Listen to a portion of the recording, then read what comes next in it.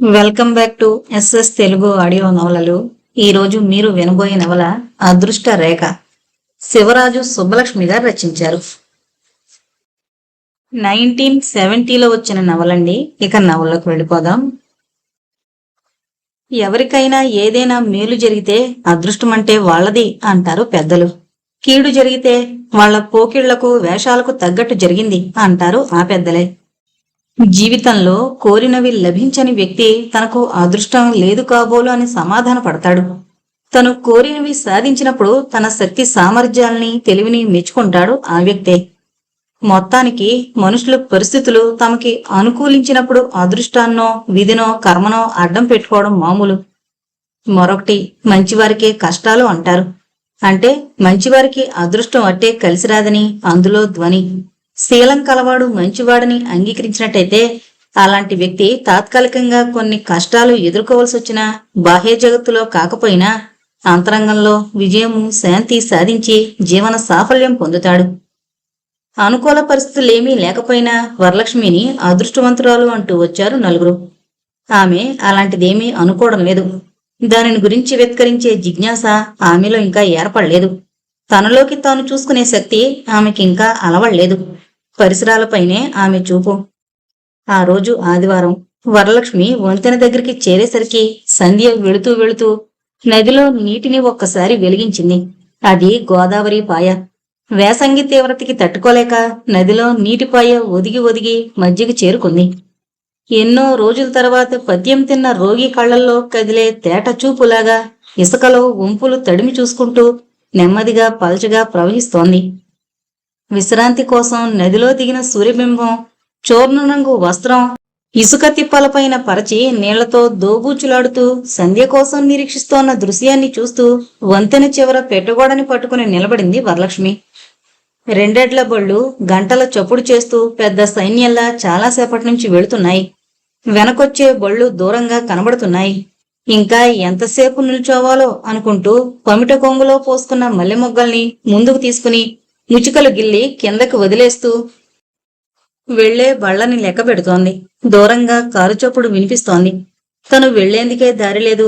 Car ఎలా వెళుతుందని మరోసారి వంతెన చివరికి వంగి చూసింది. చీమల బారుల బొళ్ళు వస్తూనే ఉన్నాయి. దూరంగా నీళ్లలో కొంగలు రెక్కలతో చేసే చప్పుడు బండి ఎడ్ల గంటల రవళితో చేరి గాలిలో దూరంగా జారిపోతున్నట్టుంది. చీకటి వెలుతురుతో చెలగాటమాడుతూ ఇసుక తిప్పల మీద బూడిద రంగు పూస్తూ నది ఒడ్డుకు చేరింది. చీకటిని కవ్విస్తూ వెలుతురు దూరంగా జరిగిపోతోంది. కొంగలు బారులుగా ఎగురుతూ మల్లె మొగ్గల దండ పైకి విసిరినట్లు గుంపుగా దూరంగా జరిగిపోతున్నాయి. ఈసారి కారు హారన్ గట్టిగా మోగింది. ఎడ్లు దారి వదిలి బళ్లని పక్కకు లాక్కుపోతున్నాయి. బళ్లలోని వాళ్ల అరుపులు, కొరడాలతో చేసే చప్పుళ్ళు, పిల్లల ఏడుపులు అన్నీ కలిసి చెవుల్లో హోరొచ్చినట్టయి భయంతో గోడని ఇంకా గట్టిగా పట్టుకుంది. వెండి కొండల్లాంటి ఎడ్లు బండిని ఈడ్చుకుని మీదకి రావడం చూసి వణికిపోతూ మాట కోసం పెనుగులాడుతోంది. తల తిరిగినట్టయి కళ్ళు మూసుకుంది. ఒళ్ళు మొద్దుబారినట్టవుతోంది. పిలిచినా పలికేందుకు ఎవరున్నారు? వరలక్ష్మి కళ్ళు తెరిచి స్పృహొచ్చేసరికి పెద్దండ్రి జానకరామయ్య తడిబట్ట నుదురు మీద పెడుతుండడం చూసింది. లేచిన వేళ మంచిది. పిల్ల నిష్కారణంగా చచ్చిపోను. ప్రమాదాలు ఎలా వస్తాయో అంత సూక్ష్మంగానే తప్పి బయటపడతాం యోగం బాగుంటే.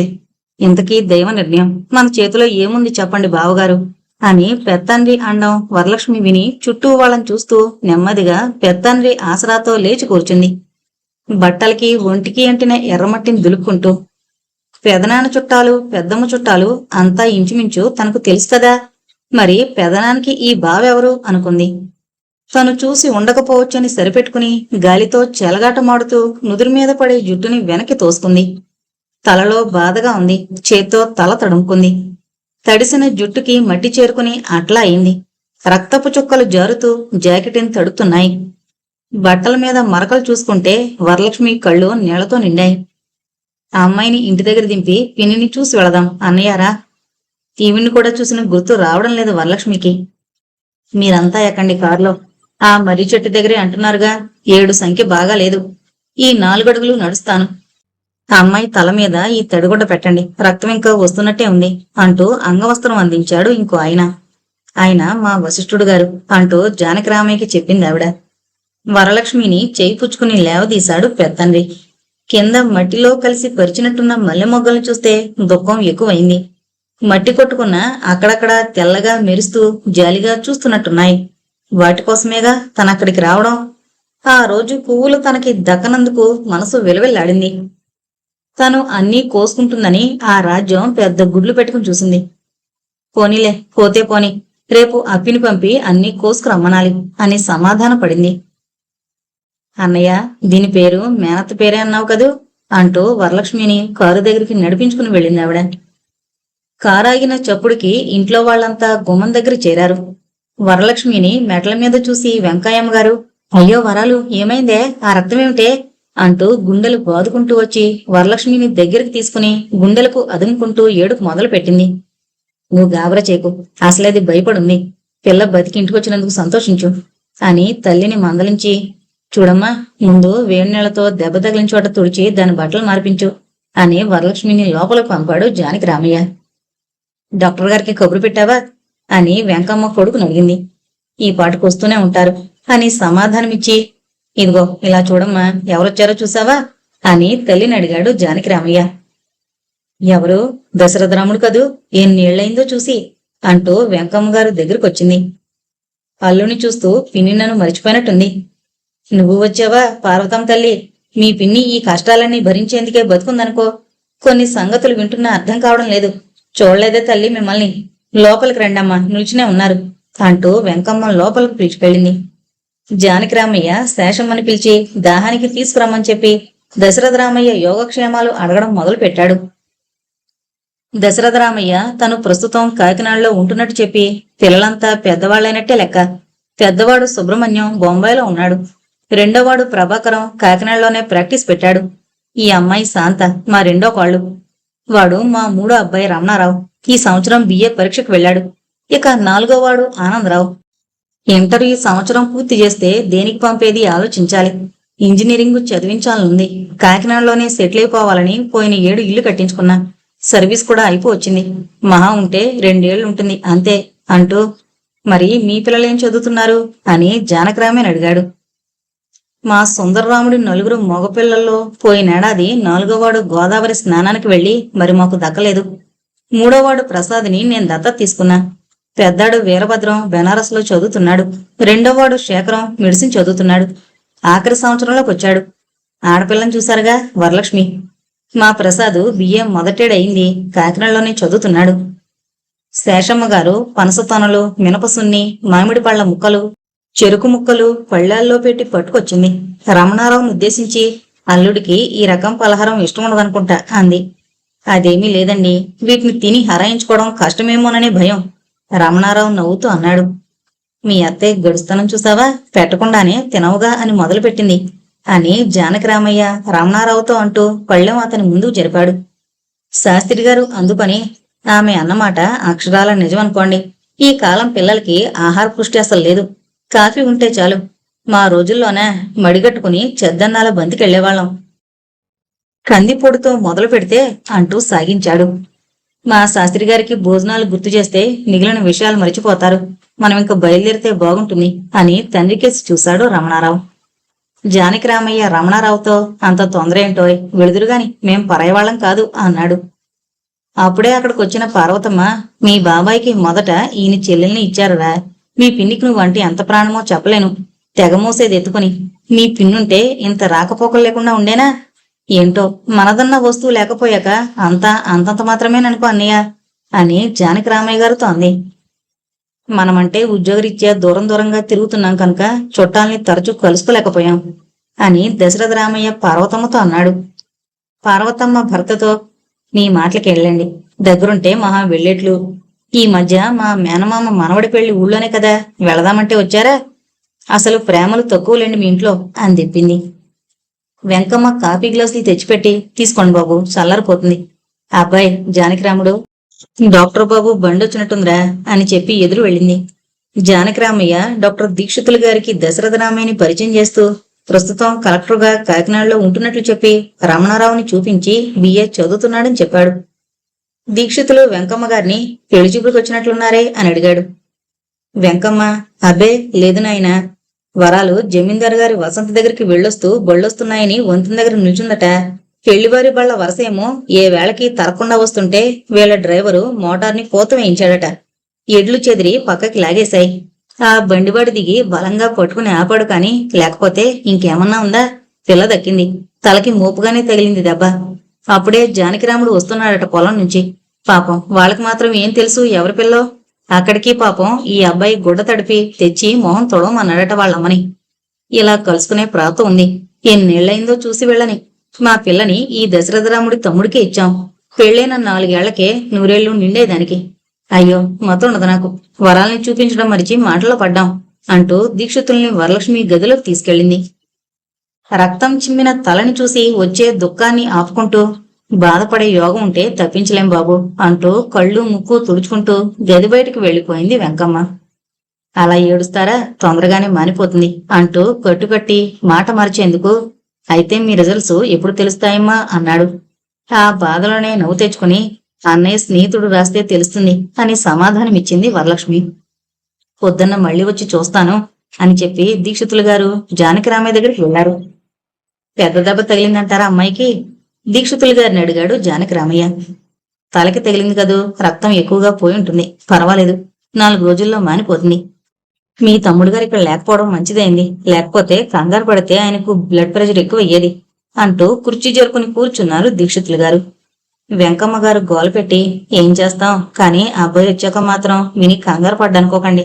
వరాలకి ఏదొచ్చినా వాడు చూడలేడనుకో పార్వతమ్మ. తల్లి పోయేటప్పటికి నెలల గుడ్డు. అప్పటి నుంచి దీనికి తల్లి తండ్రి వాడే అయ్యాడు. మేమున్నా ఏదో ఇంత చాకరీ చేయడం తప్ప ఈ పిల్ల గొడవంతా వాడే చూసుకునేవాడు. ఇంతకీ మా శేషు ఒకరిలాంటిది కాదు కనుక మా రోజులలా జరుగుతున్నాయి అంది.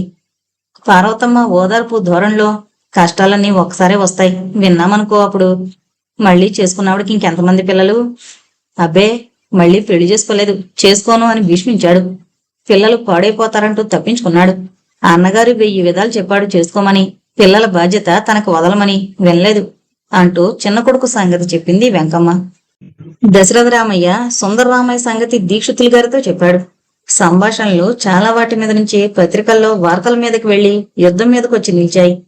హిట్లరు పెద్ద పొరపాటు చేశాడంటాను, ఒప్పుకుంటారా? అలా రష్యా మీదకి వెళ్లకుండా ఇటు ఇంగ్లాండ్ మీదకి వెళితే సులభంగా నెగ్గేవాడు. ఇంతకీ యుద్ధం పూర్తయి ఈ ధరలు తగ్గితే తప్ప ఏ వస్తువు దొరికేటట్టు లేదు. ఎందుకు దొరకవంటే యుద్ధం అంటారు. మీ బావగారి పని హాయి, గవర్నమెంట్ సర్వీసు, రేషన్ల బాధ వారికి ఉండదు అంటూ దీక్షితులు గారు నవ్వారు. అబ్బే, మీరనుకున్నంత సుఖంగా లేదు. మా మీద బోల్డ్ నిఘా పెట్టారు. అందులో స్వరాజ్యవాదులు మాలో ఎప్పుడు లోపాలు దొరుకుతాయా, ఎప్పుడు ఉపన్యాసాల్లో ఏకెద్దామా అని ఎన్నో రకాల ఆరాలు తీస్తుంటారు. పోనీ ఇటు గవర్నమెంట్ మెచ్చుకుంటుందా అంటే అది లేదు. మేము ఏ గవర్నమెంట్ రహస్యాలు బయట పెడతామేమోనని వాళ్ళు ఆరాలు తీస్తూ ఉంటారు. త్రిశంకు స్వర్గం అనుకోండి మా పదవులు, మీ పనే హాయి, స్వతంత్ర జీవులు. ఇష్టముంటే డిస్పెన్సరీ తెరుస్తారు, లేకపోతే మానేసేయచ్చు అంటూ దశరథరామయ్య మాట పూర్తి చేశాడు. మీరనుకున్నంత హాయి కాదండి ఈ వైద్యవృత్తి. అందులోనూ ఇలాంటి చిన్న చిన్న ఊళ్లలో మహా కష్టం, ఎన్నో అవస్థలు పడుతూ ఉండాలి అన్నారు దీక్షితులు గారు. మీరు ఒక్కసారి మంచివారవుతే శాశ్వతంగా మంచివారుగా ఉండిపోతారు. మంది అలా కాదే. ఎవరేమనుకున్నా మాకన్నా మీకు ఎక్కువ సౌకర్యాలు ఉన్నాయని ఒప్పుకోవాలి. అప్పుడే 10 ఏళ్ళు అవుతోంది ఈ ప్రాంతాలకు నేనొచ్చి. పక్క ఊళ్ళో కొత్తగా పెట్టాడు ఈ మధ్య పాస్ అయిన కుర్రాడు. అప్పుడే ప్రాక్టీస్ కొంత అటు జరుగుతోంది. ఈ గొడవలకెళ్ళండి ఎప్పుడూ ఉండేదే. ఈ రోజు మిమ్మల్ని కలుసుకోవడం చాలా సంతోషంగా ఉంది. మా ఊరి సమాజం బిల్డింగ్ పూర్తి కావచ్చింది. మీరు ఫలానా అని తెలియకుండానే మిమ్మల్ని పిలవాలనుకున్నాం ప్రారంభోత్సవానికి. ఇప్పుడు తెలిసాక మీరు రావడం మరీ బాగుంటుంది. మరీ నాకు సెలవిప్పిస్తారా అంటూ దీక్షితులు గారు బయలుదేరారు. జానకిరామయ్య ఇంకా కొంతసేపు ఉండమని దీక్షితులు గారిని బలవంతం చేశాడు. ఇంతలో వెంకమ్మ, ఏం బాబు, ఆ అమ్మాయికి తగిలిన దెబ్బ చిన్నదేనంటారా?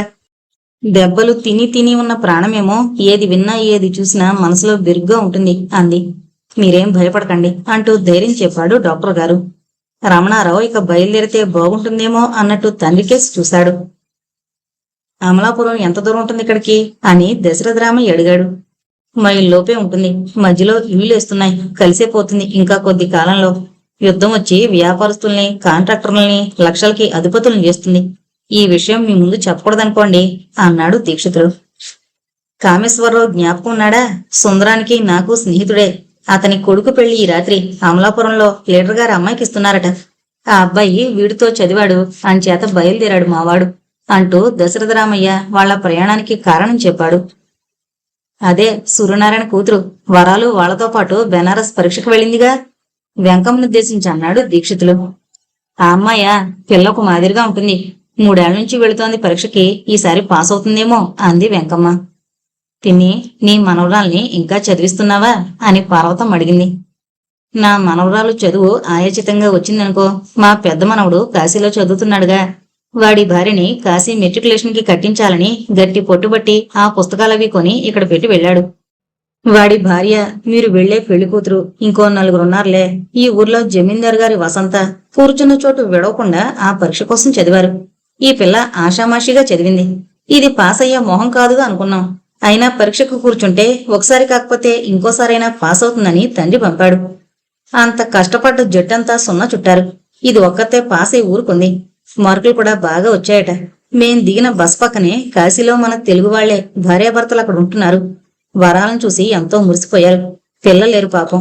ఇది పాస్ అయిందని తెలిసి ఎఫ్ఏ పుస్తకాలు పంపి తప్పకుండా చదివి పరీక్షకు రమ్మని ఆశీర్వదిస్తూ రాశారు. అప్పుడప్పుడు ఉత్తరాలు రాసేవాడు అబ్బాయికి. ఈసారి పరీక్షకి తండ్రి తీసుకువెళ్లాడు. పరీక్షలయ్యాక అమ్మాయిని కోడల్ని తీసుకొచ్చాడు. ఇంకా ఫలితాలు తెలవలేదనుకుంటాను. 2 ఏళ్ల క్రితం ఆ పరీక్షకి, ఇప్పుడు దీనికి వెళ్ళింది. ఈసారి కష్టపడి చదివింది. ఏమవుతుందో ఇంతకీ చెప్పొచ్చింది మరిచిపోయాను. పుస్తకాలు పంపారన్నానే, ఆయన ఆఖరి క్షణాలు ఈశ్వర సాన్నిధ్యంలో గడపాలని అప్పుడే 4 ఏళ్ల నుంచి ఉన్నాడట కాశీలో. ఎవరో జాతకం చూసి ఆయుర్దయం 60 లోపే అంటే కాశీలో ఉండి వేదాంత చర్చలతో కాలక్షేపం చేస్తున్నారు. 60 దాటింది కదా అని వాళ్ల ఊళ్ల వైపు వెళ్ళాడట. వెళ్ళిన చోటే పోయాడట పాపం. ఎక్కడ రాసిపెట్టిందో అక్కడ తప్ప కాశీలో ఇల్లు కట్టుకుంటే మాత్రం వస్తుందా? చూడు పద్మ, దీపం కొంచెం పెద్ద చెయ్యి. యుద్ధమంతా ఈ కిరసనాలు గిరాకీ కోసమే వచ్చినట్టుంది. గుడ్డి దీపాలు పెట్టుకు చూస్తున్నాం. సుందరం వస్తాడేమో చూసిపోదామని కూర్చున్నా. మరోసారి వస్తా. కాకినాడ వస్తే మా ఇంటికి తప్పకుండా రావాలి అన్నాడు. సుందరరాముడికి ఈ కేసు పెట్టిన దగ్గర నుంచి తిరగడమే సరిపోతుంది. వరాలు తల్లివైపు ఆస్తి ఇన్నేళ్లు ముసలమ్మ అనుభవించింది. ఆ తర్వాత సగం వేళకొచ్చింది. కోర్టులో డిగ్రీ అయ్యి ఏడాదైనా ఇన్నేళ్ల నుంచి అనుభవించారేమో స్వాధీనం చేయడం లేదు. మావాడు మళ్లీ గొడవ చేస్తే కయ్యాన్ని బియ్యంగా మార్చారు మధ్యవర్తులు. మేనమామ వరసవుతాడుగా, ఆయన కూతుర్ని మా 2వ మనవడికిచ్చి చెయ్యాలని నిశ్చయమైంది. వాళ్ల అల్లుడికొచ్చే వాట వాళ్ల ఊర్లో ఉంచమని, మిగిలింది మా తాలూకాలోని ఉందిలే, అది ఇచ్చేందుకు ఒప్పుకున్నారు. ఇక్కడది వరాలకు చెరిసగం రాయించాడు. నా సోది వింటుంటే తెల్లారుతుంది. పద్మ, అత్తయ్యకి చెప్పు పిన్ని బాబాయ్ వెళుతున్నారని. మా పిన్ని ఆ రోజుల్లోనే కచేరీ చేసే అంత సంగీతం రావాలని కూతురి చెప్పించింది. దానికి అదృష్టం లేదంతే. మీ అల్లుడు కలకత్తాలో ఉండేవాడు. 2 ఏళ్ల క్రితం కారు ప్రమాదంలో పోయాడు. అతనికి 2 ఆడపిల్లలే. ఆవిడ పుట్టిల్లు ఒంగోలుగా, అక్కడే ఉంటోంది అని పార్వతమ్మ చెప్పింది. అయ్యో, ఇంకా ఎక్కడో ఉన్నాడనుకుంటున్నాను. ఆ మాట ఎడగలేదు నా మతిమండ. నాకు అదృష్టం లేకపోయినా పిల్లనిచ్చుకున్న వాళ్ళకి అదృష్టం అనుకునేదాన్ని తల్లి. ఎంత మాట విన్నాను అంటూ వాపోయింది వెంకమ్మ. శేషమ్మ, నీ వదినికి బొట్టు పెట్టు అంది వెంకమ్మ. నేను మడిగట్టుకున్నా, పద్మ పెడుతోంది అంటూ గడపవతల నుంచి చెప్పింది శేషమ్మ. ఇవన్నీ ఎందుకు పిన్ని, నీకింకా పూర్వకాలం చాదస్తం పోలేదు అంటూ రవికలగుడ్డ పళ్ళు తీసుకుంది పార్వతమ్మ. శాంత అత్తగారి కేసు చూసింది. నాకెందుకు అన్నట్టు. పునిస్త్రీ పొడుచుని ఉత్త చేతులతో పంపచ్చా? అయినా ఏమిచ్చానులే. చూడు దశరథరామయ్య, నేను పెద్దదానయ్యాను. మీ ఇద్దరు వచ్చి 4 రోజుల నుండి వెళితే మా పిల్లొచ్చినట్టుంటుంది. నా తృప్తి కోసమైనా రండి అంది వెంకమ్మ. దశరథరామయ్య అందరికీ మళ్లీ చెప్పి బయలుదేరాడు. జానకిరామయ్యని కాకినాడ రమ్మని మరోసారి ఆహ్వానించాడు. దీక్షితులు గారిని కలుసుకున్నందుకు సంతోషం అంటూ సెలవు తీసుకున్నాడు. కారు దాకా దీపం తీసుకుని వెంకమ్మ గారు కూడా వెంట నడిచింది. పార్వతమ్మ డ్రైవర్ని మన బ్రాహ్మడు ఏడని అడిగింది. మీరు మాటల్లో కూర్చున్నారట. బ్రాహ్మర్లు ఇటు వెళుతుంటే ఆళ్లతో కూడా ఇల్లాడు. మనం వెళ్లేదారిలో పెళ్లి పందిరి ఉందట, ఆడ ఉంటా పిలవమన్నాడు అన్నాడతను. రమణారావు కోపంగా, పెళ్లికి వెళుతూ పిల్లి సామెతగా ఉన్నాడీయన. వాళ్ళు సంభావనిచ్చేదాకా రాడేమో, వీణ్ణెళ్ళి పిలుచుకురమ్మందాం నాన్న అంటూ రోడ్డు దాకా నడిచాడు. చిన్నబాబు గారు, దారిలో కారాపి నేను వెళ్లి పిలుచుకుని వస్తాను, మీరుండండి అన్నాడు డ్రైవర్. కారు కదిలేందుకు పేచీ పెడుతోంది. దశరథరామయ్య జానకిరామయ్యతో నాలాగే దానికి సర్వీస్ అయిపోయింది అంటూ కారులో కూర్చున్నాడు. కారు 2-3 సార్లు మూలిగి ముందు కురికింది. కారు కొద్ది దూరం వెళ్లేసరికి పెళ్లి పందిళ్లు వరుసగా కనబడుతున్నాయి. బాజా భజంత్రీల గోలకి మాటలు వినపడ్డం లేదు. రమణారావు, ఇక్కడ చూస్తావా అని డ్రైవర్ని అడిగాడు. ఇంకా పైనని చెప్పాడండి, ఆడ చూస్తాను. ఇంకా కొంత దూరం వెళ్ళాక పెద్ద పందిరి. జనం చుట్టూ దడి కట్టుకుని నిల్చుని లోపల జరిగేది బయట కనబడకుండా జాగ్రత్త పడ్డారు. ఆ పందిరికి కొంచెం అవతలగా కారాపి డ్రైవరు బ్రాహ్మడు గారిని తీసుకొస్తానని వెళ్లి ఆ గుంపు కట్టిన దడిలో కలిసిపోయాడు. రమణారావు విసుగ్గా, వీడప్పుడే వస్తాడని నమ్మకం లేదు నాకు అని అగ్గిపుల్ల వెలిగించి టైం చూసుకుని 8 అవుతోంది అని చిరాకు పడ్డాడు. శాంత ఆవులిస్తూ పమిట కొంగు మెడ చుట్టూ చుట్టుకుని, మళ్ళీ మనం పొద్దున్న బయలుదేరతాం కదా, పిల్ల ఏం గోల చేస్తోందో, నేను రాకుండా ఉండాల్సింది అంది. పార్వతమ్మ గారు మాట అందుకుని, తండ్రుంటే గౌరి నీ మాట ఎత్తదు, నీ భయం కాని, అయినా నేను మాత్రం రావాలనుకున్నానా, రమణ అన్నాడు కదా అని బయలుదేరాం, రేపొద్దున్నే బయలుదేరక ఎందుకు అక్కడ అంది. దశరథరామయ్య గారు పార్వతమ్మతో, వాళ్ళకి బంధుప్రేమ ఎక్కువ, ఎన్నాళ్ళయిందో చూసి, అయినా ఎప్పుడూ కలుసుకునే వాళ్ళంత ఆప్యాయత చూపించారు. మీ అన్నయ్య ఉన్నాడు, ఎందుకు పలకరిస్తేనే ఎక్కడ వస్తామోనని భయం, పైగా నువ్వు కళ్ళకొచ్చావనో నీ మీద పీడకలొచ్చిందనో తనే వచ్చి తిష్ట వేస్తాడిక్కడ అంటూ మొదలు పెట్టాడు. ఇప్పుడు వాటి మాటలు ఎందుకులేండి, ఈ మాటలు పాత పాటలే కదా, పెళ్ళిడు పిల్లుంది కదా, సంబంధం కలుపుకుంటే సరి, మీ సరదా తీరుతుంది. నువ్వు నీ కొడుకు అన్నారంటే ఇప్పుడే వెళ్ళి ఒప్పుకొస్తా, సరేనా అంటూ నవ్వుతో కదిలిన కళ్ళజోడును ఎడం చేత్తో సరిచేసుకుని కండువా కొంగుతో బట్టతల్లో పట్టిన చెమటం తుడుచుకుంటూ, ఏ ముక్కగా ఉంది, ఇంకా చల్లగాలు తిరగలేదు అని కారులోంచి దిగి దశరథరామయ్య గారు కొంచెం ముందుకెళ్లి మళ్లీ వచ్చారు. రమణన్నట్టే వీడు అక్కడే దిగబడిపోయాడే అనుకున్నారు దశరథరామయ్య గారు. మీరు దిగడం ఎందుకు, కూర్చోండి, వేడికి పురుగు పుట్ర బయట తిరుగుతూ ఉంటాయి అంది పార్వతమ్మ. లోపల కూర్చుని కారు తలుపు గట్టిగా వేశారు దశరథరామయ్య గారు. పార్వతమ్మ, ఒరే రమణ, మీ నాన్నగారి కథ చెబుతా విను. మీ నాన్నగారు రాజమండ్రిలో చదివేవారు, మీ బాబాయ్ మద్రాసులో చదివేవాడు, మీ చిన్నాన్న చంటివాడు. నిన్ను కడుపుతో ఉన్న మీ బామ్మకి అప్పటికే పొద్దుగుకితే కళ్ళు సరిగ్గా కనబడే కావు. ఓసారి మీ పిన్నిని తీసుకొచ్చారు నోములు కని, నువ్వు కడుపులో ఉన్నావు. మీ బామ్మకి అప్పటికే పొద్దుగుకితే కళ్ళు సరిగ్గా కనబడేవి కావు. ఓసారి మీ పిన్నిని తీసుకొచ్చారు నోములు కని, కొవ్వూరులో మేము ఊళ్ళో ఉంటే వాళ్ళు లైన్లో ఉండేవాళ్ళు. ఆ అమ్మాయి సరదాగా ఉండేది. ఇద్దరం ఒకలాంటి చీరలే కట్టుకున్నాం, పువ్వుల జడలు వేసుకున్నాం. ఆ రోజు మీ నాన్నగారు వచ్చే రైలు వెళ్ళిపోయిందని మీ పిన్ని మంచం మీదే వెళ్లి పడుకున్నా. నేను కూడా పిల్లల్ని మీ బామ్మ దగ్గర పడుకోబెట్టుకుంది. స్టీమర్లో వచ్చారట. అర్ధరాత్రి 12 అయిందో ఎంతైందో మీ బామ్మ తలుపు తీసిందట. అసలే గుడ్డిదిగా దీపమైనా హెచ్చించకుండా మీ పిన్నిని లేపి అది మళ్ళీ పడుకుంటుందేమోనని చేయి పట్టుకుని తీసుకెళ్లి మిద్ది గదిలో వదిలిపెట్టి వచ్చిందట. అసలే దానికి ముద్దు నిద్ర, మెలకు రాలేదేమో, ఆ గదిలో మంచం కనబడేసరికి వెళ్లి పడుకుంది. మీ నాన్న చెప్పడం దాన్ని చూసి నవ్వు ఆగలేదట.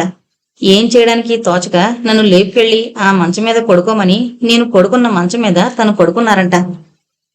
నిన్ను లేపిన మాట నిజమే కాని అప్పటికే వెలుతురొస్తోంది. పాపం మీ పిన్ని బతుకుండగా మీ నాన్న ఎదురుగా రావడం కాని, మళ్ళీ ఒక రకం చీర కట్టుకోవడం గాని చేయలేదు ఇది జరిగాక అని చెప్పింది.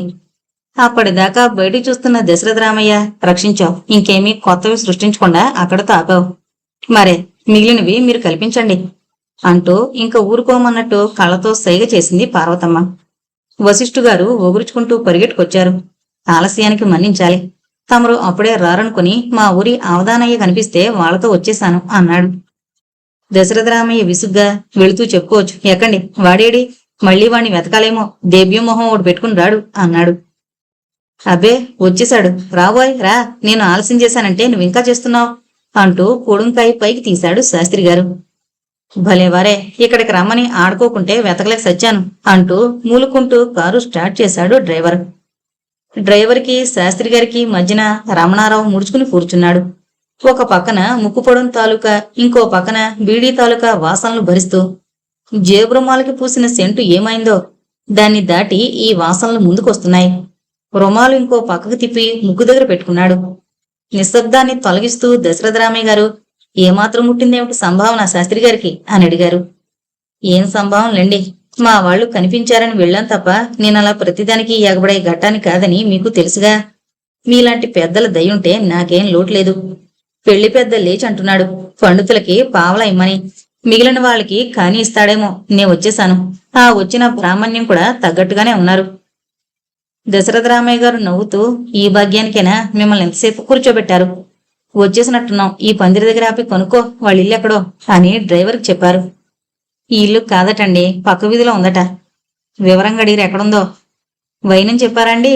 సరే పోనీ కారు. ఈ ముహూర్తానికి చాలా పెళ్లిళ్లే జరుగుతున్నాయే. దశరథరామయ్య గారు శాస్త్రి గారిని అడిగారు. ఈ మాసం ముహూర్తాల్లో ఇదే ఆఖరు, మళ్ళా జ్యేష్ఠంలో ఉన్నాయనుకోండి. జ్యేష్ఠులకి జ్యేష్ఠంలో చేయరుగా. అలాంటి ఇబ్బందులున్న వాళ్ళకు కూడా ఇదే ముహూర్తం మరి. చూడరా రమణ, విడిదిల్లు ఇదేనేమో, కారుని పక్కగా ఆపమన్నారు దశరథరామయ్య గారు. రమణ మరికొందరు మిత్రులతో కలిసి కారు దగ్గరకు వచ్చాడు. దశరథరామయ్య గారి కుటుంబాన్ని లోపలికి పిలిచిపెళ్లారు. రమణకి స్నేహితుల మాటలతో హాస్యాలతో ఎంత పొద్దుపోయింది తెలియలేదు. పార్వతమ్మ గారు కొద్దిగా తెలిసిన వాళ్ళు ఒకళ్ళిద్దరు కనిపిస్తే వాళ్లతో మాట్లాడుతూ పెళ్లివారి వివరాలు, వచ్చిన వాళ్లలో ముఖ్యులెవరో వాళ్ల చేత చెప్పిస్తోంది. అక్కడికి దగ్గరలోనే కూర్చున్న ఇంకో కొందరు వీళ్ల వివరాలు అడుగుతున్నారు. స్తంభాన్ని ఆనుకుని నిల్చున్న నడివయసు ఆమె జరీచీర మడతపడిన చోటుని చేత్తో రుద్దుకుంటూ, పెట్రోమాక్స్ లైటు వెలుతురికి మెడలో వస్తువులు మెరుస్తుంటే క్రీగంట చూసుకుంటూ, వాళ్ళ ఆ పెద్దావిడ పెనిమిటి కామేశ్వన్నయ్య చదువుకున్నారట. పెళ్లికొడుకు ప్రసాద్కి వాళ్ల పిల్లల్లో ఒకడు స్నేహితుడట. వాళ్ళు కాకినాడలో మా ఇంటి దగ్గరే ఉంటారు. ఆయన కలెక్టర్లా ఉండడు, కానీ ఈవిడ టెక్కు చెప్పడానికి తరం కాదు. కోళ్ళు సరే సరే.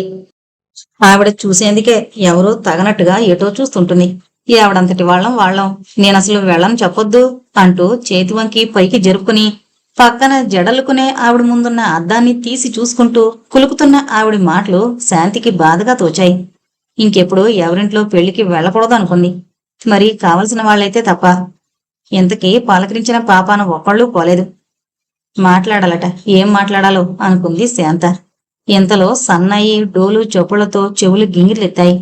వచ్చిన వాళ్లలో నాజుగ్గా ఉన్నావిడ కాసుల పేరు గెల్లకుండా వెనక్కి జరుపుతూ వడ్డానానికి స్వేచ్ఛిస్తే నడుము దాటి కిందకి జారిపోతుందేమోనని వెనక్కి లాగి పట్టుకుంటూ పెళ్లికొడుకు తల్లికి ఆవిడ తాలూకా వాళ్ళకి బొట్టు పెట్టి కుంకుంబరిన ముత్తైదు చేతికిచ్చి చేదులుక్కుంది.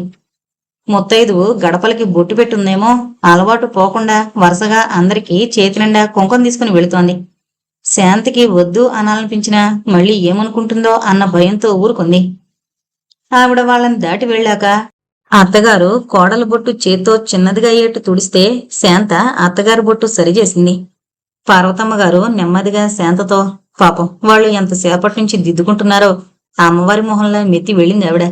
ఎక్కడతో అయిందనుకోకు.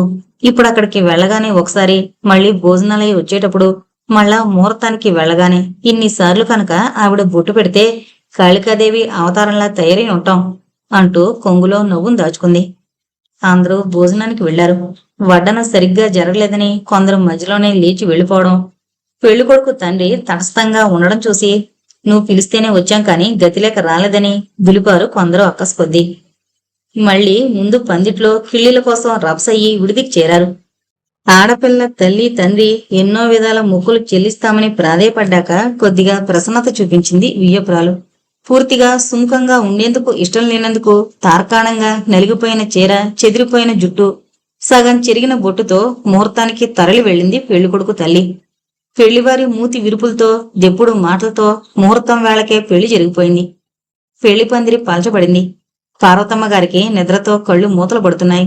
అరుగు మీద తాటాకు చాపు దులిపి పొరుచుకుంటున్న నాగమ్మగారు కనబడగానే శాంతను కూడా రమ్మని అక్కడికి చేరి ఆవిడ పక్కనే నడుం వాల్చారు. శాంతకి సాధారణంగా చుట్టూ తలగళ్ళు, మెత్తని పొరుపు ఉండాలి. చుట్టూ ఎంతో నిశ్శబ్దంగా ఉన్న నిద్ర పట్టడం అపురూపం. అలాంటిది అప్పుడు చేతి మీద తల పెట్టుకుని పడుకున్న పునుకు పట్టేసింది. పార్వతమ్మ శాంతని లేపి విడిదికి బయలుదేరింది. దశరథరామయ్య గారు వీళ్ల కోసం గంట క్రితం నుంచి అటు ఇటూ తిరుగుతున్నారు. పార్వతమ్మ కనబడగానే బయలుదేరు, తొందరగా ఎండెక్కకుండా వెళ్ళిపోవచ్చు అని తొందర పెట్టారు. పార్వతమ్మ పెళ్లికొడుకు తల్లితో వెళ్ళొస్తాం, పొద్దుకితే వెళ్లడం కష్టం అంది.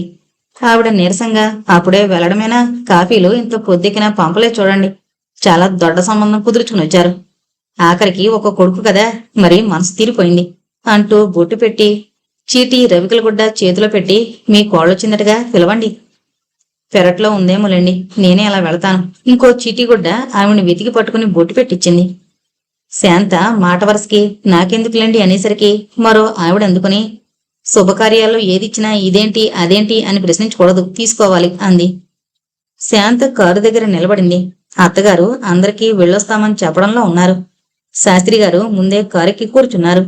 దశరథరామయ్య గారు ఎవరికీ చెప్పడం లేదు. రమణ కోసం చూస్తున్నారు. ఏమోయ్, మా అబ్బాయి కనబడ్డా అని అటు వచ్చి అబ్బాయిని అడిగారు. ఆ మేడలో మేజువాణి దగ్గర చేరారు. మీరు వెళ్లి వెతుకోవడం మంచిది మీ వాణ్ణి అంటూ గళ్ళలుంగి పైకి ముడుచుకుంటూ శాంతకేసి చూసి విజిల్ వేసుకుంటూ దగ్గరలో ఉన్న అరుగికి కూర్చుని సిగరెట్ ని అగ్గిపెట్టె మీద కొడుతున్న కుర్రాన్ని పిలిచి రెండు బాధాలనిపించింది దశరథ రామయ్య గారికి. ఆ కోపంలో డ్రైవర్ని రెండు తిట్టి ఆ మేడ దగ్గరికి కారు తీసుకువెళ్లమన్నారు. శాస్త్రి గారిని వెళ్లి రమణని పిలుచుకురమ్మన్నారు. రమణ వెళ్లొద్దని అడ్డు పెడుతున్న స్నేహితులతో కారు దగ్గరకొచ్చాడు. ఎకరా తొందరగా అన్న తండ్రి గంభీరమైన కంఠం విని రమణకి కాళ్ళు చేతులు వణకడం ప్రారంభించాయి. తెల్లవారుజామున పడుకుందామని ఆ మేడ దగ్గరికి వచ్చాడు. రాకుండా ఉండాల్సింది. ఇదంతా ఆ ఆచార్యగాడి పని. నిద్రొస్తుందిరా అంటే ఇక్కడికి తీసుకొచ్చాడు. గది శుభ్రంగా ఉంది. పక్క దులుపుకుని పడుకున్నాడు. మగతగా నిద్ర పట్టింది. ఎవరో మెల్లిగా నిద్రలేపినట్లయింది. మళ్లీ కునుకు పట్టింది. కొద్దిగా వాడిపోయిన మల్లెపూల వాసన, ఏదో కంపుతో కలిసిన సెంటు, చాలాసేపుగా నమిలిన కిళ్ళీ తాలూకా వాసన దగ్గరగా వీస్తే భద్రంగాడేమోనని పక్కకు తిరిగి పడుకుంటే మొహం మీదకు వంగి వంగి ఊపిరి సలపకుండా తను లేచి కూర్చోవాలని చేసే ప్రయత్నాన్ని జరగకుండా చేస్తూ నవ్వుతూ ఇంకా దగ్గరగా జరుగుతోన్న అనుభవం గుర్తుకు రాగానే నిల్చోలేక కారులో కూర్చున్నాడు. ఏమిట్రో ఒక రోజునమంటే మహా ఇది చేస్తున్నావు దిగమని శేఖరం చేయి పట్టుకుని గుంజుతున్నాడు. తండ్రికేసి చూసేందుకు ధైర్యం లేక, వీళ్లతో మాట్లాడలేక భయంతో వెళతానని తల ఊపాడు రమణ. కారు కదిలింది. ఒట్టి పిరికిదద్దమ్మా అని గట్టిగా అరుపులు నవ్వులు కారుతో కూడా కొంత దూరం వచ్చాయి. ఎవరూ మాట్లాడడం లేదు. భద్రం పొద్దున్న తన మీద మండిపడ్డాడు. ఆచార్య అండం తనకేమీ తెలీదని. ఆ మేళంలో పిల్ల భద్రంకి తెలుసట. అతని ముందరే కీచులాడాడు. వాణ్ణి వెతుకుంటూ వచ్చిందట. నిన్ను లేపి అడగాలని ప్రయత్నించిందట. నీకు మెలకువ రాలేదని అన్నీ వాడికి చెప్పి అంత మంచివాణ్ణి ఎప్పుడూ కలవలేదంటూ నువ్వు లేకపోబట్టే కదా ఈ అదృష్టమంటూ ఉంగరం చూపించి చేతిది తీసి పెట్టుకుంటుంటే మళ్ళీ ఆ అబ్బాయి అడగలేదు పాపం. నువ్వైతేనా అప్పుడే గుంజుకుంటావు అని చెప్పిందట. భద్రానికి ఒళ్ళు మండి వాడి మంచి నీకు తెలవాలంటే ఈ సంగతి వాళ్ళ నాన్నకి చెప్పి కథ తెలుస్తా అని కాలు కాలిన పిల్లిలా పందిళ్లన్నీ తిరిగాడట. వీర్రాజుకి ఇదంతా చెప్పి నువ్వు రా నాతో వాళ్ళ నాన్న దగ్గరికి వెళుతున్నా అంటే వీర్రాజు తనకి రావడానికి ఇష్టం లేదని, భద్రాన్ని కూడా వెళ్ళొద్దని, అయినా నీకెందుకింత కచ్చా? చుట్టం కాదు కదా, నువ్వు ఏమీ పెళ్లి చేసుకోవు. ఆవిడిష్టం మీదే లేపిందంటున్నావు. అతని తప్పు నాకేం కనపడ్డంలే. వెళ్ళి మాత్రం ఏమని చెబుతావు? నువ్వు నవ్వులు పాలవుతావు అని కోకలేసి పంపాడట. భద్రం తన తండ్రితో మాట్లాడడం చూశానని ఆచార్య చెప్పాడు. తెలిస్తే ఎలా? తనింక నెలపైనే ఉండాలి. రిజల్ట్స్ రావాలి. తర్వాత సీట్ రావాలి కదా. ఎటూ తోచడం లేదు. రుమాలతో నుదురు తుడుచుకుని చెప్పి ఉండకపోవచ్చులే అని సమాధాన పడ్డాడు రమణారావు. పార్వతమ్మ మాటలు మొదలుపెట్టింది. కాని ఎవరూ విననట్టుగా తోచి నోళ్లకి తాళాలు వేసుకున్నట్టున్నారు అంటూ విసుక్కుంటూ మాట్లాడడం కట్టిపెట్టి ఎటో చూస్తూ కూర్చుంది. ఎవరి మట్టుకు వాళ్లు కునుకుతూ వెనక్కొరిగారు. ఇంటికి చేరాక ఎంతో అలసిపోయినట్టు ఆప్సోపాలు పడ్డారు. కోడలు శాంత, అత్త పార్వతమ్మ. 4 రోజులైనా పార్వతమ్మ గారి మూలుగు తగ్గలేదు. రమణ తండ్రిని తప్పించుకుని తిరుగుతున్నాడు. దశరథరామయ్య గారు రమణ ఇంట్లో ఉంటే ప్రతిదానికి పిలవడం అలవాటు. రమణ కనబడ్డం లేదేమని పార్వతమ్మని అడిగారు. ఏమో, నా ఒంట్లో బాగలేక నేను ముట్టుకుంటూ ఉంటే నీ యక్ష ప్రశ్నలేమిటి? ఉంటాడు, ఎక్కడికి వెళతాడు అంది చిరాగ్గా. సరే, నీతో ఏదైనా చెప్పాలన్నా భయమే. పెద్ద గొంతుకు పెట్టుకుని అరవడం తప్ప ఇంకోటి తెలీదు అని విసుకుంటూ దశరథరామయ్య గారు అక్కడి నుంచి వెళ్లిపోయారు. సుందర్రామయ్య గారు 3వ రోజుకు కాని రాలేకపోయారు. అన్న బావమరిది తన పెద్ద వియ్యంకుడు చెరో చెయ్యి పట్టుకుని నెమ్మదిగా లోపలికి తీసుకెళ్లి పడుకోబెట్టారు. ఇంటిలపాది గాలి కంటే వేగంగా ఆ గదిలోకి పరుగు పెట్టారు. సుందర్రామయ్య గారు ఒక్కొక్కరిని పిలిచి కూర్చోబెట్టుకుని చెయ్యి పట్టుకుని ఏడవడం మొదలు పెట్టారు. వరాలు ఏదని పిలవండని పెద్ద కేక పెట్టారు. వస్తుందిలే అని శేషమ్మగారు సమాధానం చెప్పారు. వరలక్ష్మికి ఆ గదిలో ముళ్ల మీద కూర్చున్నట్టుంది. వచ్చి కొంచెం సేపు అయిందిగా, ఇంకిప్పుడెళ్ళినా గాబరా పడరు అనుకుంటూ తండ్రిని పడుకోబెట్టిన గదిలోకొచ్చింది. సుందర్రామయ్య గారు వరాల్ని దగ్గరికి పిలిచి మాట సరిగా రాక నొట్టుతున్నా కాలు చెయ్యి చూపించి ఏడుస్తూ తలకి కట్టేంటి అన్నారు. వచ్చే దుఃఖాన్ని ఆపుకుంటూ అదే ఏం లేదు, ఏదో చిన్న దెబ్బ తగిలిందంతే అంది వరలక్ష్మి. సూర్యనారాయణ దీక్షితులు గారిని తీసుకొచ్చాడు అప్పుడే. వరాలు తలనిమురుతూ సూర్యనారాయణ గారు గండం గడిచింది, ఇంకా పర్వాలేదు, దైవానుగ్రహం వల్ల పూర్ణాయుద్ధాయం ఉంటుంది అంటూ సుందర్రామయ్య గారికి ఆ రోజు వరలక్ష్మి బండి కింద పడిందట అని చెప్పారు. తర్వాత వివరాలు వెంకాయమ్మ గారు కొన్ని, పద్దమ్మ మరికొన్ని, శేషమ్మ గారు పూర్తిగాను చెప్పేశారు. చంటి పిల్లాళ్ల వలవలా ఏడ్చేశారు సుందర్రామయ్య. మీరిలా అస్తమానం బెంబేలు పడిపోతే ఎలా? మీ ఆరోగ్యం అసలే బాగలేదు. మీరు తొందరగా తేరుకోవాలి. ఉద్రేకం తెచ్చుకోవద్దు. ఎవరొచ్చినా మాట్లాడండి, కానీ ఏడవద్దు అన్నారు దీక్షితులు గారు. వరలక్ష్మిని చూడు తల్లి, అలా ఏడవకూడదు. నువ్వేడిస్తే నాన్న మరీ దిగులు పడతారు. 4 రోజుల్లో లేచి తిరిగేటట్టు చేస్తాను, లేదా నువ్వే చూస్తావుగా. ఇంజెక్షన్ ఇస్తాను నాన్నకి, ఇది స్టెరిలైజ్ చేసుకురామ్మా అని వరలక్ష్మి చేతికి సిరంజీవున్న పెట్టించి పంపాడు దీక్షితులు గారు. జానకి రామయ్య గారు అక్కడికి రావడంతో గదిలో ఉన్న జనం, చుట్టుపక్కల వాళ్ళు, పాలేళ్లు అంతా నెమ్మదిగా బయటికి నడిచారు. జానకి రామయ్య గారు, సుందరరామయ్య గారు ఒకే ఇంట్లో ఉన్నా ఒక చోట కూర్చుని మాట్లాడుకోవడం అరుదు. ఏదైనా అవాంతరం లాంటిది వస్తేనో లేక శుభకార్యాలు జరిగితేనో, సుందరరామయ్య గారి కొడుకులకి పెళ్లి సంబంధాలు వచ్చినప్పుడు ఏదైనా ప్రత్యేకత ఉంటేనే ఇద్దరూ పక్కన కూర్చోవడం రివాజు. చిన్నాయన్ని అభిప్రాయం అడిగితే మా అన్నగారిష్టమే నాది అని పంపితే, పెద్దాయన దగ్గరికి వెళితే పెద్దావిడ మా అమ్మగారుందిగా కనుక్కోవాలి అని చెప్పి పంపడం రివాజు. ఆ కుటుంబంలో గౌరవం ఎవరి మాటపై ఉన్నా అంత అన్యోన్యంగా గుమ్మనంగా ఉన్న కుటుంబం ఆ చుట్టుపక్కల లేదని ఒప్పుకోక తప్పదు. జానకి రామయ్య గారిది ముభావంగా ఉండే స్వభావం. ఎవరికైనా గాని అన్యాయం జరిగితే చూసి సహించలేని తత్వం. ఒకరి సొత్తుకి ఆశించని చెయ్యి. ఆజానుబాహు కాకపోయినా మరీ పొట్టి కాదు. చామంచాయి అయినా మొహంలో మంచి వర్చస్సు ఉంటుంది. దానికి తోడు నోరు మంచిది. మాట్లాడింది కొద్దైనా ఎదుటివారి ఆంతర్యంలో అడుగున మరుగున పడ్డ స్నేహాన్ని పైకి తీసి కౌగులించుకున్నంత సౌమ్యంగా మాట్లాడడం మూలాన ఆ చుట్టుపక్కల చిన్నవి పెద్దవి తగులు ఆయన దగ్గర చెప్పుకోవడం, ఆయన చెప్పిన తీర్పు తూచా తప్పకుండా జరుపుకోవడం అప్పటిదాకా మామూలుగా జరుగుతున్న వాటిల్లో ఒకటి. జానకి రామయ్య గారు పెద్దండ్రికి పెంపు వెళ్లడం మూలాన ఆస్తి తక్కువ లేదు. ధాన్యం మిల్లు పెట్టిన కొత్తలో నష్టం వచ్చినా మళ్లీ పూరితే లాభం బాగానే వస్తోంది. మిల్లు యజమానిలా కాకుండా వాళ్లల్లో ఒకర్లా మెలగడం మూలాన ఆయన్ని గురించి చెప్పుకునేటప్పుడు ధర్మరాజు అనుకుంటారు అక్కడి వాళ్ళు. అన్నీ ఉన్న శేషమ్మ గారికి ఏదో కొత్తగా ఉండేది. మొక్కని దేవుడు లేడు. ఎన్నో వ్రతాలు ఉపవాసాలు చేసినా దేవుడు కనికరించలేదు. మరిది పిల్లలు తన దగ్గరే పెరుగుతున్నా తనకి ఎప్పటికో ఫలించకపోతుందా అని తృప్తి పడేది. జానకి రామయ్య గారికి ఒకసారి చాలా సుస్థి చేసింది. అంతా ఆశ వదులుకున్నారు. బావమరిది సూర్యనారాయణ పక్కనే ఉన్నాడు. కాగితం తెమ్మని సైగ చేసి మీ అక్కకి ఇష్టమైన వాళ్ళని పెంచుకునేటట్లు రాయమని నీరసంతో మాట సరిగ్గా రాకపోయినా చెప్పారట. ఆయన తేరుకున్నాక కూడా నీ వైపు వాళ్ళని పెంచుకోవాలనుంటే తెచ్చుకో, నాకు అభ్యంతరం లేదు అంటే, తనకున్నవాడు తమ్ముడు ఒకడే కదా, అతనికి పోయిన వాళ్ళు పోగా ఉన్నవాళ్ళిద్దరూ ఆడపిల్లలే. అయినా తమ్ముణ్ణి సలహా అడిగింది శేషమ్మ గారు. అప్పుడే బండి దిగొచ్చిన ప్రసాదు పెద్దల్లి మెడని చేతులతో గట్టిగా చుట్టి పట్టుకుని మొహమంతా ముద్దులెట్టుకోవడం చూసిన సూర్యనారాయణ గారికి కళ్ళు చెమగిల్లాయి. వీడిని మీరు దత్తు చేసుకోండి, అన్నీ కలిసొచ్చి ఘటనుంటే నీ మేనకోళ్ళని చేసుకుందువు గాని, ఇంకెవరినో తెచ్చుకుంటే ఒరిగిందేమిట్లే. అందులో వాళ్ళు తల్లిని ఎరక నిన్నే తల్లి అనుకుని పెరుగుతున్నారు. తమ్ముడి అభిప్రాయమే తన మనసులో అప్పుడప్పుడు మెదిలిన శేషమ్మ గారికి తెల్లవ్వాలన్న కోరిక బాగా పెరగడం మూలాన ప్రసాదిని దత్తుత చేసుకోవడం వాడి 16వ ఏట జరిగింది. వీరభద్రం పెళ్లి, శేఖరం ఒడుగు 1 ఏడాదిలోనే అయ్యాయి. శేషమ్మ గారి తల్లి పెళ్లికి వచ్చినప్పటి నుంచి నీ మరిది కొడుకుల్లో ఒకడిని స్వీకారం చేసుకుని తమ్ముడు కూతురు సుశీల రజస్వల కాకుండా సంబంధం కలుపుకోమని చెవిన ఇల్లు కట్టుకుని చెబుతోంది. కూతురు ముభాంగా ఊరుకోవడం రాజమ్మ గారికి అర్థం కాలేదు. ఒకసారి రాజమ్మ గారు తన అల్లుడు తమ్ముడు సుందరరామయ్యతో ఏదో మాట్లాడుతున్న సందర్భంలో మెల్లిగా వెళ్లి తన కోరిక వెళ్లబోసింది. సుందరరామయ్య గారు తల వంచుకుని పిల్లలంతా మా వదిన దగ్గరే పెరుగుతున్నారుగా అన్నాడు. అదేమన్నమాటలే, వాళ్లవాడు అన్న పేరుండాలిగా, మిగిలిన పిల్లల్ని చూడొద్దని నేనన్ను. కాని నా కూతురైనా నేను నిజం చెబుతా, ప్రసాద్ అంటే దానికి మొక్కు ఎక్కువ. మిగిలిన వాళ్ళు చూడకుండా అవి వాడికి ఎక్కువ పెట్టడం ఎన్నోసార్లు చూశాను. ఈ ఏడు శేఖరం ఒడుగైంది కనుక సంవత్సరాది వెళ్ళాక చూడొచ్చు. అయినా అన్నయ్య ఇష్టం, నాదేముంది అన్నాడు సుందరరామయ్య. అలా రాజమ్మ గారు అందరి దగ్గర తన అభిప్రాయం చెబుతూ మొత్తానికి అందరి చేత ఒప్పించి ఒడుగు పెళ్లి జరిపించింది. శేఖరానికి పెళ్లి కాకుండా ప్రసాదికి చేయడం సుందరరామయ్య గారికి ఇష్టం లేకపోయినా వదిన గారు ఏమనుకుంటుందో అని ఒప్పుకున్నాడు.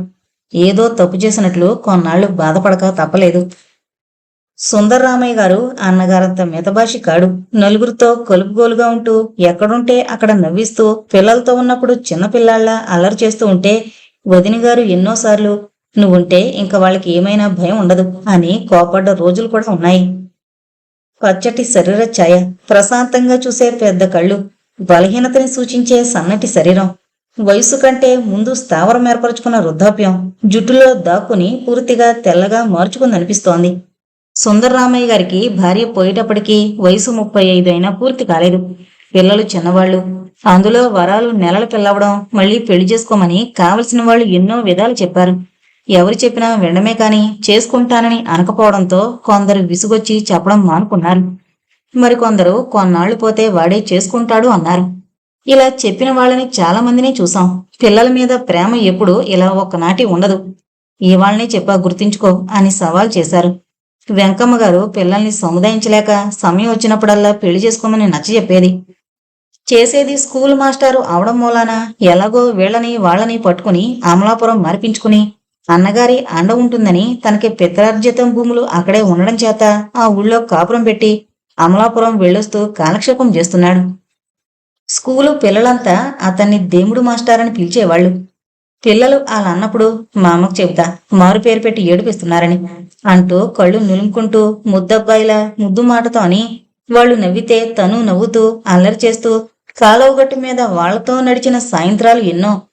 భద్రం, శేఖరు, ప్రసాదులు కూడా స్కూల్కి రావడం చేత వాళ్ళని నడిపించడం ఎందుకులేని బండి కొన్న సుందర్రామయ్య గారు ఊళ్ళో పిల్లలతో నడిచొచ్చేవాడు. వరాలు, రామం కూడా ఎదుగుతున్నారు. పెద్దన్నకి చెప్పే ఇంగ్లీషు పాఠం తండ్రి ఒళ్ళో కూర్చుని విని ఉన్నవాటిలో బాగా లావు పుస్తకం తీసుకెళ్లి 4 ఏళ్ల వరలక్ష్మి వెంకమ్మ గారిని ఇంగ్లీష్ పాఠం అపజెప్పుకోమనేది.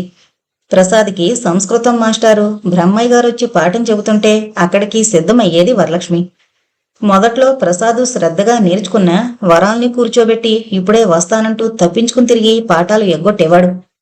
అన్నలు నలుగురవడం తను ఒకరితే కావడం మూలాన వాళ్లలో చేర్చుకోరేమోనని వాళ్ళు ఎలా చెబితే అలా చేసేది.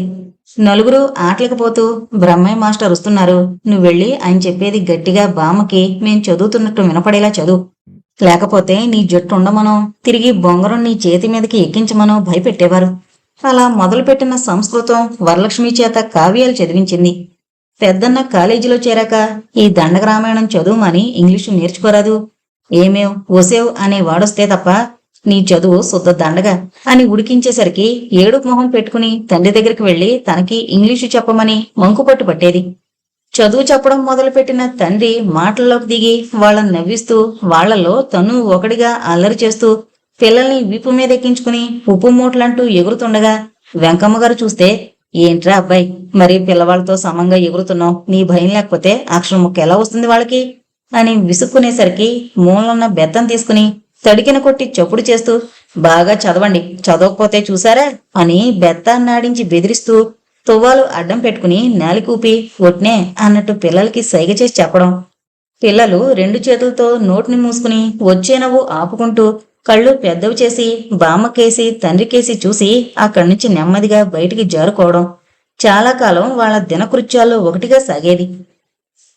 సుందర్రామయ్య గారికి భార్య పోయిన తర్వాత ఆ పూర్వ జీవితం మరిచిపోయేందుకు తల్లి పిల్లల్ని తన జీవితంగా తలుచుకుంటూ కాలం గడుపుకుంటూ వచ్చాడు. ఏడాది క్రితం వరకు చెప్పుకోదగ్గ మార్పేమీ లేకుండా సాఫీగా సాగింది. మగపిల్లల్లో 4గోవాడు రామాన్ని చూస్తే ఎందుకో ఆయనకు జాలితో మనసు చెదిరేది.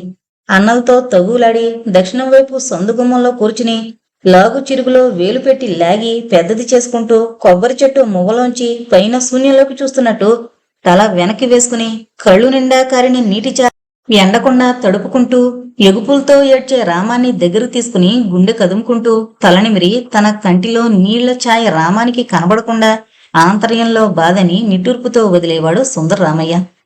ఏడాది క్రితం ఆ రోజు ఎంత భయంకరంగా ఉందో ఆ జ్ఞాపకాలు మరువు లేకుండా ఉన్నాడాయన. దొరగారి బోటు కట్టేసి అంతా ఊళ్ళోకి వెళ్లిపోయారు.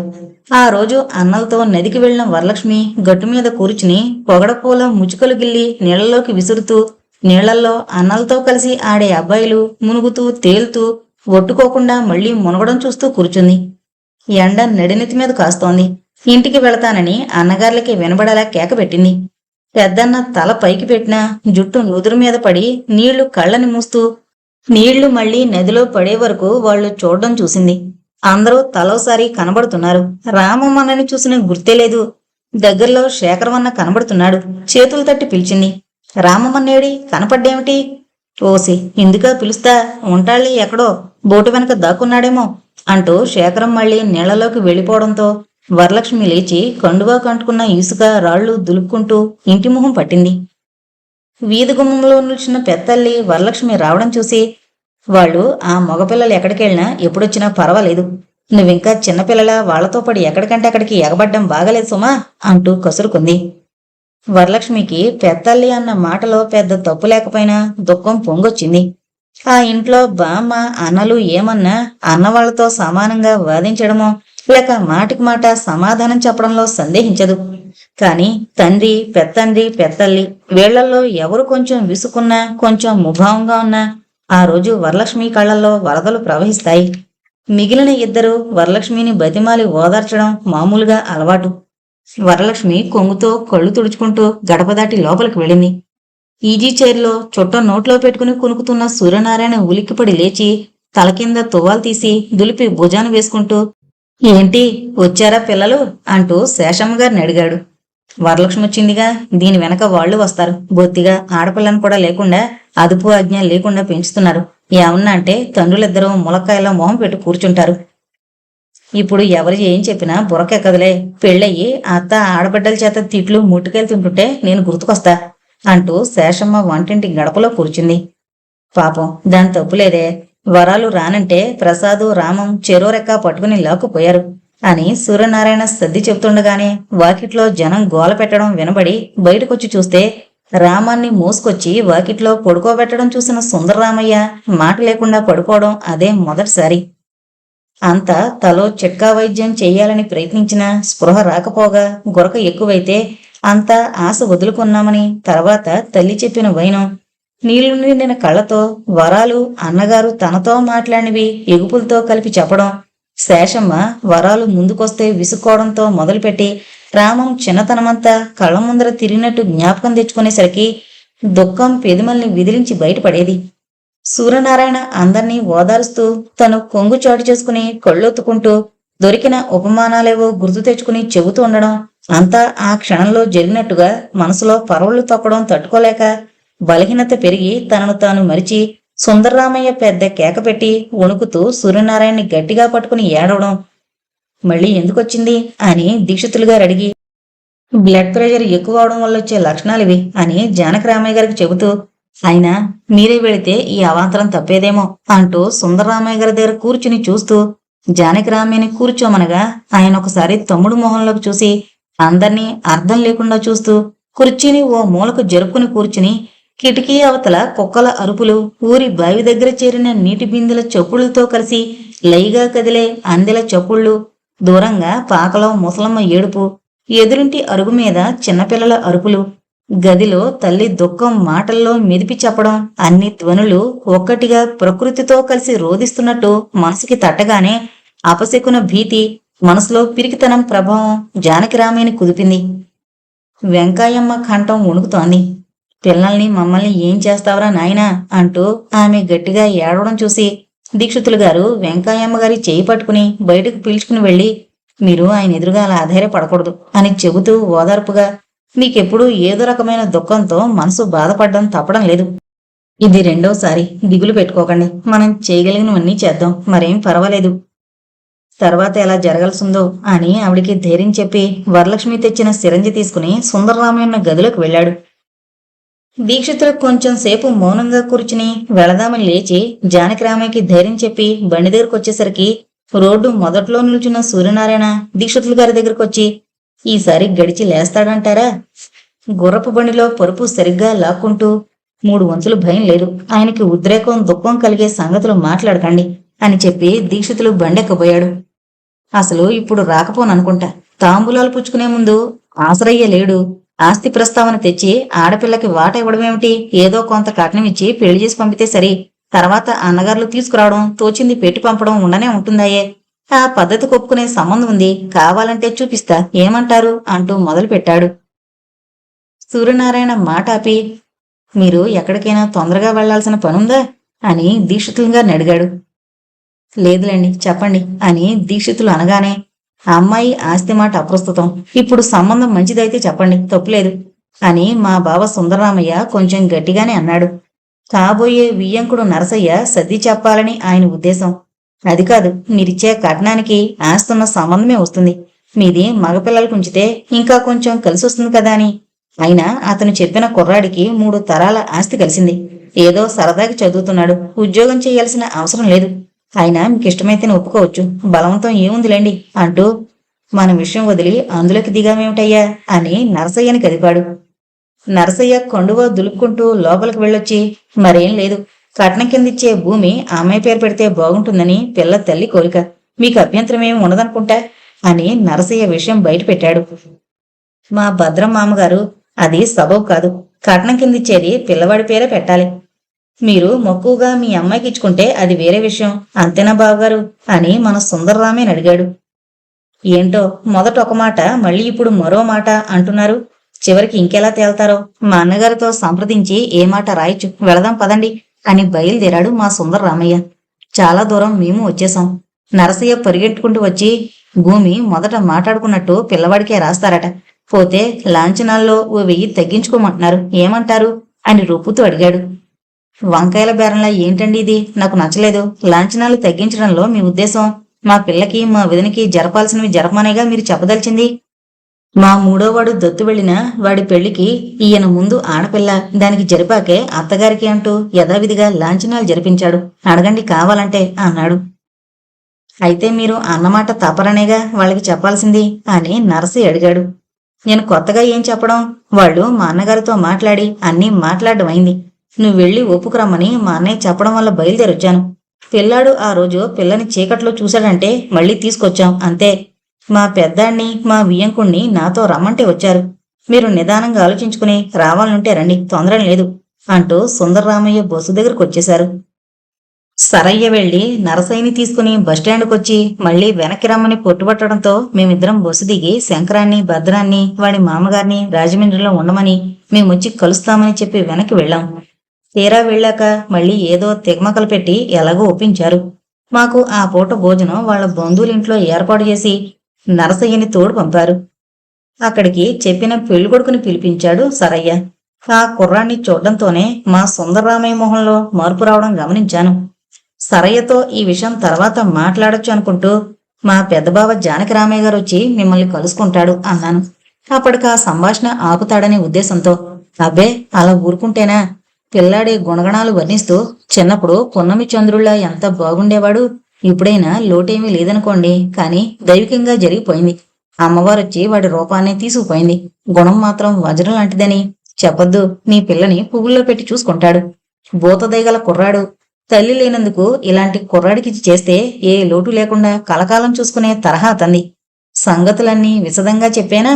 మీకు నచ్చితే వాళ్ళకి చెప్పి వస్తానంటూ ఊదరగొట్టినట్టు గుక్క తిప్పకుండా మాట్లాడాడు సరయ్య. ఆ ధోరణి వినేసరికి సుందరరామయ్యకి ఒళ్ళు తెలియని కోపం వచ్చి, నాకొక పిల్ల, అంత తొందరపడి ముడిపెట్టాల్సిన అవసరం లేదు. పైగా మీరు ఈ సంబంధం నాకు చెప్పకుండా ఉంటే బాగుండేదనిపిస్తోంది అన్నాడు. సరయ్య నవ్వుతూ, పెళ్ళయ్యాక వస్తే మీ అమ్మాయి కోపరించేదా ఏంటి? అసలు వాళ్ళ ఆస్తి చూసి చెయ్యొచ్చు. 100 ఎకరాల భూవసతి. మన వాళ్లలో ఒక్కడిని చూపించండి, ఆ మాత్రం ఉన్నవాణ్ణి. ఆ లోపం ఉండబట్టే మమ్మల్ని అడగడం. అదే లేకపోతే మీరిస్తామంటే మాత్రం వాళ్ళు ఒప్పుకునేవారా? నేను చెప్పాల్సింది చెప్పా, తర్వాత మీ ఇష్టం. నా మాట వినండి, సొప్పడేది మీ పిల్లే. ఎంతెందుకు చెప్పానంటే, దాని తల్లి నాకు చెల్లెలు వరుస కనుక, నాకు కొంత బాధ్యత ఉంది కనుక చెప్పాను. దాని తల్లే బతుకుంటే ఈ సంబంధం చేస్తే పోనివ్వదు అంటూ ఇంకా ఏదో చెప్పుకోబోయాడు. మా సుందరరామయ్య పెద్ద కేక పెట్టి పడిపోయి ఇదవడంతో ఏం చేయడమా అని కంగారు పడ్డాం. అక్కడికి దగ్గరలోనే ఉన్న వైద్యుడొచ్చి ఏదో మందు నాకించమంటూ ఇచ్చి వెళ్ళాడనుకోండి. అక్కడి నుంచి తీసుకురావడానికి నేను ఒక్కడే ఉన్నాను కదా, నా అవస్థలు పడ్డాను. ఈ ప్రాంతానికి మీరున్నారు కనుక మాకు ఏ రోగం వచ్చినా భయం లేకుండా గడిచిపోతుంది. అక్కడ ఆ క్షణంలో మీరు ఎన్నిసార్లు గుర్తుకొచ్చారో నేను చెప్పలేను అంటూ సూర్యనారాయణ తృప్తిగా దీక్షితులకేసి చూశాడు. ఎంత మాట, మీ అందరి అభిమానం అలాంటిది. నా ఘనతేం లేదు. ఇంటికి వెళ్లేటప్పుడు ఒకసారొచ్చి చూసి వెళతానని బండికి వస్తా అంటూ మళ్లీ చెప్పి వెళ్ళిపోయాడు. బండి మలుపు తిరిగేదాకా చూస్తూ నిల్చున్న సూర్యనారాయణ అక్కగారి కేకతో వెనక్కొచ్చాడు. ఏమన్నారా, ఈసారి మళ్లీ లేస్తాడా అని అడిగింది. కండువాతో అరుగు మీద దులుపుకుని కూర్చుంటూ, భయం లేదని అన్నాడు. ఎవరు చెప్పగలరు ఎలా జరగాలనుందో? అయినా మీరు పిల్లాడి పెళ్లికి తొందరపడ్డారు కానీ ఈ ఏడు ఆడపిల్ల పెళ్లి జరుగుంటే బాగుండేదేమో. దూరంగా కనబడే కొబ్బరి తోపులోకి చూస్తూ పరధ్యానంగా సూర్యనారాయణ అన్నాడు. సర్లే, నా మాట వినేదెవరంట? 2 ఏళ్ల నుంచి చెబుతున్నాను ఆ ముసలావిడికి. చదువు చదువు అంటూ ఒంటి మీద గుడ్డే తెలియకుండా ఉబ్బిపోతోంది. మీ బావ వరుస మరీ ముభావం. మా అన్న ఇష్టం అంటూ తమ్ముడు ఇలా జరుపుకొచ్చారు. ఇప్పుడైనా మించిపోయిందేమిటి? ఏదో ఒకటి స్థిరపరిస్తే బాగుండు. శేషమ్మ నిట్టూరుస్తూ లోపలికెళ్ళింది. 1 వారం గడిచేసరికి సుందర్రామయ్య కొద్దిగా మాట్లాడడం, ఎవరైనా పట్టుకుంటే లేచి నడవడం వచ్చి కొంత నయమనిపించినా అస్తమానం కోపం రావడం, ఏడవడం తగ్గలేదు. వెంకాయమ్మ సమయం చూసి, ఏరాబ్బాయ్, వరాలకి 7 పెళ్లి చేయమని మీ వదినంటోందిరా, ఏమంటావ్ అని సుందర్రామయ్యతో అనడం, గడపవతల నుంచున్న శేషమ్మ అది విని, నేను అనకపోతే ఆ అమ్మాయికి పెళ్లి చేయాలనే ఆలోచన మీకు లేదా? మనవరాలు ఇంకా చంటిపిల్లని అనుకుంటున్నారు అంది నవ్వుతూ. అది కాదే, ఒక్క పిల్ల కదా అన్నట్టు ఇన్నాళ్ళు జాప్యం చేశాం అంటూ వెంకాయమ్మ మమకారం బయట పెట్టింది. దశరథ రామయ్య గారి అబ్బాయి పెళ్లిడివాడు ఉన్నాడుగా, మళ్ళీ మనతో సంబంధం కలుపుకుంటారేమో అడగమనండి అని శేషమ్మ అన్న దగ్గర నుంచి సుందరరామయ్య అన్నగారిని వెళ్లి అడిగిరమ్మని తొందర చేయడం మొదలు పెట్టాడు. వెళతానంటూనే 2 రోజులు అన్నగారు జరపడం చూసి తను చెబితే వినడం లేదని ఏడుపు మొదలు పెట్టాడు సుందరరామయ్య. ఆ రోజు ప్రయాణం పెట్టుకుని వెళుతున్నట్టు తమ్ముడికి చెప్పి తనతో సూర్యనారాయణని తీసుకువెళతానని తల్లికి చెప్పాడు. జానకిరామయ్య, సూర్యనారాయణ ఆ ఊరు చేరేసరికి సంధ్య చీకటి గుమ్మాల్లోకి చేరింది. పశువులు ఇల్లు చేరే సందడిలో గంటలు మూగించుకుంటూ పరుగులు పెడుతున్నాయి. జానకిరామయ్య రావడం చూసి కోడలు లోపలికి పరిగెత్తింది. సూర్యనారాయణ దీపం తీసుకుని వాకిట్లోకొచ్చి బావగారి రాకకు కారణం తెలుసుకుని తెల్లవారుజాముకు మార్చాడు ప్రయాణం. మర్నాడు కాకినాడ చేరేసరికి కొద్దిగా పొద్దెక్కింది. దశరథ రామయ్య గారి ఇల్లు కనుక్కునేసరికి చాలా పొద్దెక్కింది. జానకిరామయ్యని చూడగానే ఎదురొచ్చి లోపలికి తీసుకువెళ్లాడు దశరథ రామయ్య. పార్వతమ్మని పిలిచి, మీ అన్నయ్య ఎండలో అలసిపోయొచ్చాడు పాపం, తొందరగా వడ్డన కానీమను. అబ్బే, చూడండి, ఆ ప్రయత్నం ఏమీ వద్దు, మేము కార్యార్థులమే వచ్చాం నవ్వుతో జానకిరామయ్య చెప్పారు. దశరథ రామయ్య కుర్చీ ముందుకి జరుపుని కూర్చుంటూ, నీ పేరు చెప్పైనా అప్పడాలు వడియాలు తిందామనుకుంటే కార్యార్థులమంటూ భీష్మించుకోవడం ఏం బాగాలేదు. నా మాట విని ప్రస్తుతం మరిచిపోయి భోజనాలు అవగానే ఆ కార్యమేదో గుర్తు తెచ్చుకోవడం సమంజసం అని నవ్వుతూ పార్వతమ్మ కేసి చూశాడు. పార్వతమ్మ కళ్ళు చుట్లిస్తూ, ఊరుకోండి, నవ్వగలరు, ఎన్ని తిన్నా పరగడుపే. ఎప్పుడైనా పెట్టిన వడియాల్ని పూర్తిగా ఎండనిస్తారా? ఎండే లోపల పూర్తిగా. అది సరే కాని ఇతను మా శేషమ్మ వదిన తమ్ముడు కదూ. జానకిరామయ్య అవునన్నట్టు తలూపాడు. ఓరి సూర్యం, నువ్వట్రా, నేను పోల్చుకోలేదు సుమా. మీ వదిన కళ్ళు చిన్నవైనా తొందరగానే గుర్తుపట్టేస్తుంది. ఎంతకీ వడియాల మాట తప్పించేసింది చూసావా అని దశరథరామయ్య నవ్వుతున్నాడు. ఇంకా నీకు వడియాల భ్రమ వదలలేనట్టుందే. నీకు ఈ సంగతి చెప్పాడో లేదో అంటూ పార్వతమ్మతో, మేం చదువుకునే రోజుల్లో మా పక్కవాట వాళ్ళు వడియాలు మంచులో పందిరి మీద పెట్టి గుడ్డ కప్పడం మా బావగారు పసిగట్టి ఆ రాత్రి 2వ కంటివాడికి తెలియకుండా 1 వంతు భక్షించాడు. వాళ్ళు తెల్లారి చూసుకుని, ఏ గండు పిల్లైనా అయితే కెలికినట్టుండాలి కదా, శుభ్రంగా ఊల్చుకున్నట్టుంది, ఏ దెయ్యం తిందో అని వాళ్ళు భయపడి అవి తిండమా మాండమా అన్న సందేహంతో ఆ రాత్రి కూడా ఆ వడియాలన్నీ పెరట్లోనే వదిలారట. మన వీరుడు పందిరి చాటుగా చేరి సంగ్రహిస్తుంటే వాళ్ళ ముసలమ్మ చూసి దెయ్యమని బొబ్బలు పెట్టిందట. మా అమ్మ ఏంటో అని దీపం తీసుకువెళితే ఈయనగారు నెత్తిన కప్పుకున్న గుడ్డ ముందుకు జరుపుకుని మొహం చాడు చేసుకుని పరుగు పెట్టాడట. ఆ ముసలమ్మ స్పృహ తప్పి పడిపోయింది కనుక ఈయనగారి గుట్టు బయటపడలేదు. వాళ్ళు వచ్చిన వాళ్ళందరికీ దెయ్యం ఎలాంటిదో వివరంగా చెప్పడం వింటుంటే మా అమ్మకి నవ్వాగేది కాదట. ఇప్పటికీ వడియాలు పెట్టినప్పుడల్లా నిన్ను తలుచుకుంటుంది అని చెప్పి జానకిరామయ్య నవ్వుతో కళ్ళనీళ్లు తుడుచుకున్నాడు. దశరథ రామయ్య కూడా నవ్వు కలిపి, చూడు, మా ఆవిడ నాకు డబ్బు కనబడితే మింగేస్తానన్న అనుమానంతో ఇనపెట్టికి 2 తాళాలు వేసి బొడ్లో పెట్టుకుంటుంది. ఇక మీదట వడియాల డబ్బా కూడా తాళం కట్టించి ఇనపెట్లో పెట్టి సీలు చేస్తుంది. ఊరుకోండి, మీ మాటలు మీరును, కాళ్ళు కడుక్కోండి అన్నయ్య అని చెప్పి పార్వతమ్మ లోపలికెళ్ళింది. జానకిరామయ్య తాము ఎందుకొచ్చింది చెప్పమని సూర్యనారాయణ కేసు చూశాడు. మా సుందరరామయ్య బావకి అనుకోకుండా మళ్ళీ పక్షవాతం వచ్చి తగ్గింది. మేము రాగానే మీరక్కడికొచ్చి వెళ్ళినట్టు వాళ్ళంతా చెప్పారు. అప్పటినుంచి మీతో వియ్యమందాలని ఒకటే ఒబలాట పడుతున్నాడు. పూర్తిగా తేరుకున్నాక నువ్వే వెళ్ళి అడుగుదువుగాని అంటే అలా కాదు, ఇప్పుడే వెళ్ళిరండి అని కూర్చున్నాడు అని అసలు విషయం బయట పెట్టాడు సూర్యనారాయణ. నాకు మా సుందరంతో బియ్యం అందడం కట్టే కావాల్సిందేమిటి? కాలాన్ని బట్టి పిల్లాడికి నచ్చాలిగా అన్నాడు దశరథ రామయ్య. అప్పుడే అక్కడికొచ్చిన పార్వతమ్మను చూసి, ఈ మూల విరాట్టు ముక్కుబళ్ళు తీరిస్తే చాలు, ఇంకేమీ అక్కర్లేదు అంటూ దశరథ రామయ్య వచ్చే నవ్వుని ఆపుకుంటూ సూర్యనారాయణ కేసి చూశాడు.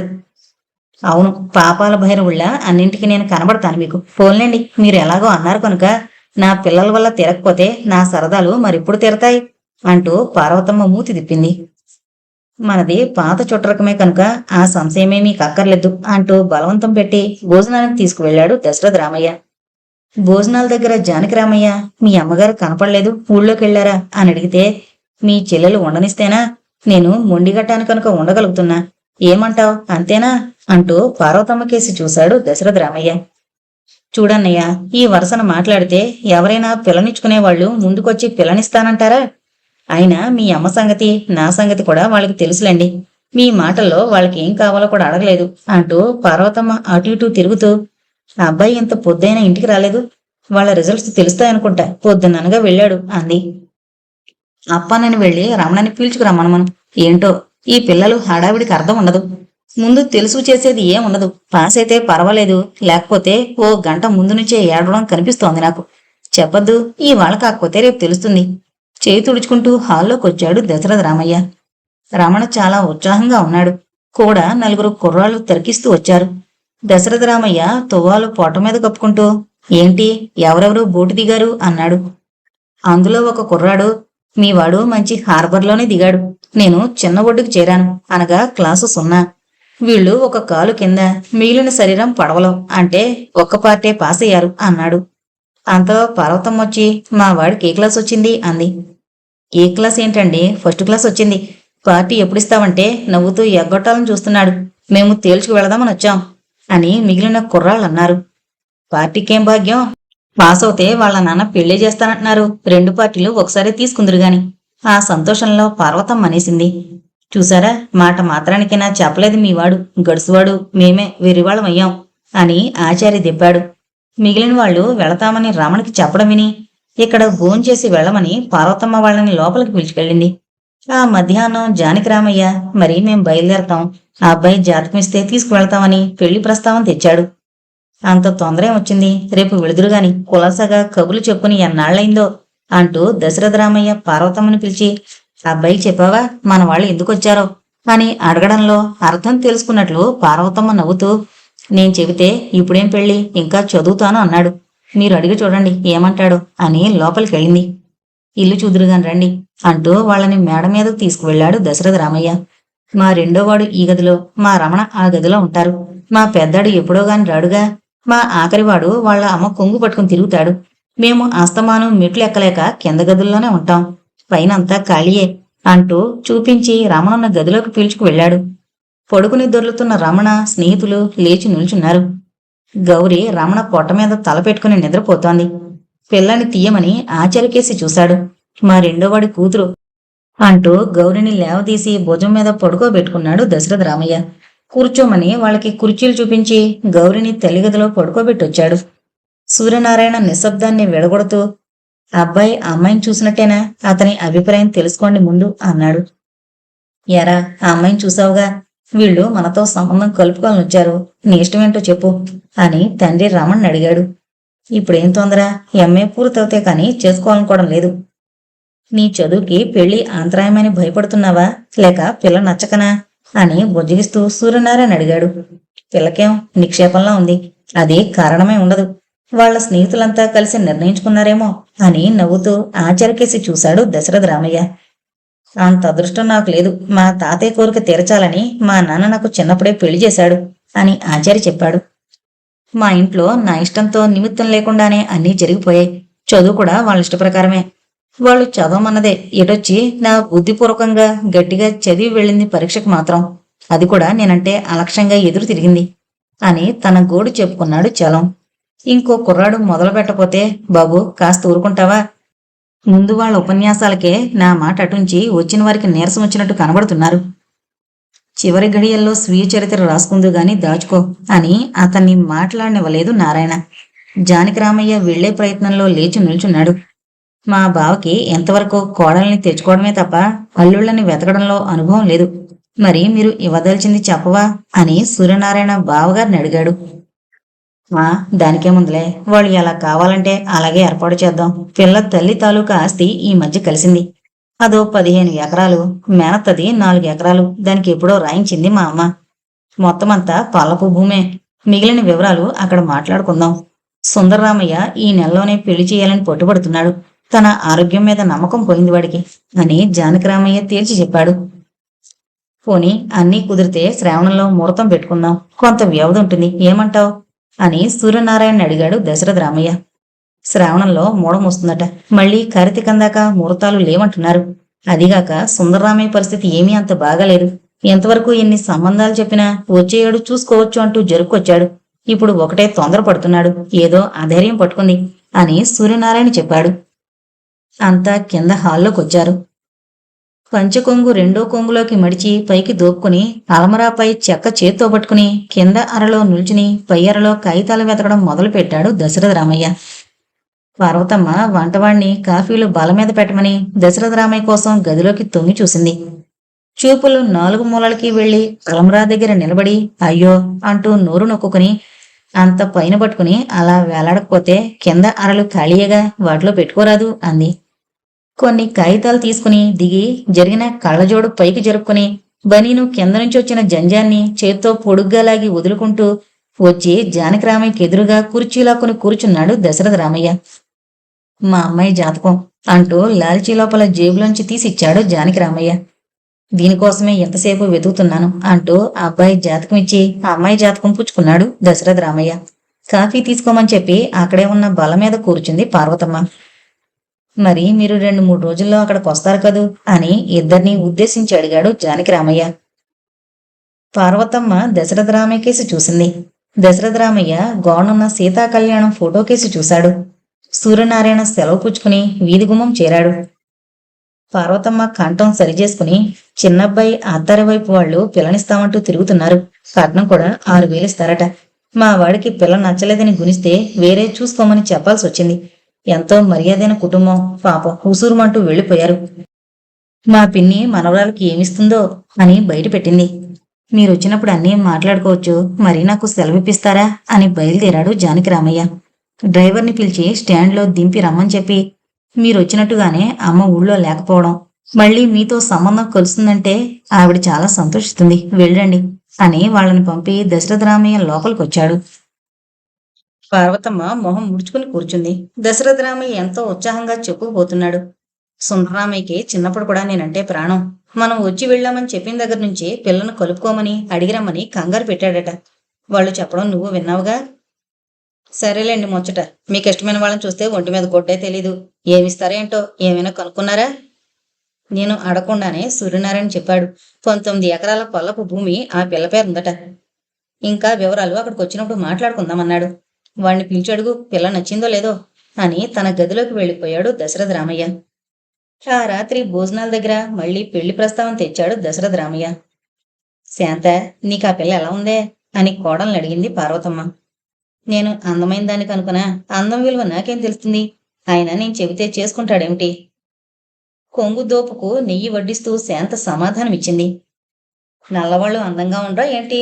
ఎప్పుడో మా వాడు అన్నమాట పట్టుకున్నావు. నీ సంగతి కాదుగా నేను అడిగింది, ఆ పిల్ల సంగతి. అయ్యరు, గోంగూర పచ్చడి రాచిప్ప తీసుకురా అంటూ భోజనంలో లగ్నమైంది పార్వతమ్మ. ఇంకో ఉల్లిపాయ వేయమంటావేం? రాచిప్ప దగ్గర పెట్టుకున్నావు. దశరథ రామయ్య పార్వతమ్మని హేళన చేశాడు. మీరు ఏమన్నా అనుకోండి, నేను తినేందుకే వచ్చాను, తింటాను, సరేనా? తిండి దగ్గర నాకు నాజుకు లేదు. ముద్ద బొగ్గకు తోస్తూ సమాధానం ఇచ్చింది పార్వతమ్మ. నీకు తృప్తిగా పెట్టగల శక్తి భగవంతుడు ఇచ్చాడు కనుక, లేకపోతేనా నా పాటలు ఎలా ఉండేవో. దశరథ రామయ్య దెప్పడం తమాషాకే అయినా పార్వతమ్మకి కోపం వచ్చింది. నా తిండిని గురించి ఇంకోసారి మాట్లాడచ్చు గాని వాడిని అడిగి తెలుసుకోండి పిల్ల నచ్చిందా అని. వాళ్ళేమో అన్నీ నచ్చినట్టే తొందరగా ముహూర్తం పెట్టాలంటున్నారు. మీరేమో జాతకిచ్చి పంపారు. ఎవరినైనా అడగడం ఉందా ఏమన్నానా? వాళ్ళు రాగానే వాళ్లతో ఐక్యమైపోయారాయే అని పార్వతమ్మ సనగడం మొదలు పెట్టింది. ముందు నీకే ఇష్టం లేనట్టుంది, వాడికి కూడా ఇష్టం లేకపోతే చెప్పమను, నీ వెళ్ళి చెప్పొస్తాను. ఆ పిల్లకి పెళ్లి కాకపోదు దశరథ రామయ్య నిష్ఠూరంగా అన్నాడు. పెళ్లి కాదనేవాడికి సంబంధం వచ్చినట్టు మురుస్తున్నారు. వాడికి ఏం తక్కువ? దీని తాత లాంటి సంబంధాలు వస్తాయి, కొంచెం నిదానంగా ఉంటే. మధ్యాహ్నం నుంచి మీ హడావుడి చూస్తే ఒళ్ళు మండుతోంది. పిల్లనిచ్చుకునేవాళ్ళు అగ్గగలాడ్డం పోయి మీరే వాళ్ళకి వంగి వంగి సలాములు చేస్తే నెత్తి మీద కాపురం పెడతారు, తెలుసుకోండి అంటూ కంచం ముందుకు తోసి లేచి వెళ్ళిపోయింది పార్వతమ్మ. ఎవరి మట్టుకు వాళ్ళు అక్కడి నుంచి బయటకు చేరారు. దక్షిణ వైపు వరండాలోని ఈజీ చైర్ లాక్కుని కూర్చున్నాడు దశరథ రామయ్య. పై మీద తువ్వాలు తల కింద పెట్టుకుని వెన్ను వాల్చాడు. గుడ్డి వెన్నెల బాదం చెట్టు ఆకుల్లోంచి తొంగి చూస్తోంది. ఆ క్షణంలో తను యజమాని అన్న భావం పోయి ఏకాకిని అన్న ఆలోచన వచ్చింది.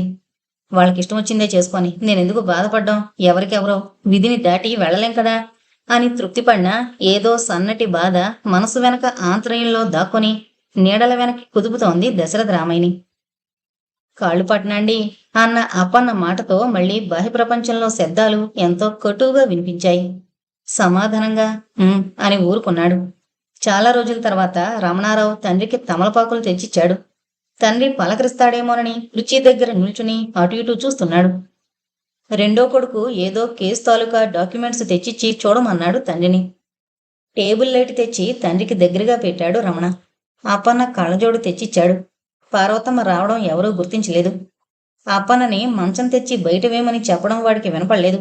ఒరేయ్, నిన్నే చెముడొచ్చిందా అని గట్టిగా గావు కేక పెట్టేసరికి అంతా ఒక్కసారి ఉలిక్కిపడి ఆవిడ కేసి చూశారు. నెమ్మదిగా చెబితే చచ్చిన పంచాడు, చెవుడో పొగరో తెలియడం లేదు. అప్పన్న తెచ్చిన మంచం వాల్చుకుని కొదేసినట్టు కూర్చుని కొంగుతో మొహాన్ని విసురుకుంటూ, ఏరా ప్రభాకరం, ఎంత పొద్దుపోయిందాకా ఉండకపోతే కొంచెం పెందరాళ్లే రాకూడదు? మీ ఆవిని తినమంటే భీష్మించి కూర్చుంటుందాయే, ఇంకా జాపించేయక వెళ్ళు తొందరగా. ఏరాపన్న తలగడి తేవాలని తోచదరా అంటూ మంచం మధ్యకి జరిగి కాళ్ళు జాపుకొని కూర్చుంది. కొంచెం సేపు నిశ్శబ్దంగా గడిచింది. ప్రభాకరం చేయి తుడుచుకుంటూ వచ్చి తల్లి పక్కన కూర్చున్నాడు. వాడికి క్లాస్ వచ్చి పాస్ అయినట్టు మొదట హెల్త్ ఆఫీసర్ అని తెలిసినట్లుందే ఏరా అని తమ్ముణ్ణి అడిగాడు ప్రభాకరం. మేం వస్తుంటే ఆవిడ పిలిచి అడిగితే చెప్పా. ఏం? అన్నగారి ప్రశ్నకు ఎదురు ప్రశ్న వేశాడు రమణారావు. ఏం లేదు, పార్టీ ఇస్తానన్నామని చెప్పింది. పార్టీ మని వాళ్ళంతా చుట్టూ చేరి అడిగితే సరే అన్నాను. నువ్వెందుకు వెళ్ళావు ఇప్పుడు అని అన్నగారిని రమణ అడిగాడు. నన్ను రోడ్డు మీద నిల్చోబెట్టి గంటసేపు చెప్పింది ఆ ముసలమ్మ. వాళ్ళ జైని వీడికి చేసుకోమని నీతో చెప్పమంది అని తల్లితో చెప్పాడు ప్రభాకరం. ఛ, అదేమిట్రా, వరస కాదు, పైగా గోత్రం ఒకటే. ఆవిడడిగింది చేసుకోమని. అన్నీ తెలిసిన పండితురాలు కనుక పట్టింపులు లేవేమోలే అంది. రమణతో ఆవిడంటే నిన్ను అడగమన్నాడట. వాళ్ళ వంశంలో ఇలాంటివి 2-3 జరిగాయట. వాళ్ళంతా చాలా సుఖంగా ఉన్నారట. వీళ్ళు కూడా అలాగే ఉంటారని ఆవిడ నమ్మకమని, పైగా జయ వీడిని చేసుకుంటానికి ఇష్టపడ్డట్టు ఆవిడతో చెప్పిందని, ఇంకా ఏవేవో చెప్పింది. ఎరకపోయి ఆ వీధిని వెళ్ళాలనిపించింది. మొదలు పెడితే ఆగదుగా. మా అమ్మకి చెప్పి మళ్ళీ కనబడతానని బయటపడ్డాననుకో అని తల్లికి తమ్ముడికి చెప్పాడు ప్రభాకరం. అన్నట్టు ఇవాళ సంబంధం వచ్చింది. అమలాపురం దగ్గర మీ బాబాయ్కి బావమరది కూతురు. ఆ రోజున బండి కింద పడిందని చెప్పామే, ఆ అమ్మాయిని వీడికి చేసుకోమనొచ్చారు. మీ నాన్నకైతే కలుపుకోవాలని గట్టిపట్టే ఉందనుకో, నాకేం పట్టింపులేవు. మా పిన్ని మనవరాలను కలుపుకోమని గోలెడితో ఉత్తరాలు రాస్తోంది. మీ పెద్దదిన ఆవిడ పెంతల్లి కూతురుని చేసుకోమని ఓ పక్క బోధిస్తోంది. ఇప్పుడు ఈ జయమాట ఒకటి చెప్పావు అంటూ లేచి కూర్చుని, ఒరే రమణ, ఇందులో నీకు నచ్చిన పిల్లని చెప్పు, అంతేకాని మాకు కోపాలు వస్తాయని మొహమాట కొద్ది ఒప్పుకోవద్దు అని రమణని అడిగింది పార్వతమ్మ.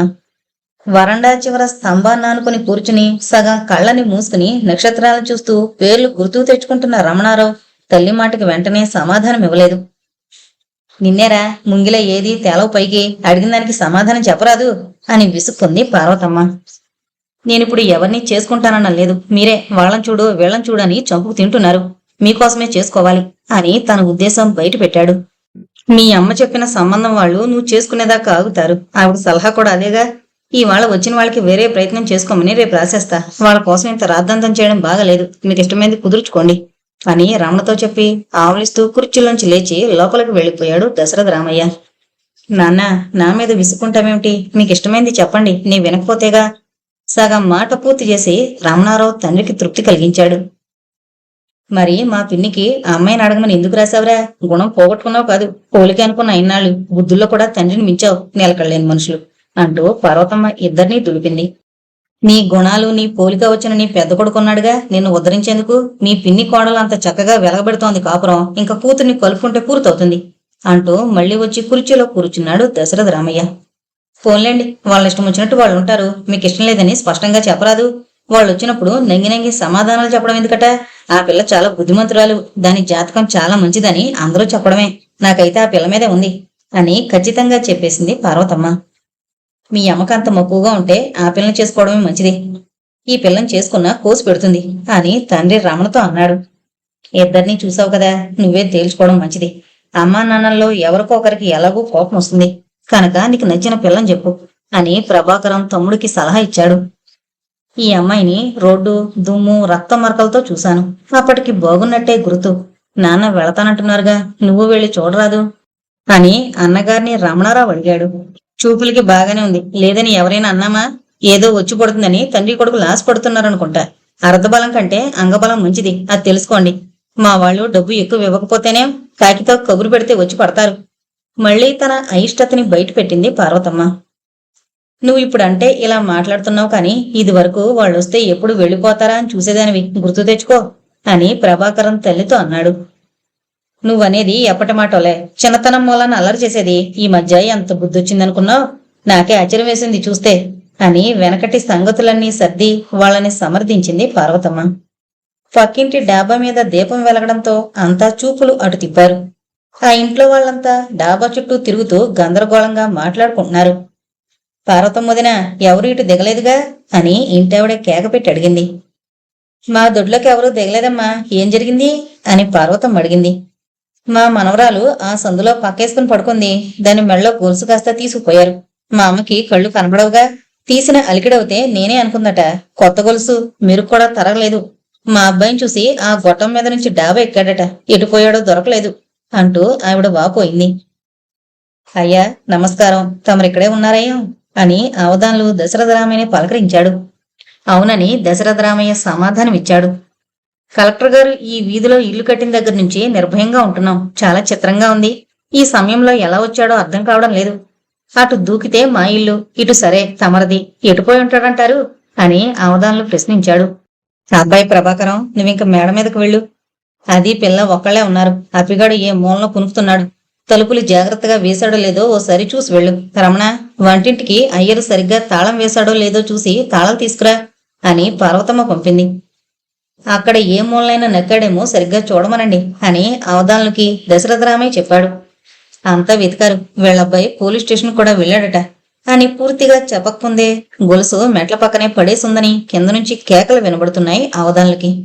బాబు దొరికిందట అని దశరథరామయ్యకి చెప్పాడు అవధాన్లు. రేపొకసారి మా ఇంటికి దయచేయండి అని అవధాన్లు పిలిచాడు దశరథరామయ్య. తమకి నిద్రాభంగం కాకపోతే ఇప్పుడు రమ్మన్నా వస్తాను అంటూ పొడుంకాయ పైకి తీశాడు అవధాన్లు. అంతకంటేనా, రండి. మా నౌకర్ని పంపమంటారేమిటి మీకు తోడుకి అని దశరథరామయ్య నవ్వాడు. నాకున్న దోషం అదొకటేనండి, వేదోభయం వదలడం లేదు. ఆ నిచ్చెన ఈ మెట్ల గోడకి వేయమనండి. చుట్టూ తిరిగి రావడం కంటే ఇది సులువు నాకు అంటూ డాబా మెట్ల మీద నుంచి పక్క గోడకు దిగి నిచ్చెన మీదకి చేరాడు. భయపడుతూ అవధాని పడే అవస్థ చూసి రమణ నవ్వుకున్నాడు. అవధాని రావడం చూసి పార్వతమ్మ దిండు తీసుకుని వెళ్లి లోపలికి వెళ్ళిపోయింది. అవధాన్ని కూర్చోమని జాతకాలు తెచ్చి మా వాడికి పెళ్లి సంబంధం వచ్చింది, మీరు చూడాలి అంటూ అందించాడు దశరథరామయ్య. పక్కింటి డాబా మీద దీపం తీసిన ఆకారాలు తిరుగుతున్నాయి. మన గురించి కాదే అండం, నెమ్మదిగా దిగు అని గుసగుసలు వీళ్ల వరండాలో కూర్చున్న వాళ్ళకి వినపడి అవధాని చూడండి అన్నట్టు మూతి విరిచి, పైవాడి ఎవడొస్తాడండి, నాకు మొదటే అనుమానం తోచింది, అయినా నాకెందుకని పైకి తేలలేదు అంటూ ముక్కుపొడం పీల్చుకున్నాడు. అంతే ఉంటుంది అని దశరథరామయ్య అంటుండగానే పక్క డాబా మీద నుంచి ఓ కంఠం, గౌరన్న శాస్త్రి వచ్చాడట, పిలుస్తున్నారు అని అవధాన్ని హెచ్చరించింది. అవధానికి ముఖం వికసించింది. గౌరన్న మామగారి కుమారుడు, జ్యోతిశాస్త్రంలో చాలా కృషి చేశాడు. మన ప్రాంతంలో అంతవాడు లేడనుకోండి, ఉదయం పిలుచుకుని వస్తాను అంటూ బయలుదేరాడు.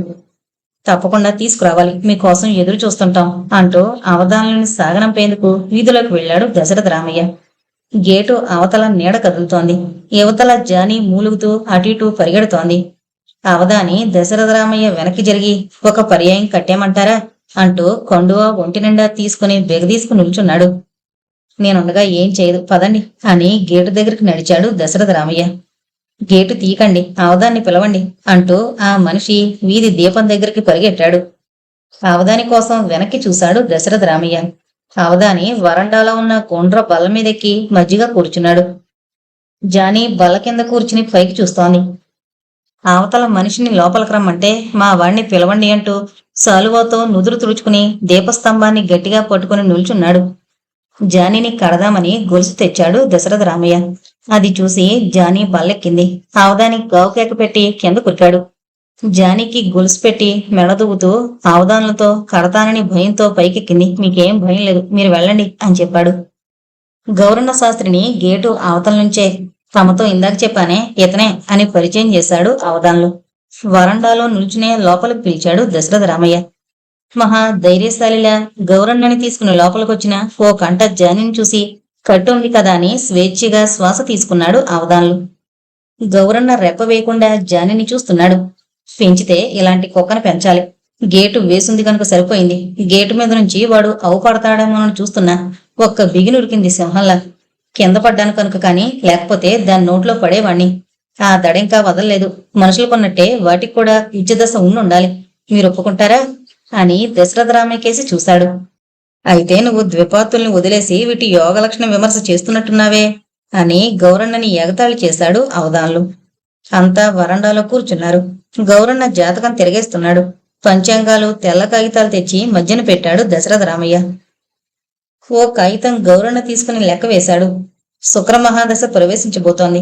పెళ్లి కుమార్తెకు మళ్లీ లెక్కగట్టి చాలా మంచి జాతకం చక్రం చూపిస్తూ ఇదే మగపిల్లవాడైతే ముద్రాధికారం ఉండేది. ఈ జాతకురాలు సౌశల్యవతి, మితభాషి, శరీర సౌష్ఠవం మంచి వన్నెగలదిగాను సంగీత సాహిత్యాది జ్ఞానము కలిగి ఉన్నది ఉండవలను. అది సరేగాని ఆ అబ్బాయి జాతకంతో పోల్చి చూడు అని అవధానంలో అడ్డం పడ్డాడు. పెళ్లి కుమారుడికి ప్రస్తుతం శని మహాదశ అంటూ అంతర్దశలు కడుతుంటే చాలా టైం గడిచిపోయింది. చివరికి ఇద్దరి జాతకాలు బాగా కలిశాయని, ఆ స్థానంలో కుజదోషం ఉండడం వల్ల నష్టం లేదని కొన్ని ఉదాహరణలు చెప్పి పెళ్లి కుమారుడికి కళత్ర దోషం కనబడుతోన్న ఆ అమ్మాయి జాతకం బలమైంది కనుక మరేమీ సందేహించనక్కర్లేదన్నాడు. ఆ అమ్మాయికి శుక్రుడిలో శుక్రుడు అంత మంచి చెయ్యకపోయినా తర్వాత చాలా గొప్పగా రాణిస్తుంది. ఇక అబ్బాయిది శని గొప్ప యోగకారకుడైన అంతర్దశలో గ్రహాలు నీచ స్థానంలో కలవడం వల్ల వివాహ జీవితం 2 సంవత్సరాల 3 మాసాల వరకు అంత రాణించకపోవచ్చు. అలాని పెద్ద దోషమేమీ లేదనుకోండి. సంతాన నష్టం ఇటువంటివి చిన్నవి జరగవచ్చనిపిస్తోంది అంతే అంటూ దశరథ రామయ్య గారి చేతిలో రాసిన కాగితాలు పెట్టాడు గౌరన్న శాస్త్రి. ప్రయాణానికి రేపు సాయంకాలం చాలా బాగుంది అని అవధాన్లు ఆవులిస్తూ లేచాడు. దశరథ రామయ్య లోపలికెళ్ళొచ్చి గౌరన్న శాస్త్రి చెయ్యి చేతిలోకి తీసుకుని డబ్బు పెట్టాడు. అమ్మమ్మ వద్దండి, పెద్దలు మీ దయ ఉండాలి అంతే వద్దంటూ చెయ్యి తీసేసుకోబోయాడు. అలా కాదు, తీసుకోవాలంటూ దశరథరామయ్య పట్టుబట్టాడు. తీసుకో గౌరన్న, వారి స్వభావం అంతే, ఎవరు రుణం పెట్టుకోరు అని అవధానం చెప్పాడు. గౌరన్న శుభమస్తు అని డబ్బు తీసుకుని బొడ్లో పెట్టుకున్నాడు. ఇద్దరూ సెలవు తీసుకుని వెళ్లారు. దశరథరామయ్య మంచం ఆరు బయటకు జరుపుకుని పడుకున్నాడు. పార్వతమ్మ లేచి ఊడిపోయిన జుట్టు ముడిపెట్టుకుని తన మంచం కూడా ఆరు బయటకి ఈడ్చుకొచ్చింది. ఎందుకొచ్చిన అవస్థ అంటాను. ఇంత రాత్రి దాకా నిద్ర లేకుండా ఈ పిచ్చేంటో. వాళ్ళకంత తొందర అవుతే వాళ్లే వస్తారు మళ్ళీ. వాడి ధోరణి గోడ మీద పిల్లిలా ఉంది. వాడిని అడిగి మరీ వెళ్ళండి అని విసుక్కుంటూ మంచం మీద కూలబడింది. దశరథరామయ్యకి చాలా కోపం వచ్చింది. నీకసలు కొడుకులకి పెళ్లిళ్లు చేయాలన్న ధ్యాసే లేదు. పెద్దాడికి మీ వాళ్ల పోరుతో ముడిపెట్టించావు. రెండో వాడికి ఎన్ని మంచి సంబంధాలు వచ్చినా పండించావా? అందుకే వాడికి ఆ పిల్లతో స్నేహం. ఆ పిల్లని ఒప్పుకొని మనం నోరు మూసుకుని పెళ్లికి వెళ్లాల్సి వచ్చింది. వీడికైనా అయినింటి పిల్లని చేయని. నువ్వు ఇలాగే అడ్డాలు పెడుతూ ఉండు, వీడు కూడా ఏ దొమ్మర సాందానో చేసుకుని వస్తాడు, సరిపోతుంది అని కసురుకుంటూ పక్కకు తిరిగి పడుకున్నాడు. పార్వతమ్మ కోపం పట్టి మంచం మీద చూపిస్తూ పెద్ద చొప్పుడు చేస్తూ పడుకుంది. అప్పటికి మరేమీ మాట్లాడలేదు. చాలాసేపు అటు ఇటు దొర్లుతూ నిద్ర కోసం ప్రయత్నించింది. దశరథరామయ్యకి మెలకు వచ్చేసరికి పొద్దు ఎక్కి పక్క చిరువేడెక్కింది. పార్వతమ్మ కంఠం చాలా గట్టిగా వినబడుతోంది. రెండో మాట తల్లి కంఠంలా వినపడింది. ఆ అబ్బాయికి నచ్చి కలుపుకుంటే తప్పేమిటి? అన్నింటికీ నీదొక్కటే రభస అని వినబడింది. కళ్ళు నులుముకుంటూ తల్లి దగ్గరికి వెళ్లాడు దశరథరామయ్య. పార్వతమ్మ ఇంకా గట్టిగా, నా సలహా ఏమన్నా అడిగితేనా? ఇంకా చదువుతాను అని వాడు అంటున్నాడు. ఇప్పుడే పెళ్లి చేయాలని మీ అబ్బాయి గట్టిగా పట్టుంది. ఆ పిల్లనిస్తామని దగ్గర నుంచి మరి వెర్రెత్తినట్టు తయారయ్యారు. రాత్రి చూడరాదు 2 జాముల వరకు జాతకాలు పెట్టుకుని కూర్చున్నారు. మీరిప్పుడు రావడం ఎంతో మంచిదైంది. ఆయనతో చేరి వంతపాడగా వాడి ఎంఏ పూర్తయ్యేదాకా పెళ్లి మాట ఎత్తద్దని మీ కొడుకు నచ్చజెప్పండి అని అత్తగారికి గట్టిగా బోధపరుస్తోంది పార్వతమ్మ. కోడలు అంత పెద్దరికం తనకివ్వడం అదే మొదలు కావడం వల్ల ఆదెమ్మ ఉబ్బిపోతోంది. అక్కడే ఉన్న కొడుకును కూడా గమనించలేదు. దశరథరామయ్యకు తల్లిని ఎప్పుడు వచ్చావని పలకరించి సమాధానం ఇవ్వకుండానే నీళ్ల గదిలోకి వెళ్లిపోయాడు. కొంతకాలంగా నిత్యకృత్యాల్లో పూజను కూడా చేర్చడం మూలాన పూజ పూర్తవుతేనే గాని పచ్చి మంచినీళ్లు కూడా పుచ్చుకోవడం లేదు దశరథరామయ్య గారు. దేవుడు గదిలోంచి వినబడే మంత్రపుష్పంతో తను కలిపి చదువుతోంది ఆదమ్మ. పార్వతమ్మకు అటువంటివి అట్టే వంటబట్టవు సరికదా, చేసేవాళ్ళని చూస్తే వెక్కిరించడం బాగా తెలుసు. వేడి ఇడ్లీలు వెండి కంచంలో పెట్టించుకునొచ్చి దేవుడు ఇంటి ముందు చెతికిలబడి అయ్యర్ని నెయ్యి తెమ్మని కేకలు పెట్టింది. ఆ అబ్బాయి పూజ అయిందిగా, ముందు వాడికి ఇవ్వమనవే అని ఆదమ్మ కోడలతో అంది. దశరథరామయ్యకి అయ్యరు పలహారం పెట్టాడు. ఏరా, మన రమణకి సంబంధం వచ్చిందటగా అని తల్లి అడిగింది. సమాధానంగా తల ఊపాడు. కోడలికి అప్పుడే పెళ్లి చేయడం ఇష్టం లేదల్లే ఉందిరా, పోనీ ఊరుకోకపోయావా? ఆదమ్మ పార్వతికేసి చూస్తూ కొడుకుతో అంది. ఏం, నీ కోడలు చెప్పందా ఇప్పుడే వద్దని అని తల్లిని అడిగాడు.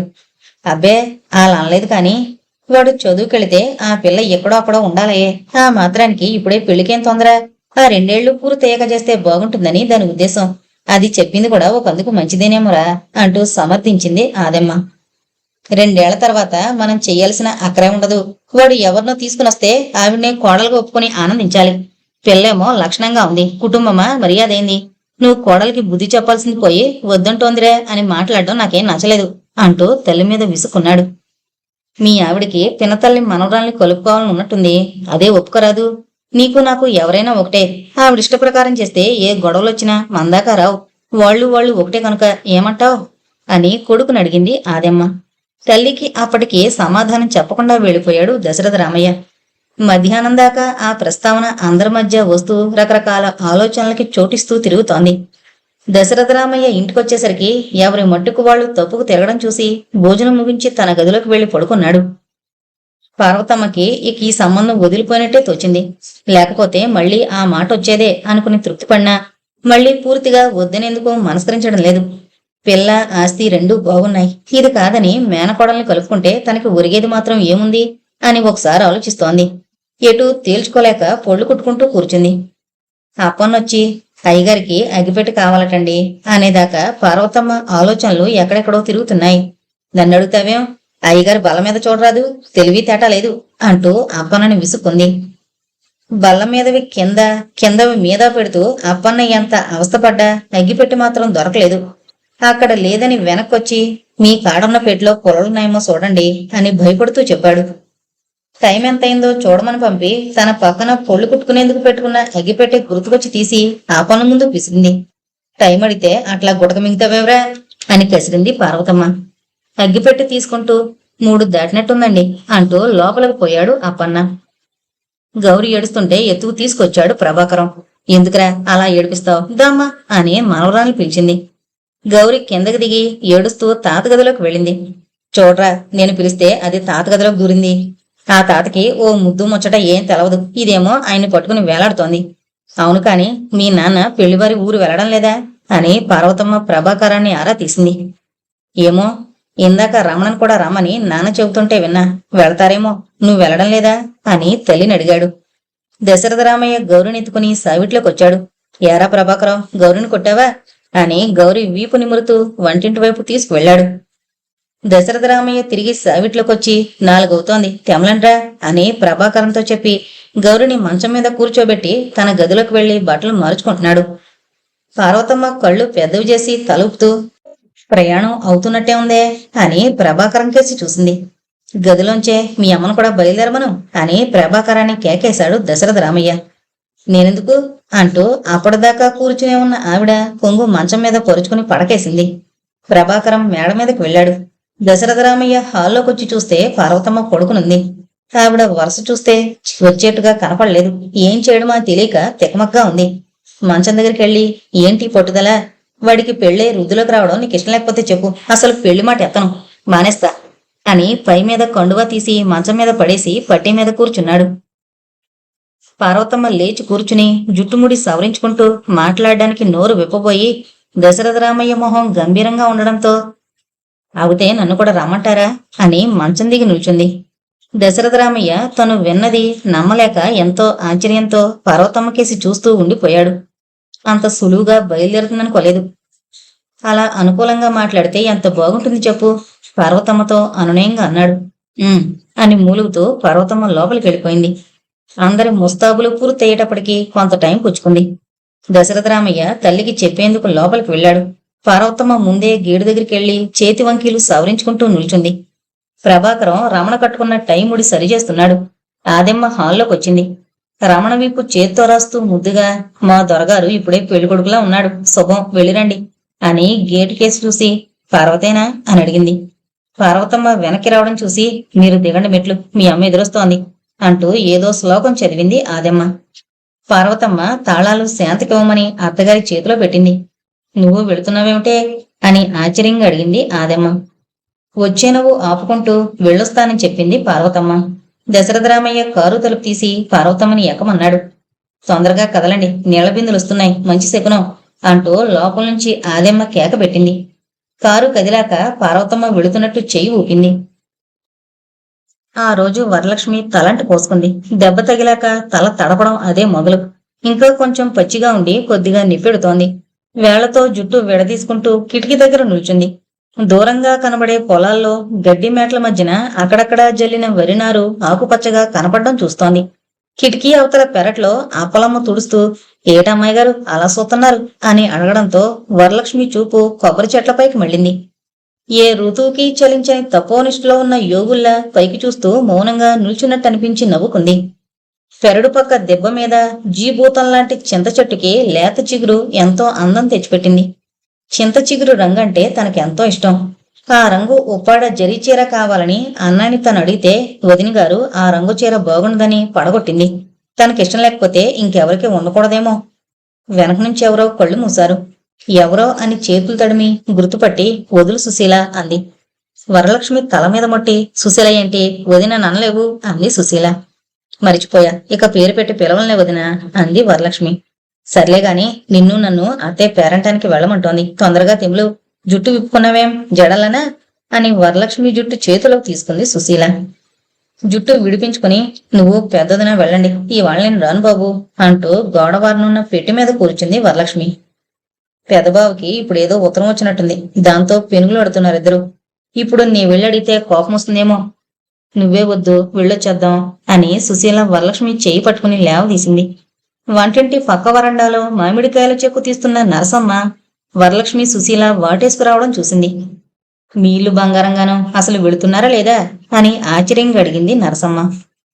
తులసి కోట మీద ఒత్తులు చేసుకుంటున్న వెంకాయమ్మ తలెత్తి, "పెందరాళే వెళ్ళిరాక పొద్దుగూకక వెళతారేమిటి" అంది.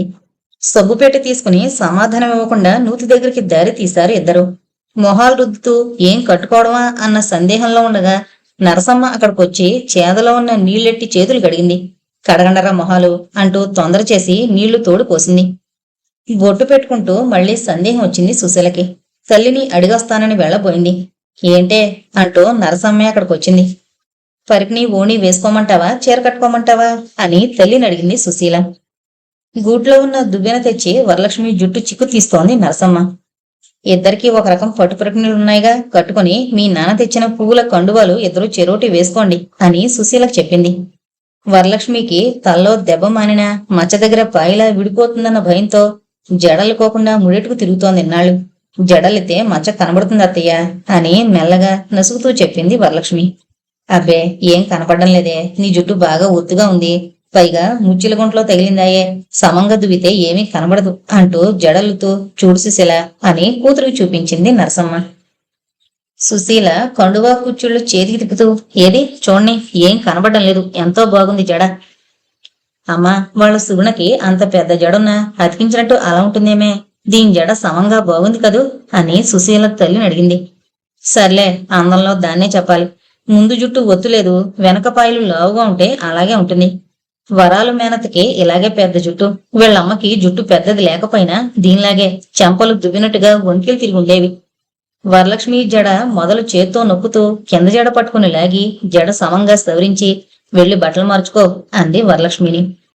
పట్టుపరికిన మీద సుశీలిచ్చిన ఓణి వేసుకుని తను తొడుక్కున్న రంగు జాకెట్టు తీసి సుశీలకిచ్చి వేసుకోమంది వరలక్ష్మి. పెద్దలకి చెప్పి వెళదామని వంటింట్లోకి వెళ్ళింది వరలక్ష్మి. శేషమ్మ వరాలి మేడ బోసుగా ఉండడం చూసి తన గొలుసు తీసి వేసింది. మీ పెదనా ఉన్నారేమో చూసి అబ్బులు వస్తువులు తెచ్చాడేమో అడుగు అని శేషమ్మ వరాల్ని పంపింది. వరలక్ష్మి పెద్దండ్రి కచేరీ సావిట్లోకి వెళ్ళింది. పేపర్ చదువుతున్న జానకిరామయ్య వరలక్ష్మి రావడం చూడలేదు. పెదనాన్న, పెద్దమ్మ గాజులు తెచ్చాడేమో అడగమంది అని తన చేతుకున్న మట్టి గాజులు చూసుకుంటోంది. జానకిరామయ్య తలెత్తి చూసి సందుకాయ పెట్టే తాళం తెరిచి ఎర్ర కాగితంలో కట్టిన పొట్లం వరలక్ష్మి చేతిలో పెట్టాడు. పెద్దలి దగ్గరకు తీసుకువెళుతుంటే మజ్జిగదలో నరసమ్మ తీసుకుని చూసింది. బాగానే చేశాడు, ఇప్పుడు తెచ్చాడా అని అడిగింది. ఎప్పుడు తెచ్చాడో మరి, పెదనాన్నని అడిగితే ఇచ్చాడు అంది వరలక్ష్మి. నరసమ్మ వంటింట్లోకి తీసుకెళ్ళింది. దేవుడి దగ్గర కుంకం తీసి వస్తువులకు పెట్టి వరలక్ష్మి మెడలో చంద్రహారం వేసింది. గాజులు తొడుక్కోమని చేతిలో పెట్టింది. సుశీల నీ వేస్తా అని గాజులు తీసుకుంది. సరే, ఎవరు వద్దు అని నరసమ్మే తొడిగింది. దేవుడికి దండం పెట్టుకోవే కోళ్ళ, తొందరగా పెళ్ళవాలని అంటూ వరలక్ష్మి బొగ్గ నొక్కింది నరసమ్మ. వరలక్ష్మి మొహం సిగ్గుతో ఎరిపెక్కింది. పేరంటానికి వెళతామని పెద్దల్లికి చెప్పి పెద్దల్లి గొలుసు తీసి ఇవ్వబోయింది. ఉండని, వచ్చాకిద్దు గాని అని శేషమ్మ పచ్చడిపోపు తీసుకుని దొడ్లో రోడ్డు దగ్గరకు వెళ్ళిపోయింది. వరలక్ష్మి వీధి మెట్ల మీద నుంచుని సుశీల కోసం చూస్తోంది. పెద్దన్న గది గుమ్మంలో నుంచుని వరలక్ష్మిని రమ్మని పిలిచాడు. ఎందుకో చెప్పు, పేరంటానికి వెళుతున్నాం అని అక్కడి నుంచే సమాధానమిచ్చింది వరలక్ష్మి. నా మాట ఎప్పుడు విన్నావంటే అసలు పేరంట మాట ఎత్తావు అని భద్ర నవ్వాడు. అయితే ఇప్పుడు వినంలే అని వరలక్ష్మి మెట్లు దిగింది. సుశీల సందువైపు నుంచొచ్చి వరలక్ష్మితో కలిసింది. పక్క వీధి మొదట్లో ప్రసాద్ కనబడగానే సుశీల వరలక్ష్మి వెనక్కి జరిగింది. ఇక్కడికే సూర్యనారాయణ గారింటికి అని వరలక్ష్మి చెప్పి ముందుకు వెళ్లిపోయారు. తిరిగొచ్చేటప్పుడు మంగమ్మ కూడా వీళ్లతో వచ్చింది. జమీందార్ గారి వసంత నగలు ఎంత బాగున్నాయే, అద్దాలు పెట్టారట అని మంగమ్మ చెప్పింది. జమీందార్లు వాళ్ళకేం ఏం కావాలంటే అవే వస్తాయి అని సుశీల అంది. మా అన్నయ్యకి చెప్పి నీకు కూడా కొనిపిస్తాలే అని వరలక్ష్మి సుశీల జడపట్టుకుని గుంజింది. డబ్బుంటే మాత్రం అనుభవించే యోగం అందరికీ ఉండద్దు, మా అత్తరికి ఉంది బోళ్ళు, ఏం లాభం, దాన్ని కాపలా కాయడమే తప్ప ఎవరికీ అనుభవించే యోగం లేదు. మా ఆయన మాట చెబుతా, మరీ లోబి, ఈ చీర చూస్తే తెలియడం లేదు అని నిట్టూరుస్తూ తన చీరకేసి చూసుకుంది మంగమ్మ. మా ఇంటికి రావే మంగ అంది వరలక్ష్మి. పొద్దుపోయిందిగా, ఇంకో 2 రోజులు ఉంటాలే, వెళ్లేలోపు వస్తా అని వాళ్ళింటి సందులోకి వెళ్ళిపోయింది. అదేంటే వాళ్ళ అత్తరి మీద వాళ్ళ ఆయన మీద అలా నేరాలు చెబుతుందేమిటి అని ఆశ్చర్యంగా అడిగింది సుశీల. కొన్నాళ్ళు పోతే నువ్వు చెబుతావు మా మీద మా అన్నయ్య మీద అంది వరలక్ష్మి నవ్వుతూ. పో, ఏం మాటలు అంటూ ఒకటి వేసింది వరలక్ష్మి వీపు మీద సుశీల. ఆవులు ఎద్దులు మందగా వస్తున్నాయి. వాటికి కొంచెం దూరంగా నడవడం మొదలు పెట్టారు. పశువుల మంద వంతెనెక్కడం చూసి రావి చెట్టు దగ్గరే నిలిచిపోయారు. దూరంగా కనిపించే చిన్న కారు చూపించి ఎవరిదే ఆ కారు అని సుశీల అడిగింది. ఇంటికెళ్ళాక కనుక్కుందాం కాని రా తొందరగా అంటూ సుశీల చేయి పట్టుకుని ముందుకు నడిచింది వరలక్ష్మి. ఇంటికి చేరేసరికి బాగా చీకటి పడింది. కొత్త వాళ్ళు వచ్చినట్లు మెట్ల మీదే తెలిసిపోయింది వరలక్ష్మికి. పెద్ద తండ్రి సావిట్లో ఎదురుగా కూర్చున్నాడు. లోపలికి వెళ్లడమా మానడమా అని ఒకరినొకరు చూసుకుంటూ నుంచున్నారు. జానకిరామయ్య వరాల్ని చూసి రండమ్మ లోపలికి అని కొత్త వాళ్ళకి చెప్పినట్టు మర్యాదగా చెప్పడం వరాలకి ఎంతో ఆశ్చర్యం వేసింది. సుందరరామయ్య వరాలనొచ్చి తన పక్కన కూర్చోమన్నాడు. సుశీల ముందు సావిట్లోకి వెళ్ళింది. మా సూర్యనారాయణ కూతురు, మా 3వడికి చేసుకున్నాం అని ఉద్రేకంగా చెప్పడంలో మొహం ఎరుపెక్కింది సుందరరామయ్యకి. ఈ జబ్బు పడ్డ దగ్గర నుంచి ప్రతి విషయానికి కంగారు ఎక్కువైంది. అక్కడ అందరితోటి చెప్పినట్టు భద్రం అన్నాడు. గుమ్మం అవతల నిల్చున్న వరలక్ష్మి ఏం చేయడానికి పాలుపోక తండ్రి కేసి చూస్తూ నిల్చుంది. పడమటింట్లోంచి వచ్చి నరసమ్మ కొంగు పొడుగ్గా దింపుకుని భుజం మీదకు అంచు పరుచుకుంటూ సావిట్లోకి వెళ్లి పార్వతమ్మ పక్కన కూర్చుని వరలక్ష్మిని తన పక్కన కూర్చోమని కళ్ళతో చెప్పింది. కూతురుతో అత్తయ్య పిలుస్తోంది, ఏమో చూడు అని లోపలకు పంపింది నరసమ్మ. నువ్వు కూర్చో అని సుశీలతో పార్వతమ్మ అంది. మళ్ళా వస్తుంది, వాళ్ళత్తయ్య పిలిచింది అని సుశీలను పంపింది నరసమ్మ. కొంతసేపు నిశ్శబ్దంగా ఉంది. ఎవరూ మాట్లాడలేదు. పక్క వసారాలోంచి వెంకాయమ్మ నెత్తిమీద కొంగు ముందు తీసుకుంటూ సావిట్లోకి తొంగి చూసింది. దశరథరామయ్య ఆమెని చూసి కుర్చీలో ముందుకు జరిగి, రామమ్మ అత్తయ్య, నువ్వు కనబడకపోతే చిన్నపోయింది, మమ్మల్ని మళ్ళీ తొందరగా రప్పించావు అని నవ్వుతూ అన్నాడు. ఏదో నాయనా, మీ బంధు ప్రేమ అలాంటిది, ఇంతకీ దైవగట్నుంటే అలా తోసుకొస్తుంది. మీ అబ్బాయిలంతా వచ్చారా అని వెంకాయమ్మ అడిగింది. లేదమ్మా, 2వవాడు వీడు అని ప్రభాకరాన్ని చూపించి, సరే వీడిని చూసావుగా అని రమణారావు కేసి చూశాడు దశరథరామయ్య. ప్రభాకరం వరలక్ష్మి కేసి చూసి పాటేమైనా వచ్చేమో అడగమని తల్లితో అన్నాడు.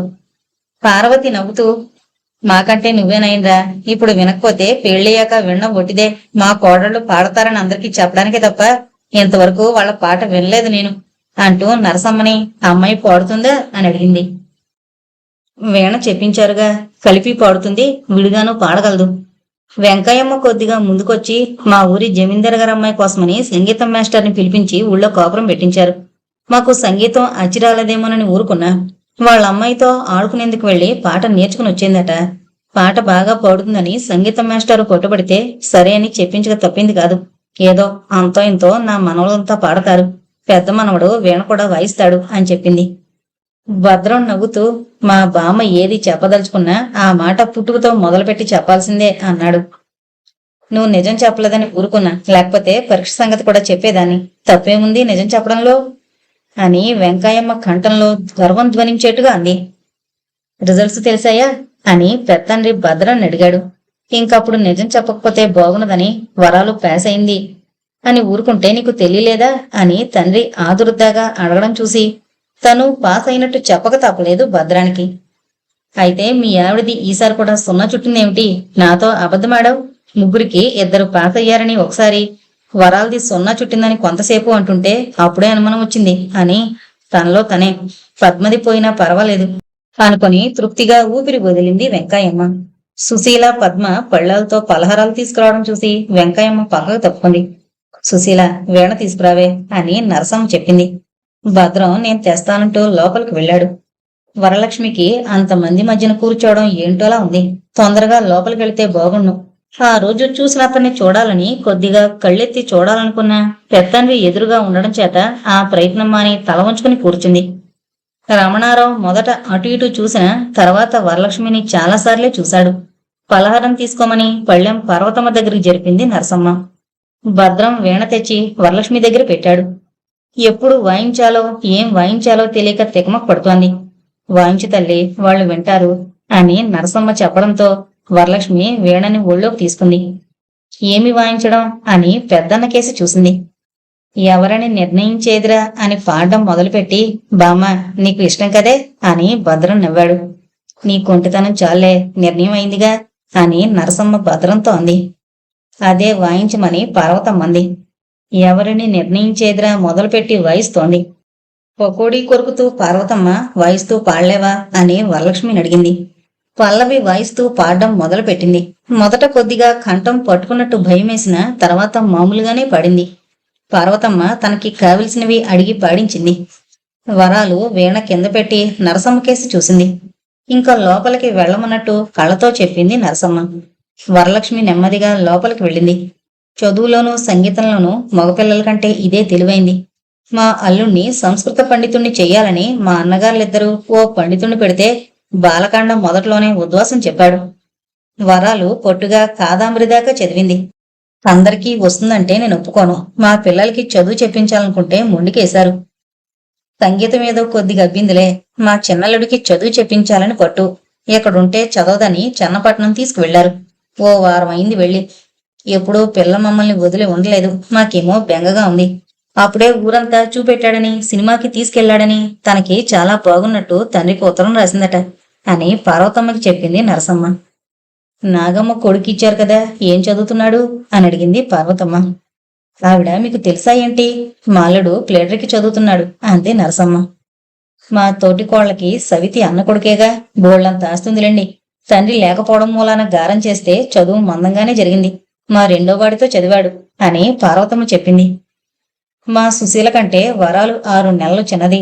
మా తులసి వరాలు కంటే 7 నెలలు చిన్నదనుకుంటా అని చెబుతూ, ఇంతకీ ఆ అబ్బాయికి పిల్ల నచ్చినట్టేనా అని నరసమ్మ అడిగింది. దశరథరామయ్య రమణారావు కేసి చూశాడు. రమణారావు నవ్వుతూ కొద్దిగా తల వంచుకుని నేలకేసి చూస్తున్నాడు. పార్వతమ్మ అటు నుంచి ఇటు తిరిగి, మా సుందరమన్నయ్య కూతుర్ని చూసిన దగ్గర నుంచి ఆయనకైతే కలుపుకోవాలని మహా ఇదిగా ఉంది.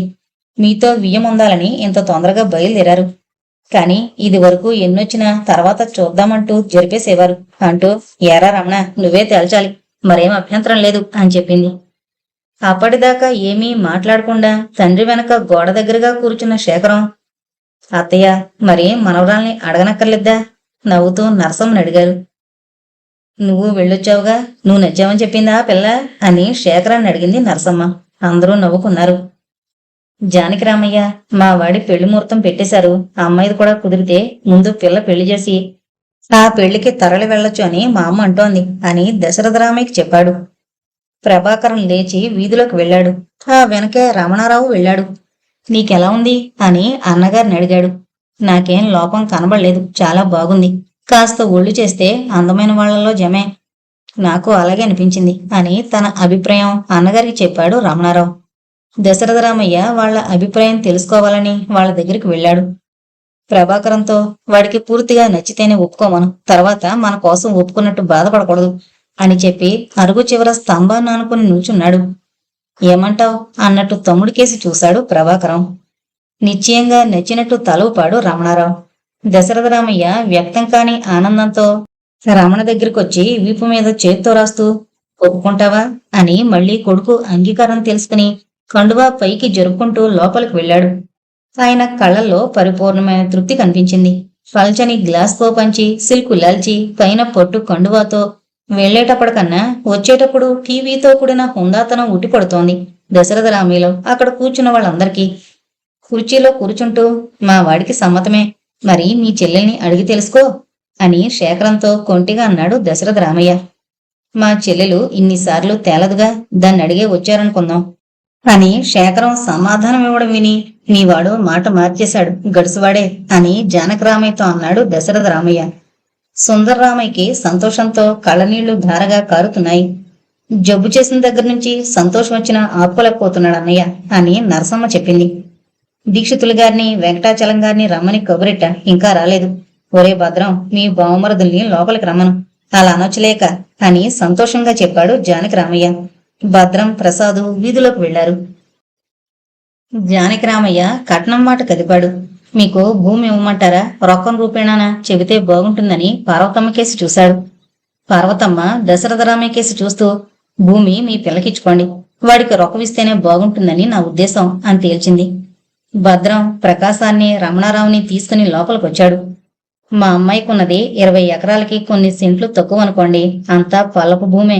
అదిగాక ఈ ఇల్లు కూడా దానికే ఇవ్వాలని. దీని పక్కన స్కూలున్న ఇల్లు మా పెద్దాడిది. రెండో వాడికి వాళ్ల అత్తారు రాజమండ్రిలో ఇల్లు ఇస్తామంటే దాని బదులు భూమి ఎక్కువ రాశాం. మా అమ్మాయికి ఇచ్చేది చెప్పాం. మీ అభిప్రాయం తెలిస్తే ఏర్పాట్లు చేసుకుంటాం అని మళ్లీ జానకిరామయ్య అడిగాడు.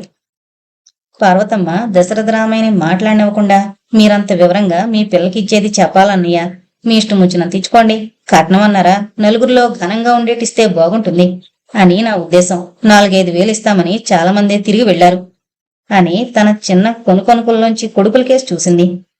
జానకిరామయ్య గోడ దగ్గరగా జరుగుతూ మీకంత రొక్కం ఇవ్వాలంటే ఆ భూమిలో కొంత అమ్మాల్సి వస్తుంది. మేము లాంఛనాల కింద 1500 ఇవ్వాలనుకుంటున్నాం. అది కాదంటే పిల్లవాడి పేర కొంత భూమి రాయమన్నా రాస్తాం, ఆలోచించండి అని దశరథరామయ్యకి చెప్పి మేము చేసే ఆడపిల్ల పెళ్లి ఇది ఒకటే కనుక బాగా చెయ్యాలనే మా ఉద్దేశం. మీకు ఏ లోటు లేకుండా జరిపే బాధ్యత మాది, మీరింక రొక్కించొద్దని జానకిరామయ్య మళ్లీ చెప్పాడు. మీ ఇష్ట ప్రకారం కానియండి, నా అభ్యంతరం ఏమీ లేదని దశరథరామయ్య అన్నాడు. అదేం మాట, ఏ ముచ్చటకు ఆ ముచ్చటే, ఇప్పుడు కాకపోతే మరింకెప్పుడు తీరుతుందా ఏమిటి అని అసంతృప్తిగా మొహం చిట్లించి మీరు చెప్పింది బొత్తిగా బాగాలేదు, ఆ 500 పూర్తి చేయండి అని అయిష్టంగానే అడిగింది పార్వతమ్మ. సరే ఏం చేస్తాం, మేము అనుకుంది కొద్దిగా దాటినా పర్వాలేదు, దీనికోసం మా పార్వతమ్మని చిన్నబొచ్చడం నాకిష్టం లేదు అని జానకిరామయ్య అడిగింది ఒప్పుకుంటూ ఒరే భద్రం, దీక్షితులు గారు వచ్చినట్టున్నారు చూడరా అని చెప్పాడు. జరి అంచు మడచిన ఇస్త్రీ కండువా మెడకి చుట్టూ తిప్పివేసుకుని రుమాలతో కళ్ళజోడు తుడుచుకుంటూ దీక్షితులు గారు అంతా కూర్చున్న చోటుకొచ్చారు. దశరథరామయ్యకి నమస్కారం పెట్టి సుందర్రామయ్యని ఎలా ఉన్నారని పలకరించి మీరు కబురు పంపగానే రాలేకపోయాను అని జానకిరామయ్యతో చెబుతూ ప్రసాద్ పక్కన బల్ల మీద కూర్చున్నాడు దీక్షితులు. జానకిరామయ్యకి సంతోషంతో మాటలు తడబడితే సవరించుకుని మా వరాలు పెళ్లి స్థిరపడింది అని చెప్పాడు. సుందర్రామయ్యకి ఆ మాట వినగానే ఆనందం మనసును కుదిపి మాట రాక మా చిట్టి తల్లి అన్న మాట చెప్పేందుకే పూర్తిగాక చేతులతో సైగ చేసి హైరాణ పడుతూ దీక్షితుల కేసి చూశాడు. ఆ క్షణంలో దీక్షితులు ఆ కుటుంబంలో మనిషిలా అయిపోయాడు. వాళ్ళ సంతోషమంతా తను అనుభవిస్తున్నాడు. మా వరాలు నిజంగా అదృష్టవంతురాలండి, మా సుందరరామయ్యకి ఆప్తమిత్రుడితో బియ్యం అందడం నిజంగా గర్వించదగ్గదే అనుకోండి అని తన సంతోషాన్ని దశరథరామయ్యకి చెప్పాడు. దశరథరామయ్యలో అప్పటిదాకా ఉన్న హుందాతనం పక్కకు జరిగి పసివాడిలా నవ్వుతూ తన అమాయకత్వం బయటపెట్టాడు. మొదట ఇక్కడకు వచ్చిన రోజే లీలగా ఈ ఉద్దేశం మనసులో ప్రవేశించింది. ఎంతకీ ఘటన తొందరలోనే దగ్గర వాళ్ళని చేసింది. మా సుందరరాముడితోటి జానకిరామయ్యతోనూ మళ్లీ కలిసి ఉండే అవకాశం ఇంతకాలానికి కలుగుతున్నందుకు ఎంతో సంతోషంగా ఉంది అని దీక్షితులు గారికి చెప్పి తృప్తి పడ్డాడు. పార్వతమ్మకి అంత మరీ ఉబ్బిపోతూ మాట్లాడడం ఇష్టం లేదు. ఇంకా బయలుదేరదామా మరీ పొద్దుపోకుండా అని కొడుకులకేసి చూసింది. ఆ రాత్రి కొండి తెల్లవారి వెళ్లమని అంతా అడిగారు. చల్లపాటునిప్పుడు వెళ్లడమే బాగుంటుందని దశరథరామయ్య ప్రయాణమయ్యాడు. జానకిరామయ్య కొత్త బట్టలు, కొబ్బరి బొండాలు, మామిడి పళ్ళు, పనసపళ్ళు అక్కడికి తెప్పించి తమ్ముణ్ణి ఇవ్వమని చెప్పాడు. అన్నగారినే ఇవ్వమని చొక్కాతో కళ్ళొత్తుకున్నాడు సుందరరామయ్య. మనకి మాట చాలు, ఇవన్నీ ఎందుకు దశరథరామయ్య అన్నాడు. ఆనువాయితీ వదులుకోవడం ఎందుకని, అంతే, మరేమీ లేదు అని బట్టలు పళ్ళు అందరికి ఇచ్చాడు జానకిరామయ్య. 2 ముహూర్తాల్లో ఏది నిర్ణయించినట్టు అని దీక్షితులు గారు అడిగారు. మాకు గురువారం ముహూర్తమే అన్ని విధాలా బాగుంది. మళ్ళా మేం బయలుదేరి వెళ్లేందుకు 2 రోజుల వ్యవధి కూడా ఉంటుంది. మీకేం అభ్యంతరం ఉండదుగా అని పార్వతమ్మని అడిగాడు జానకిరామయ్య. బొత్తిగా వ్యవధి ఉండదేమో, ఈ వాటికి 12 రోజులేగా ఉంటా. మా పెద్దాడు దూరాన ఉన్నాడాయే, బంధువులంతా రావాలన్నా వ్యవధి చాలదు. 2వ ముహూర్తం ఎప్పుడుంది అని అడిగింది పార్వతమ్మ. 2వది మాకంత తృప్తిగా లేదు, పైగా క్షీణచంద్రుడు, అంత కకృతి ఎందుకని అని జానకిరామయ్య చెప్పాడు. మీరు మొదట పెట్టిన ముహూర్తానికే జరగడం బాగుంటుంది అంటూ ముహూర్తం పెట్టిన కాగితం అడిగి తీసుకుని అందరికీ చెప్పి బయలుదేరాడు దశరథరామయ్య. రమణారావు కళ్ళు దేనికోసమో వెతుకుతున్నాయి. తలుపు వెనక నుంచి సగం కన్ను మెరుస్తూ కనబడింది. వచ్చే నవ్వుని మూతి బిగబట్టి ఆపుకున్నాడు. ఇంట్లో వాళ్లంతా వాళ్లతో వీధిలోకొచ్చి కారు వెళ్లడం కనబడేంత వరకు చూసి లోపలికెళ్లారు. పాలేరుని పిలిచి పడమటి పొలంలో కొట్టిన తాటాకు పాక నెయ్యొద్దు, రేపు ఎల్లుండో బళ్ల మీద వేసుకుని ఇంటికి తేవాలి అని జానకిరామయ్య చెప్పి, ఇంకెవరి దగ్గరుందిరా కొట్టినాకు అని అడిగి వాళ్లది కూడా మనకి కావాలని చెప్పరా అని పాలేరుని పంపాడు. నరసమ్మ భోజనాలకి విస్తర్లు వేస్తోంది. వరండాలో క్రీనీడన కూర్చున్న వరలక్ష్మిని చిన్నన్న శేఖరం నెత్తిమీద నెమ్మదిగా కొట్టి, ఏం మీ అత్తారు వెళ్ళిపోయారని దిగులుగా ఉందేమిటి అంటూ గట్టిగా నవ్వేశాడు. ఏంటి అల్లుడికెప్పుడు అత్తారికి గొడవేలా ఉందే, నీకు చెల్లెలైనా నీ అంత గడుసుది కాదు పాపం అది అని నరసమ్మ శేఖరానికి లోపల నుంచే సమాధానమిచ్చింది. నువ్విక్కడే ఉన్నావేమిటి, నిన్ను చూడలేదు, పొరపాటే అని విస్తర ముందు వెళ్లి కూర్చున్నాడు శేఖరం. ఆ రాత్రి చాలా పొద్దుపోయిందాకా పెళ్లివారి కబుర్లు, పెళ్లికి ఏమేమి చెయ్యాలో, ఏం కొనాలో ఎవరికి తోచినవి వారు చెబుతూనే నడుములు వాల్చారు. అందరూ నిద్రపోయినా వరలక్ష్మి నిద్ర రాక అటు ఇటు దొర్లుతోంది. ఏవో ఆలోచనలు ఒకటి నిలవకుండా రకరకాలుగా దొర్లుతున్నాయి. ఏదో తెలియని ఆనందం మనసును ఉద్రేక పెడుతోంది. ఇంకా కొద్ది రోజుల్లో తనకి పెళ్ళట. ఆ మాట అనుకుంటేనే సిగ్గు భయం. చిన్నప్పుడు బామ్మ తాతమ్మ మంచి మొగుడు రావాలని దండం పెట్టుకోవే అండం, మంచి అంటే ఏంటో తెలియని తను దండాలు పెట్టడం, కొత్త బట్టలు కట్టుకున్నప్పుడల్లా అందులో ఈ మధ్య బామ్మ అస్తమాను దీవించడం వినలేక విసుగొచ్చి పెళ్లి కుదిరిచాడేమో దేవుడు అనుకొని, చి ఇదేమి ఆలోచన, శోభమల్లే పెళ్లి కుదిరితే మనసులోనే దేవుడికి క్షమార్పణ చెప్పుకుంది. మంచం చివరకు జరిగి నిద్రపోవాలని గట్టిగా కళ్ళు మూసుకుంది. మళ్లీ మరో ఆలోచన నిద్రకు అడ్డంగా నిలిచింది. ఇన్నేళ్లు పెరిగిన పరిసరాలు వదిలి వెళ్లాలి, అక్కడంతా కొత్తే, వాళ్లలో కలిసుండేందుకు ఎంత కష్టపడాలో, తను వెళ్లిపోతే తండ్రి బెంగతో మంచం పడతాడేమో అన్న ఆలోచన మనసుని గట్టిగా పట్టుకుంది. మళ్లీ అతని చూపు ఒళ్లంతా చుట్టుకున్నట్టు కితకితలు పెడుతోంది. ఎవరూ చూడకుండా చూడాలని తలుపు పక్కగా తను నిల్చోవడం, అతను పెదిమి కొరుకుతూ చిలిపిగా జారిపోయిన పమిట దగ్గర నుంచి తనని చూడడం చూసి ఆ కంగారులో పైకి తీసుకోబోయిన పమిట ఇంకా కిందకి జారిపోవడం, తను పక్కకి వెళ్లిపోవడం మళ్లీ అప్పుడు జరుగుతున్నట్టుగా ఉంది. తనని గురించి అతను ఏమనుకున్నాడో వినాలనిపించింది. వీళ్ళిన్ని విషయాలు మాట్లాడుకుంటున్నారు, వాళ్ళు ఏమంది చెప్పుకోరేమిటి అనుకుంది. ఎలాగో తెల్లవారుజాముకి కునుకు పట్టింది. ఏదో కల, ఎవరో నవ్విస్తున్నారు. తనకు తెలియకుండా గట్టిగా నవ్వేసింది. సుశీల వరలక్ష్మి భుజం పట్టుకుని కుదిపి లేపింది. ఏంటే అంత విరగబడినవుతున్నావు అంటూ బుగ్గ మెలిపెట్టి తల దగ్గర కూర్చుంది. కళ్ళు మూసుకుని గోడవైపుకు తిరిగింది వరలక్ష్మి. సుశీల వరలక్ష్మి గెడ్డం పుచ్చుకుని తన వైపుకు తిప్పుకుంది. సుశీలని విడిపించుకుని మంచం దిగి ఒళ్ళు విరుచుకుంటూ పెరట్లోకి వెళ్లిపోయింది వరలక్ష్మి. సుందరరామయ్యకి సంతోషంతో కంగారు ఎక్కువైంది. చిన్నదానికి పెద్దదానికి ఒకటే హడావుడి పెట్టి అందర్నీ విసుక్కుంటూ గొడవ చేస్తున్నాడు. సూర్యనారాయణ రావడం చూసి మళ్ళీ మొదలు పెట్టాడు. ఎవరూ తన మాట వినడం లేదని ఏ పని కాలేదు. అప్పుడే 2 రోజులు జరిగిపోయాయి. ఇంక నువ్వు ఎక్కడికి వెళ్ళకూడదు, ఎక్కడే ఉండి అన్ని పనులు చూసుకోమని గుక్క తిప్పుకోకుండా సుందరరామయ్య చెబుతున్నాడు. నువ్వేం బెంగ పెట్టుకోకు, మేం చూసుకుంటాంగా, అన్ని పనులు అవే జరుగుతాయి అని భరోసా ఇచ్చాడు సూర్యనారాయణ. సుందరరామయ్య కళ్ళు తుడుచుకుని సూర్యనారాయణని పట్టుకుని లోపలికి వెళ్ళాడు. మధ్యలో వరలక్ష్మి కనబడింది. పెళ్లి కూతురు ఇంకా ఇలాగే ఉందే అంటూ వాత్సల్యంతో వరలక్ష్మి తల నిమిరాడు సూర్యనారాయణ. తల వంచుకున్న వరలక్ష్మికి ఎప్పటి సంగతులో గుర్తుకొచ్చాయి. పెద్దలిని ఎప్పుడూ ఏదీ అడగబుద్దయ్యేది కాదు. ఆవిడ తమ్ముడే అయినా సూర్యనారాయణ మావయ్యని గొడవలు రెబ్బన్లు నిచ్చెనెక్కే కోతిబొమ్మ ఒకటేమిటి, ఏది కావాలన్నా ఎవరూ వినకుండా అడిగి కొనిపించుకోవడం, ఆయనతో ఊరికి వెళ్లాలని కళ్ళు వాచేట్టు ఏడ్చి బండితో కూడా వెళ్లి మళ్లీ తొందరగా వస్తానని మామయ్య చేత చేతిలో చెయ్యి వేయమని ఒట్టి వేయించుకుని ఇచ్చిన డబ్బులు చప్పుడు చేయకుండా బండి కనపడేదాకా చూసి అన్నగార్ల దగ్గరికెళ్లి గొప్పగా డబ్బులు చూపెట్టి వాళ్ళు అడిగితే ఇవ్వకుండా గుప్పిట మూసుకుని వాళ్ల చేత ముట్టికాయలు తిని ఏడుస్తూ బామ్మ దగ్గరికి వెళ్లి చెప్పాలనుకున్న నేరం మరిచిపోయి బామ్మిచ్చిన కందిపప్పు బెల్లం ముక్క నములుతూ రావడం ఆ క్షణంలో గుర్తుకొచ్చింది వరలక్ష్మికి. నేను చూస్తున్నాగా, ఈ 2 రోజుల నుంచి ఎక్కడా మన లోకంలో లేదు. ఏదో ఆలోచన, పరధ్యానం ఎక్కువైంది అమ్మాయి గారికి అంటూ వరలక్ష్మి జడ పట్టుకుని గుంజింది సుశీల. చాలేవే నీ వేళకోళం అని కూతుర్ని నవ్వుతూ మందలించింది నరసమ్మ. మరో 2 రోజులు మందంగా జరిగాయి.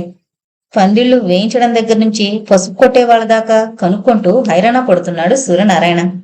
ఆ రోజు జానకిరామయ్య శేషమ్మని రాజమండ్రి వెళదాం రమ్మన్నాడు.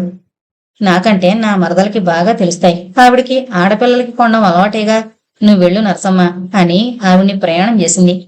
పద్మను కూడా రమ్మనమను అని జానకిరామయ్య అనగానే, ముగ్గురేంటి, భద్రాన్ని కూడా తీసుకువెళ్ళండి అని శేషమ్మ చెప్పడంతో నలుగురు వెళ్లాల్సి వచ్చింది. అంతా సాయంత్రానికి పెద్ద పెద్ద పెట్టెలు కొన్ని పట్టించుకుని వచ్చారు. మరో కొంతసేపటికి సూర్యనారాయణ బస్సు దిగాడు. పెట్రోమాక్స్ లైటు ఆ రోజే రావడంతో పెళ్లికళ ఆ ఇంటికి వెళ్లవేసిన గోడల్ని మరీ మెరిపిస్తోంది. కొత్త తాటాకు పందిళ్లు తడిసిన వాసన ఉండి ఉండి గాలితో చేరి పెళ్లి పిలుపులా అందర్నీ సోకుతూ సాగుతోంది. దక్షిణం వైపు గదిలో పెట్టెలు పేర్చారు. సూర్యనారాయణ తాటాకు చాప మీద పైనున్న కండువా తీసి పరిచి అక్కగారిని రమ్మని పిలిచాడు. అంతా గదిలోకొచ్చి తలో చోట కూర్చున్నారు. శేషమ్మ మడిబట్ట అంటూ గడపవతలే కూర్చుంది. వరాల్ని కూడా పిలవే అని సూర్యనారాయణ సుశీలతో చెప్పాడు. ముందు నగల పెట్టి తెరిచాడు సూర్యనారాయణ. నువ్వు చెప్పని వస్తువు కొన్నానత్తయ్య అని వంకీలు పైకి తీసి వెంకయ్యమ్మకేసి చూశాడు. నీకంటే 28 కాసులుంది. వరాల వడ్డానానికి 20 పెట్టాడట. ఆ బంగారం గొలుసు మీద వేసే బదులు ఇవి తీసుకున్నా. ఎవరో చేయించుకున్నారట.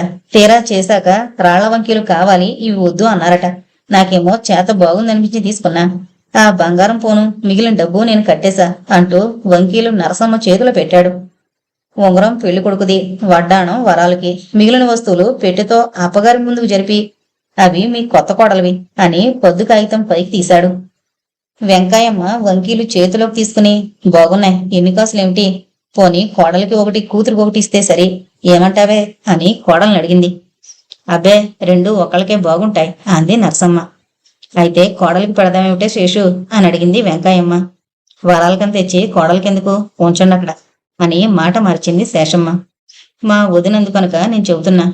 కోడలికి ఎలాగా పెద్ద వస్తువులు పలకసర్లు పెట్టనే పెడుతున్నారాయే, ఇవి వరాలకి ఇవ్వండి నరసమ్మ చెప్పింది. భద్రం పెట్టెలో బట్టలు తీసి బయట పెడుతున్నాడు. మధుపర్కాలు బాగున్నాయి అంటూ పట్టుకు చూశాడు సూర్యనారాయణ. నరసమ్మ ఓ చీర తీసి వరాలకి కొన్నామని చూపించింది. మరోటి పెద్దండ్రి కొనుక్కున్నారు అంది. అన్ని బట్టలు తిరగేసి బాగున్నాయని తృప్తిగా ఎవరు ఏరినవి వాళ్లు మరోసారి చూసుకుని పెట్లో పెట్టారు. ఇంతకీ వరాలకి నచ్చినవేంటో అడగండరా అని సూర్యనారాయణ వరాలకేసి చూశాడు. ఆ లైట్ల వెలుగులో వరలక్ష్మి సిగ్గుతో మల్లె మొగ్గలా ముడుచుకుంది. జానకిరామయ్య పద్మకి మళ్లీ వివరంగా చెప్పాడు. ఆ పెట్టిలోవి మనం అక్కడికి పట్టుకెళ్లేవి, ఇవి ఇక్కడ పెట్టాల్సినవి, అవి మన ఇంటికి తెచ్చినవి. ఇంకో పెట్టి చూపించి వచ్చిన బంధువులకు పెట్టేందుకు, తెలిసిందా, అన్నింట్లో రేపు మీరంతా కూర్చుని ఎప్పుడెప్పుడు ఏమేం పెట్టాలో చీటీలు రాసి వాటిలో పెట్టి అవసరానికి అందివ్వాలి అంటూ వస్తువులు పెట్లో పెట్టు అని నరసమ్మ ముందు జరిపి లేచి హాల్లోకి వెళ్ళాడు. కర్పూరం దండలు సీసాలోనే పెట్టారా అని శేషం అడిగింది. అసలు ఆ బుట్టేది బస్సులో మరిచిపోలేదు కదా అని గదిలో అన్నీ జరిపి చూసి కనబడకపోతే పద్మ కంగారుగా హాల్లోకి వెళ్ళింది. ఇందాక దింపిన సామాన్లలో గుడ్డ మూట కట్టిన బుట్టుండాలేది అని అక్కడ పక్కలేస్తున్న పాలేరుని అడిగింది. నేనెక్కడున్నానండి అప్పుడు, గండ్రోజు వస్తాడుగా అని అంటుండగానే జానకిరామయ్య అక్కడికి రావడం చూసి చేసే పనొదిలి మంచాల కింద చూసి మూలగా ఉన్న బుట్ట యువతలకు తీశాడు పాలేరు. చూడండి, వీడు బుట్ట ఎదురా అని అడిగితే గండ్రోజు వచ్చాక అడగమన్నాడు. మామగారు రావడం చూసి మంచాల మూల నుంచి తీసిచ్చాడు. వీడే పెట్టుంటాడు, మనం చెబితే వినిపించుకోడు అని పద్మ అత్తగారితో చెప్పింది. అంతేవాడు ఎవరినీ లక్ష్య పెట్టడం లేదు. ఆయన్ని చూస్తే వినయం వలకపోస్తాడు. అందుకే పనులోంచి తీసేయకుండా ఎద్దులో మేపుతున్నారు అని విసుక్కుంది పాలేరుని శేషమ్మ. చూడు, పాలేరు వెళతాడట, ఏమైనా పెడతావా అని జానకిరామయ్య వీధిలో నుంచే కేక పెట్టాడు. పద్మ ఆ అన్నం గిన్నెతో ఇచ్చి పొద్దున తెమ్మను. కొంగు దులుపుకుని దూపుకుంటూ శేషమ్మ వంటగదిలోకి వెళ్ళింది. అంతా అలసినట్లు భోజనాలు పూర్తి చేసుకుని మంచాల మీద వాలారు. వరలక్ష్మి తలుపులు మూసి ఇంటి తాళం పెత్తల్లి తల కింద పెట్టి తన మంచం నరసమ్మ పక్క దగ్గర జరుపుకుంది.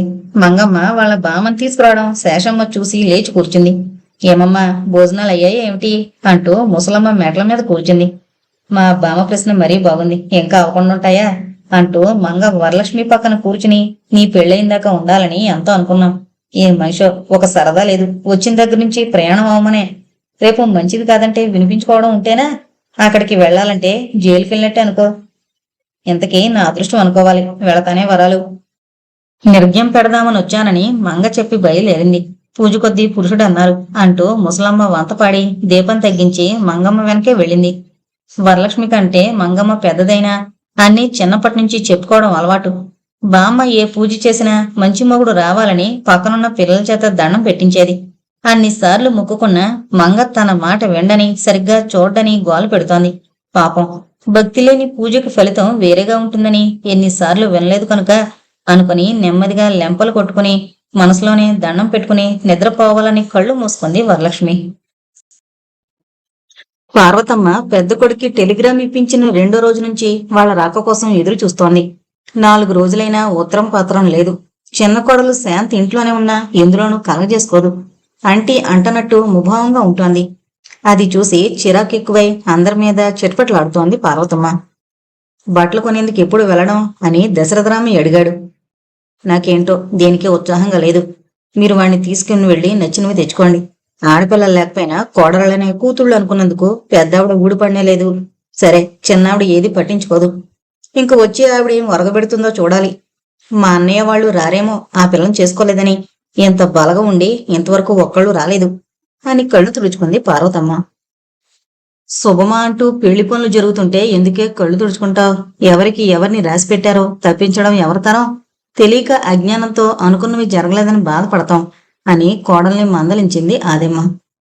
నీ కోడలు బాధ ఆవిడ అన్నగారు పెద్ద కోళ్ళు ఇంకా రాలేదని ఇంకా వ్యవధిందిగా.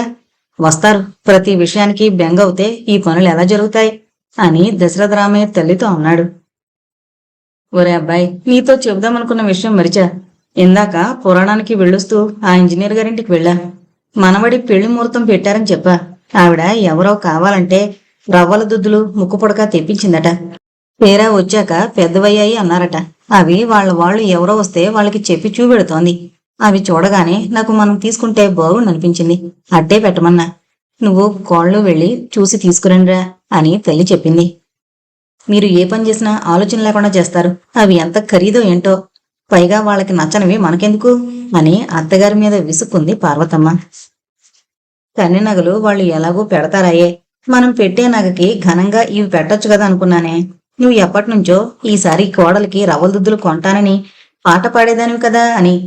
అమరిని వస్తువు చూడగానే చెప్పాలని బుద్ధి పుట్టింది అని తప్పు చేసినట్టు బాధపడుతూ అంది ఆదెమ్మ.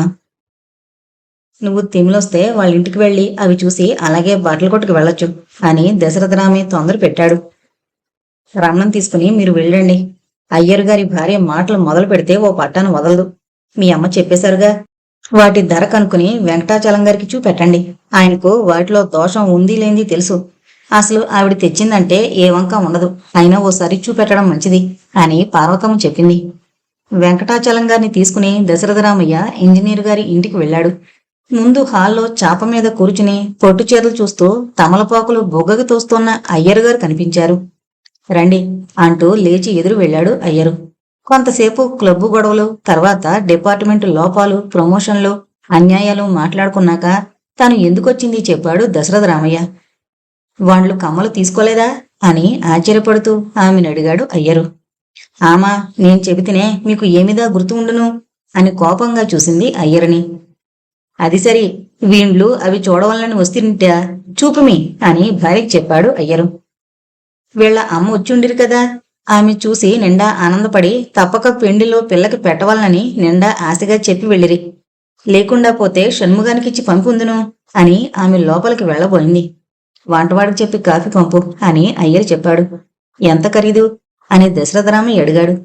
వాటి సమాచారం నన్ను అడకండి, ఆమెకుదా తెలుసు. నిండా గట్టి సొత్తు సమాచారంలో ఆమె. నాకు తెలిసింది నీరు సమాచారం ఒక్కటిదా అని ఎర్రటి పళ్ళు కనబడేలా నవ్వాడు అయ్యర్. కాఫీ జిల్ అయిపోన్ తీసుకోండి అని దుద్దులు పెట్టి చిన్న బల్ల మీద పెట్టి ఆమె పేము కుర్చీ ముందు జరుపుని కూర్చుంది. ఏమి వెల అని అయ్యర్ అడిగాడు. 1.75 క్యారెట్ కమ్మలు, 1/2 క్యారెట్ మూగుత్తి, అంతా చేరి 14 నూర్లయింది. ఇంకా 100 పైనే వేస్తే నేనే 1 నూరు తగ్గించానని ఆమె గర్వంగా అయ్యర్కి సమాధానమిచ్చింది. దశరథరామయ్యకి అంత ధర పెట్టి 6 రాళ్లు కొనకపోతే ఏమీ అనిపించింది. ఆమె దుద్దులు పెట్టి తెరిచి చూస్తూ, వాళ్ళకేమి తెలుసు వీటి విలువ, ఎంత బాగా కట్టినాడు, ఒక్క మాట బాగాలేదు అనేసినారు అని అయ్యర్కు చెబుతూ ఆ పెట్టి చేతికిచ్చింది. అయ్యర్ గారు చేతిలో పెట్టి వెంకటాచలంగా రందుకుని చూస్తూ తిప్పుతున్నారు.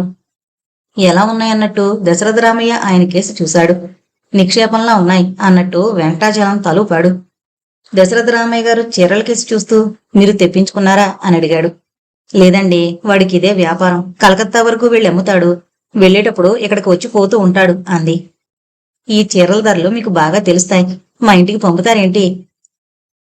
ఆమె ఆ మాటలకు సంతోషించి లేచి వెళ్లి చీరల మధ్య కూర్చుని పెద్ద జరీవి, చిన్న జరీవి, జరీ లేనివి, కొద్దిగా జరీ ఉన్నవి కొన్ని విడిగా తీసి తనకే అన్నట్టు బేరం కుదిరిచి ఒక లిస్టు దశరథరామయ్య చేతికిచ్చి మూట కారులో పెట్టించింది. మీకు ఎన్ని కావాలో తీసుకుని మిగిలినవి తిప్పి పంపండి అని చెప్పింది. దశరథరామయ్య కొంత డబ్బు ఆవిడ దగ్గరకు జరుపుతూ చివరికి లెక్క చూసుకుందాం ఉంచమని చెప్పాడు. ఆమె అందులో పెద్ద జరి ఉన్న పసుపు రంగు చీర తీసి, ఈ రోజు నిండా మంచి దినం, ఈ చీర పెండ్లి పిల్లకి పెడతారు కదా అని దీనిపైన కమ్మలు పెట్టిస్తును అంటూ బల్లపైన పెట్టింది. అయ్యరు గారికి చెక్కిచ్చి ఒబియుల్ని పెళ్లికి రావాలంటూ పిలిచి సెలవు తీసుకుని బయలుదేరాడు దశరథరామయ్య. ఇంటికి వెళ్లేసరికి దశరథరామయ్యకి చెల్లెలు వెంకటలక్ష్మి ఎదురొచ్చింది. ఎప్పుడొచ్చావే అని చెల్లెల్ని పలకరించి, మీ వదిన ఎక్కడుందమ్మా అంటూ పార్వతమ్మ కోసం చూశాడు. తీసుకొచ్చారేంటి అంటూ చేతులు కొంగుతో తుడుచుకుంటూ వచ్చింది పార్వతమ్మ. ఒక పనికని వెళ్లి 2 పనులు చేసుకొచ్చాను, నీలా మొన్ను తిన్న పాములా ఉంటాననుకోకు అంటూ బట్టల మూట ఉయ్యాల బల్ల మీద పెట్టించి చీరల మూట ఊడదీశారు దశరథరామయ్య గారు. ముందు దుద్దులు చూపిద్దురు అంటూ చేయి జాపింది పార్వతమ్మ. లోపల జేబులోంచి తీసిస్తూ, ఆ పచ్చచీర పెళ్లి కూతురికి పెట్టమని ఆవిడ చెప్పింది అన్నారు. పార్వతమ్మ దుద్దుల్నే చూస్తూ, చాలా బాగున్నాయి, ఈ మాత్రమేనా లేకపోతే ఏం బాగుంటాయి అని తిప్పి తిప్పి చూస్తూ అత్తగారిని పిలిచి చూడమంది. ఆదమ్మగారు దుద్దులు చూసి కూతురి చేతిలో పెట్టారు. చాలా బాగున్నాయంటూ వెంకటలక్ష్మి వదిన గారి చేతిలో పెట్టింది. అయ్యరు గారింటికి ఒక అతను వస్తాడట, ఈ చీరలు అతని దగ్గరవే అంటూ మాటలు చీరల మీదకి మరల్చాడు దశరథరామయ్య. చీరలు ఎనడంలో అంతా చుట్టూ చేరారు. పెళ్లి కూతురికి ఈ 4 బాగుంటాయి అంటూ పార్వతమ్మ వేరే తీసి పెట్టింది. ముదురు రంగువి తను 2 తీసుకుంది. పెద్ద కోడలికి చిన్న కోడలికి వేరే తీసి, ఇది నీకు బాగుంటుంది అంటూ వెంకటలక్ష్మికి మరొకటి చూపించింది. చూడు వదిన, పెళ్లి కూతురికి పెట్టేవి వియ్యపురాలు కనుక నీకు నదురుగా కనబడేవి తీసుకో, ఇంకా మా అందరికీ మీరేది పెడితే అదే బాగుంటుంది అని సలహా చెప్పి, పెళ్లి కూతురికి ఇంకో చీర పెట్టడం బాగుంటుంది అని పసుపు రంగు చీర కూడా విడిగా పెట్టిన చీరల మీద పెట్టింది వెంకటలక్ష్మి. చూడమ్మాయి, ఆ చీర అప్పుడే పెళ్లి కూతురికి పెట్టినట్టే లెక్క, ఇందాక ఆవిడ పసుపు కొమ్ములు పెట్టి మరీ బల మీద పెట్టింది నవ్వుతూ దశరథరామయ్య చెప్పాడు. ఇంతకీ పెళ్లి కొడుకు చూశాడా, ఎక్కడా కనబడలేదే అని వెంకటలక్ష్మి అన్నగారిని అడిగింది. వాడి బట్టలు గొడవ వాడు చూసుకుంటాడు అని చెల్లెలతో నవ్వుతూ చెప్పాడు దశరథరామయ్య. ఆ రోజు రాత్రి పడుకునేదాకా అందరికీ చూపెడుతూ చీరలు దుద్దులు ఆవిడ మళ్లీ చూసుకుంటూ తృప్తి పడింది పార్వతమ్మ. కొత్త బట్టలు తేవడం, మళ్లీ ఇవ్వడం, ఇచ్చినవి లెక్క చూసుకుంటూ తీసుకోవడంలో రోజులు దొర్లి పెళ్లికి తరలి వెళ్లే రోజు దగ్గర పడింది. ఇంకా పెద్ద కోడలు కొడుకు వచ్చే జాడ జవాబు లేకపోయేసరికి మళ్ళీ పార్వతమ్మకి బెంగ పట్టుకుంది. ఢిల్లీ నుంచి నగలు తెచ్చాడంటూ తెలిసిన వాళ్ల పిల్ల వెంట పెట్టుకుని వచ్చింది. మీ కోడలు పంపమన్నారట అని చెప్పి వెళ్ళింది. పార్వతమ్మ ఇప్పుడేమీ వద్దని విసుక్కున్న శాంతకి కోపం వస్తుందని దింపమంది. గాజుల మలారంలా పెట్టిలో ఉన్న ఖరీదైనవన్నీ తీసి పరిచేస్తున్నాడు వ్యాపారి. శాంత గౌరికిచ్చిన నెక్లెస్, గాజులు, ముత్యాలవి చెవులకి సెట్టుగా ఏరి తీసింది. తన దగ్గరున్న గొలుసుపేటిచ్చి నెక్లెస్ తీసుకుంటానంది. కొన్ని తీసి ఏది బాగుందని వెంకటలక్ష్మిని అడిగింది. ఇటు అటు ముత్యాలు గుచ్చినట్టుగా బంగారంతో కట్టి మధ్యన పెద్ద బెళ్ళ, రాళ్లు ముత్యాలతో కట్టింది తీసి, నాకు ఇది బాగుంది, నువ్వు చూడదినా అని పార్వతమ్మగారి దగ్గరకు జరిపించింది పెట్టె. ఆ పెట్టె పక్కన ఇంకా కొన్ని పెట్టెలు తీసి చూసి, ఎర్రరాళ్లు ఒక వరసన కట్టి మధ్యన జిగినీలా కెంపులు ముత్యాలతో కట్టింది తీసి, ఇది బాగుంది నాకు నాజుగ్గా చూసేందుకు అంది పార్వతమ్మ. దానికేం, అది బాగానే ఉంది, నా రంగు వాళ్ళకి ఏం బాగుంటుంది, నాకు ముత్యాలదే బాగుంటుంది అంటూ మొదట తీసిందే చేత్తో తీసుకుంది శాంత. గౌరీ, తాతయ్య ఉన్నారేమో పీలు అని పార్వతమ్మ పంపింది. గౌరికి తీసిన నెక్లెస్ లాంటిదే పెద్దాడి కూతురికి కూడా తీయమంది శాంతని. పచ్చలు ముత్యాలు కలిపి కట్టిన గాజులు ఏరి వదిన గారిని కొనుక్కోమంది వెంకటలక్ష్మి. దశరథరామయ్య గారు రావడంతో ఎవరికి నచ్చిన వాళ్లు తీసి ఆయన ముందుకు జరిపారు. ఎర్రరాళ్లది బాగుందన్నారు దశరథరామయ్య గారు. నాకు నచ్చింది, ఖరీదెంతో అడగమంది పార్వతమ్మ. 300 లోపే అనేసరికి పెళ్లి కూతురికి తీసుకుందామనుకున్నారు. పార్వతమ్మ గారికి గాజులు, శాంతకి నెక్లెస్, మనవరాళ్లకు చిన్న నెక్లెస్లు తీసుకుని పంపిన వాళ్ళ ఇంటికి వెళ్లి ధరల విషయం అడిగిరమ్మని ఆపనని పంపారు. వెంకటలక్ష్మి తన గాజుల జతిచ్చి వదిన గారు తీసుకున్న మాదిరిగా తీసుకుంది. అప్పన్న వాళ్ల చేత రాయించుకొచ్చిన కాగితం దశరథరామయ్య గారికి ఇచ్చాడు. దాన్ని బట్టి బేరం చేసి డబ్బిచ్చారు. ఆ వ్యాపారి పూర్తిగా తీసుకోకుండా మీకు నచ్చకపోతే మళ్లీ వచ్చినప్పుడు మార్చుకోవచ్చు అంటూ కొంత అరువు కింద రాసుకుంటూ వెళ్లిపోయాడు. చాలాసేపు ఎవరి వాళ్లు పెట్టుకుని చూసుకుంటూ చాలా బాగున్నట్టు ఎవరికి వారు ఊహించుకుని సంతోషిస్తున్నారు. అక్కడికి ప్రభాకరం, రమణారావు రావడంతో అంతా ఒక్కసారి నగల విషయం చెప్పడం మొదలు పెట్టారు. రమణారావు మేనత్త పక్కన కూర్చుని మామయ్య వచ్చాడా అని అడిగాడు. అబ్బే, అంత తొందరగా ఊరొదిలిస్తే మీ మామయ్య ఘనతేముంటుంది అంటూ వెంకటలక్ష్మి నవ్వింది. ఒరే ప్రభాకరం, మీ ఆవిడ నెక్లెస్ ఎలా ఉందిరా అని పార్వతం అడిగింది. అక్కడున్న పెట్లన్నీ ఓసారి కదిపి చూసి బాగానే ఉన్నాయి అని ప్రభాకరం అన్నాడు. ఒట్టి బాగేనా ఇంత చేసి అని వెంకటలక్ష్మి మొహం చిట్లిస్తూ అడిగింది. పోనీ చాలా బాగున్నాయిలే అంటూ ఎర్రరాళ్ల తీసి ఇది మరీ బాగుంది అంటూ అందులో పెట్టేసి ప్రభాకరం మేడపైకి వెళ్లిపోయాడు. ఒరే రమణ, పెళ్లికూతురు పేరు చెబితే అన్నీ అలా అమరిపోతున్నాయిరా. అనుకోకుండా ఈ నగ అమరింది, ఆ దుద్దులు పుడక అంతే అంటూ తెల్లపంచి సవరించుకుంటూ సంతోషం వెళ్లబోసారు ఆదెమ్మగారు. ఆ రోజు నిద్రపోయేదాకా అన్నీ వచ్చిన వాళ్ళకి చూపిస్తూ పార్వతమ్మ తను ఏరిన నెక్లెస్ అంతా బాగుందండం వింటూ ఎంతో గర్వంగా, నాకేం తెలుస్తాయి ఇప్పటి ఫ్యాషన్లు, అయినా ఏదో నాకు నచ్చింది ఏరాను అంటూ పైకన్నా తన కోడళ్ల కంటే తనే నయం, ఏదైనా కొత్తది కొనేటప్పుడు నిర్ణయించుకోగలను అని నెమ్మదిగాని శాంతనన్నట్టు తలూపుతూ వెంకటలక్ష్మి మంచం దగ్గరగా జరుపుకోమని పార్వతమ్మ మంచం మీద విశాలంగా పడుకుంది. 2 రోజులు మామూలుగా గడిచాయి. ఆ తెల్లారి పిల్లాన్ని పెళ్ళికొడుకుని చెయ్యాలి. పెద్ద కోళ్ళు కొడుకు రాలేదు సరే, తన అన్నగారు ఎందుకు రాలేదో అని పార్వతమ్మకి మళ్లీ చిరాకొచ్చింది. వెంకటలక్ష్మిని శాంతని వెళ్లి నలుగురిని పిలుచుకుని రమ్మంది. నేనేంటి, మీరు వెళితే బాగుంటుందని శాంత తప్పించుకుంది. పార్వతమ్మ విసుక్కుంటూ వెంకటలక్ష్మిని తీసుకుని పిలుపుకి బయలుదేరింది. పిలుపులై ఇంటికి చేరేసరికి రాత్రి పొద్దుపోయింది. దగ్గర వాళ్ళు, దూరం వాళ్ళు, కొంతమంది బంధువులు వచ్చి ఉన్నారు. వాళ్లలో అన్నా వదిన కనపడలేదు. పార్వతమ్మ అందర్నీ పలకరిస్తూ యోగక్షేమాలు తెలుసుకుంటూ వరసలు పెట్టి కొందరిని పరిహాసం చేస్తున్నారు. వాళ్లు ఆవిడ్ని మళ్లీ వరస పెట్టంటూ నవ్వులతో మాటలతో ఎంతో గందరగోళం చేసేస్తున్నారు. ఆ క్షణంలో నవ్వి నవ్వి కళ్లల్లో వచ్చే నీళ్లని పొట్టుచెరు కొంగుతో తుడుచుకుంటూ పార్వతమ్మ వంటగది వైపు వెళ్ళింది. ఆదెమ్మగారు వచ్చిన బంధువుల తాలూకా పిల్లలకి కొంత వయసు మళ్లిన వాళ్లకు వడ్డన చేస్తున్నారు. పార్వతమ్మ అక్కడికి రావడంతో మళ్లీ మాటలు నవ్వులు మొదలు పెట్టారు. స్తంభంచోటుగా కూర్చున్న ఆవిడ మరదలు రాకుండా తిందామంటే వీలు పడలేదు అంటూ అప్పడం విరిచి తింటోంది. నువ్వా వదినా అంటూ పార్వతమ్మ ఆవిడ్ని పలకరించింది. అయ్యర్ని, శివయ్యనైనా రామన్న గారినైనా పిలుచుకురాకపోయావా అని అడగడం పూర్తి కాకుండానే అమ్మా వచ్చానండి అంటూ గడపవతల నుంచి సేనయ్య తొంగి చూశాడు. వచ్చావా, చూడు మేం వెళ్ళమని చెప్పేదాకా వెళ్ళకూడదు. అక్కడ ఒప్పుకున్నా ఇక్కడ ఒప్పుకున్నా అంటూ ఇంకెవరినో తెచ్చిపెడితే నేను ఒప్పుకోను. నువ్వుంటే మాకింటి మనిషిలా ఉంటుంది అని పార్వతమ్మ అంది. మీకు ఏమీ ఇబ్బంది లేకుండా నేను చూసుకుంటానుగా అంటూ అంగోస్త్రం నడుము కట్టుకుని వడ్డంలోకి దిగాడు శివయ్య. పొద్దుపోయింది. ఇంకా వడ్డని ఏర్పాట్లు చేస్తే బాగుంటుందేమో అని పార్వతమ్మ గోడవారున్న అరటి ఆకులు తీసి చేత్తో పట్టుకుంది. వడ్డాణం రింగు జరుపుకుంటూ వెంకటలక్ష్మి అక్కడికొచ్చింది. వదినగారి చేతిలో ఆకులు తీసుకుని నేను వేస్తా కానీ నువ్వు వెళ్ళి చీర మరుచుకురా అని వదినగారిని పంపింది. పిల్లలు మగవాళ్లు కూర్చున్న బంతులు లేచాయి. ఆడవాళ్ల బంతి లేచేసరికి చాలా పొద్దుపోయింది. ఎవరికి తోచిన చోట వాళ్ళు పక్కలు పరుచుకుంటున్నారు.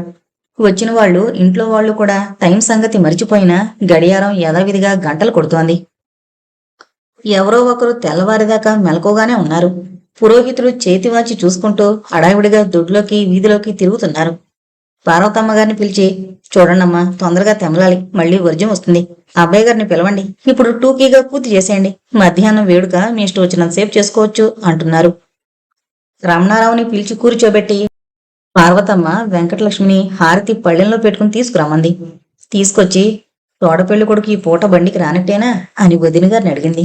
ఏమోనమ్మా, ఏదో సామెత చెప్పినట్టుగా ఉంది. మా ఇంటి వరస మర్నాడే వచ్చేమని అందరం తలో 100 సార్లైనా చెప్పుంటాం. ఎంతవరకు అయిపోలేడు అని విసుక్కుంది పార్వతమ్మ.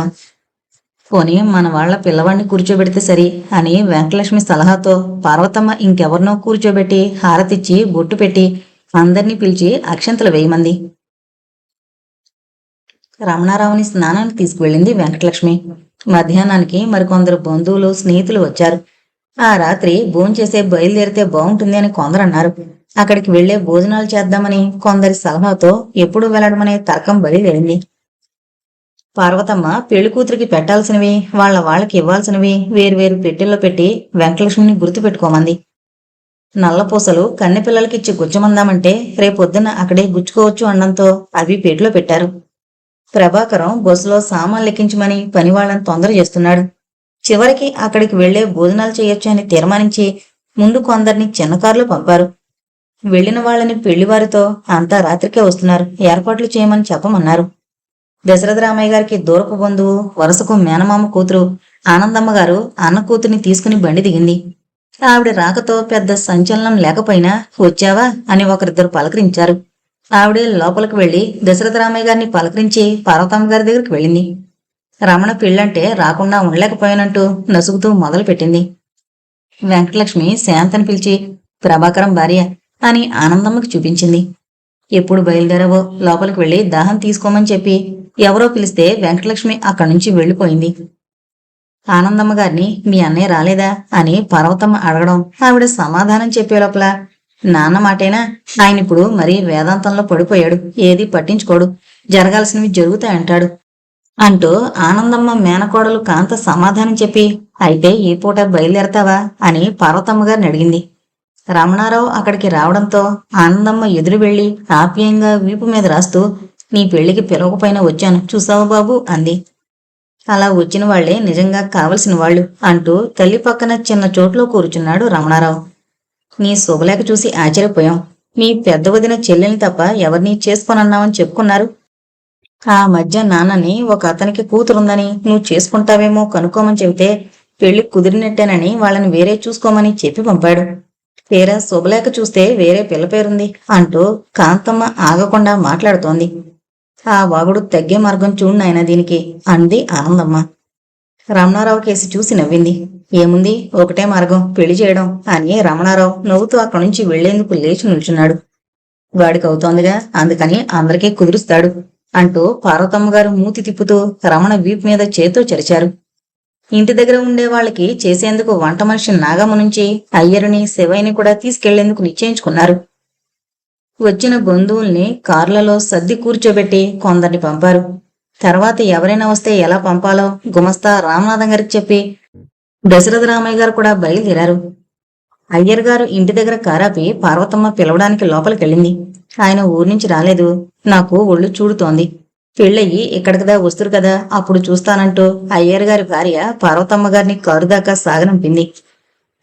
పెళ్లివారు ఊరి పొలిమేర చేరేసరికి చీకట్లో కలిసిన వెలుతురు కొద్దిగా ఛాయామాత్రంగా పొగని తనతో కలుపుకుని పొలిమేరలో నిల్చుంది. బోదిగట్టు పైనుంచి కార్లు నెమ్మదిగా వెళుతున్నాయి. గ్యాస్ లైట్ల వెలుతురు దగ్గరకు వస్తోంది. కార్లు వచ్చే చప్పుడు వినపడగానే భజంత్రి వాళ్లు వాయిద్యాలకు శృతి పెట్టడం మొదలుపెట్టారు. లైట్ల కాంతిలో జానకిరామయ్య గారి జరీ కండువా మెరిసిపోతోంది. సూర్యనారాయణ ఇంకా కొందరు పెద్దలు వెళ్లి వారి కోసం చూస్తున్నారు.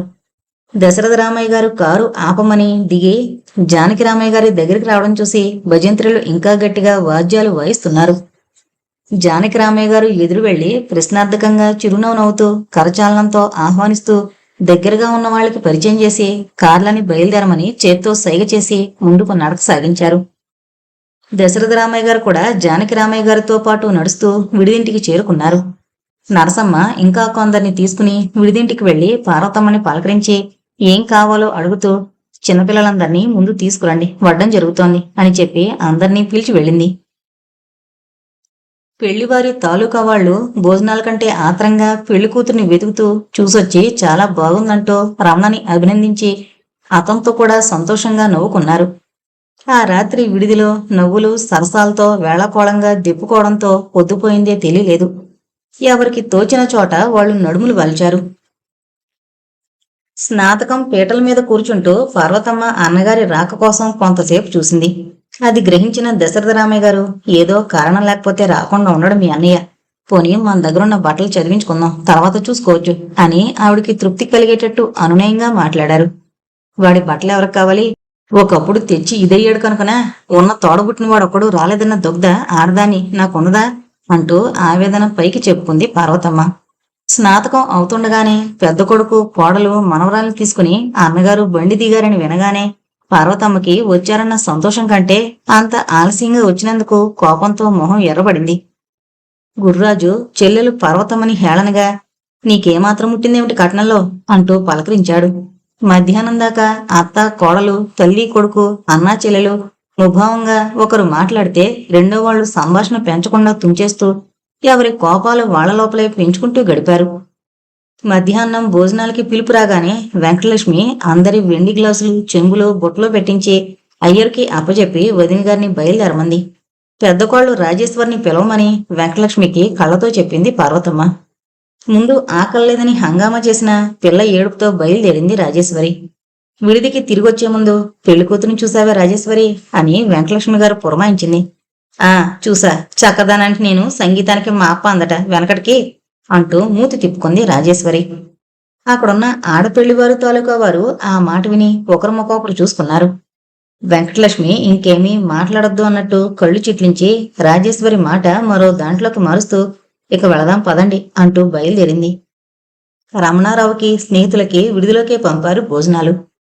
ఒరే, నీ పనే బాగుందిరా రమణ, పలహారం అంటూ ఎన్ని రకాలొచ్చాయో అంటూ స్నేహితుడు ఆచారి గోల్ చేస్తున్నాడు.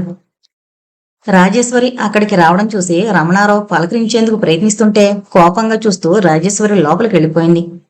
విడిదికి తిరిగొచ్చిన బంధువులు భుక్తాయాసంతో కొందరు చేపలు జంబుకానాలు తెచ్చుకుని నడుములు వాల్చారు.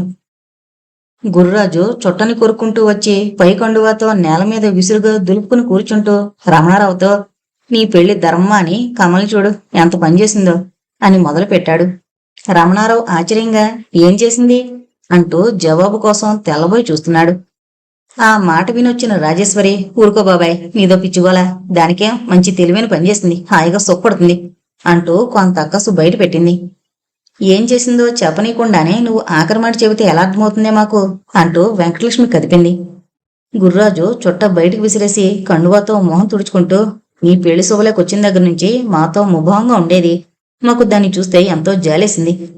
నువ్వు మాట మాత్రంగానైనా నన్ను అడగకుండా ఒప్పుకుంటావనుకోలేదు సుమా నేను. ఇప్పుడు దానికి ఏమైంది, ఇతను చేసుకోకపోవడం మంచిదైంది అంటాను నేను అంటూ రాజేశ్వరి కొంగు ముందుకు తీసుకుని జడం ముందుకేసుకుని గడప మీద కూర్చుంది. ఇద్దరి ధోరణి గ్రహించిన రమణారావుకి సంభాషణ పెంచడం ఇష్టం లేక మేనమావతో ప్రయాణం బళ్ళిగ్గా ఉండొచ్చు, కాసేపు పడుకుంటావేమిటి అంటూ అప్పన్నని పిలిచి ఓ దిండు తెచ్చివ్వమన్నాడు.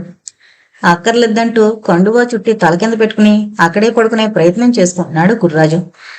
అప్పటిదాకా గడప పట్టుకుని నిల్చున్న కాంతం ఎంతకే నువ్వు పెళ్లికూతురిని చూసావా అని రాజేశ్వరిని అడిగింది.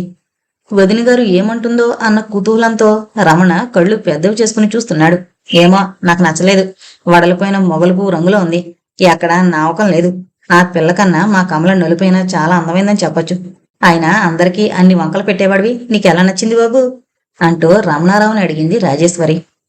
ఏం బాగలేదంటావా అని రమణ మళ్ళీ వదినగా అడిగాడు. వెంకటలక్ష్మి మధ్యలో అడ్డొచ్చి, నిక్షేపంలా ఉంది. పిల్లకేం, మీ వదినికి రైల్లో నిద్రలేదేమో, రంగు సరిగ్గా చూడలేదు. చక్కటి పసిమి రంగు, చారడేసి కళ్ళు. ఇంకో ఒళ్ళంటావా, ఇంకో 2 ఏళ్లు పోతే వద్దన్నా వస్తుంది. చక్కగా గాజు బొమ్మలా ఉంది. నాకేం లోపం కనపడలేదు పెళ్లి కూతురులో. గాజు బొమ్మ కాదు, కొయ్య బొమ్మలా ఉంది అంటూ గట్టిగా నవ్వింది రాజేశ్వరి. ఫోన్లే, ఎలా ఉంటాయో. చేసుకునేవాడికి నచ్చినప్పుడు నీకు నాకు నచ్చకపోతే ఇబ్బంది ఏం లేదు. నాకు తెలియక అడుగుతాను, ఆ సన్నతనాన్ని కోరుకునేగా తిండి తెగ్గించి అక్కుపక్షిలా తయారయ్యో అని రాజేశ్వరిని మందలించింది వెంకటలక్ష్మి. ఏం, నువ్వంత వెనకేసుకొస్తున్నావు? ఈ సంబంధం కుదిర్చింది నువ్వే కాదు కదా అని గుర్రాజు లేచి తిన్నగా కూర్చుని వెంకటలక్ష్మిని అడిగాడు. ఎవరు కుదిర్చినా రాత్రికి పెళ్ళనగా ఇలా వాడి దగ్గర మాట్లాడడం ఏం బాగుండదు అని వెంకటలక్ష్మి అంది. అంత మోజుపడి ఎలాగా చేసుకుంటున్నవాడు మా మాటలు విని మానలేండి అని రాజేశ్వర్ అంది. అసలు మా భావన అనాలి. ఈ మధ్య బాగా డబ్బాస్ పెరిగిపోయింది. దాని ముందు పిల్లల సుఖం కూడా గుర్తించలేకపోయారు.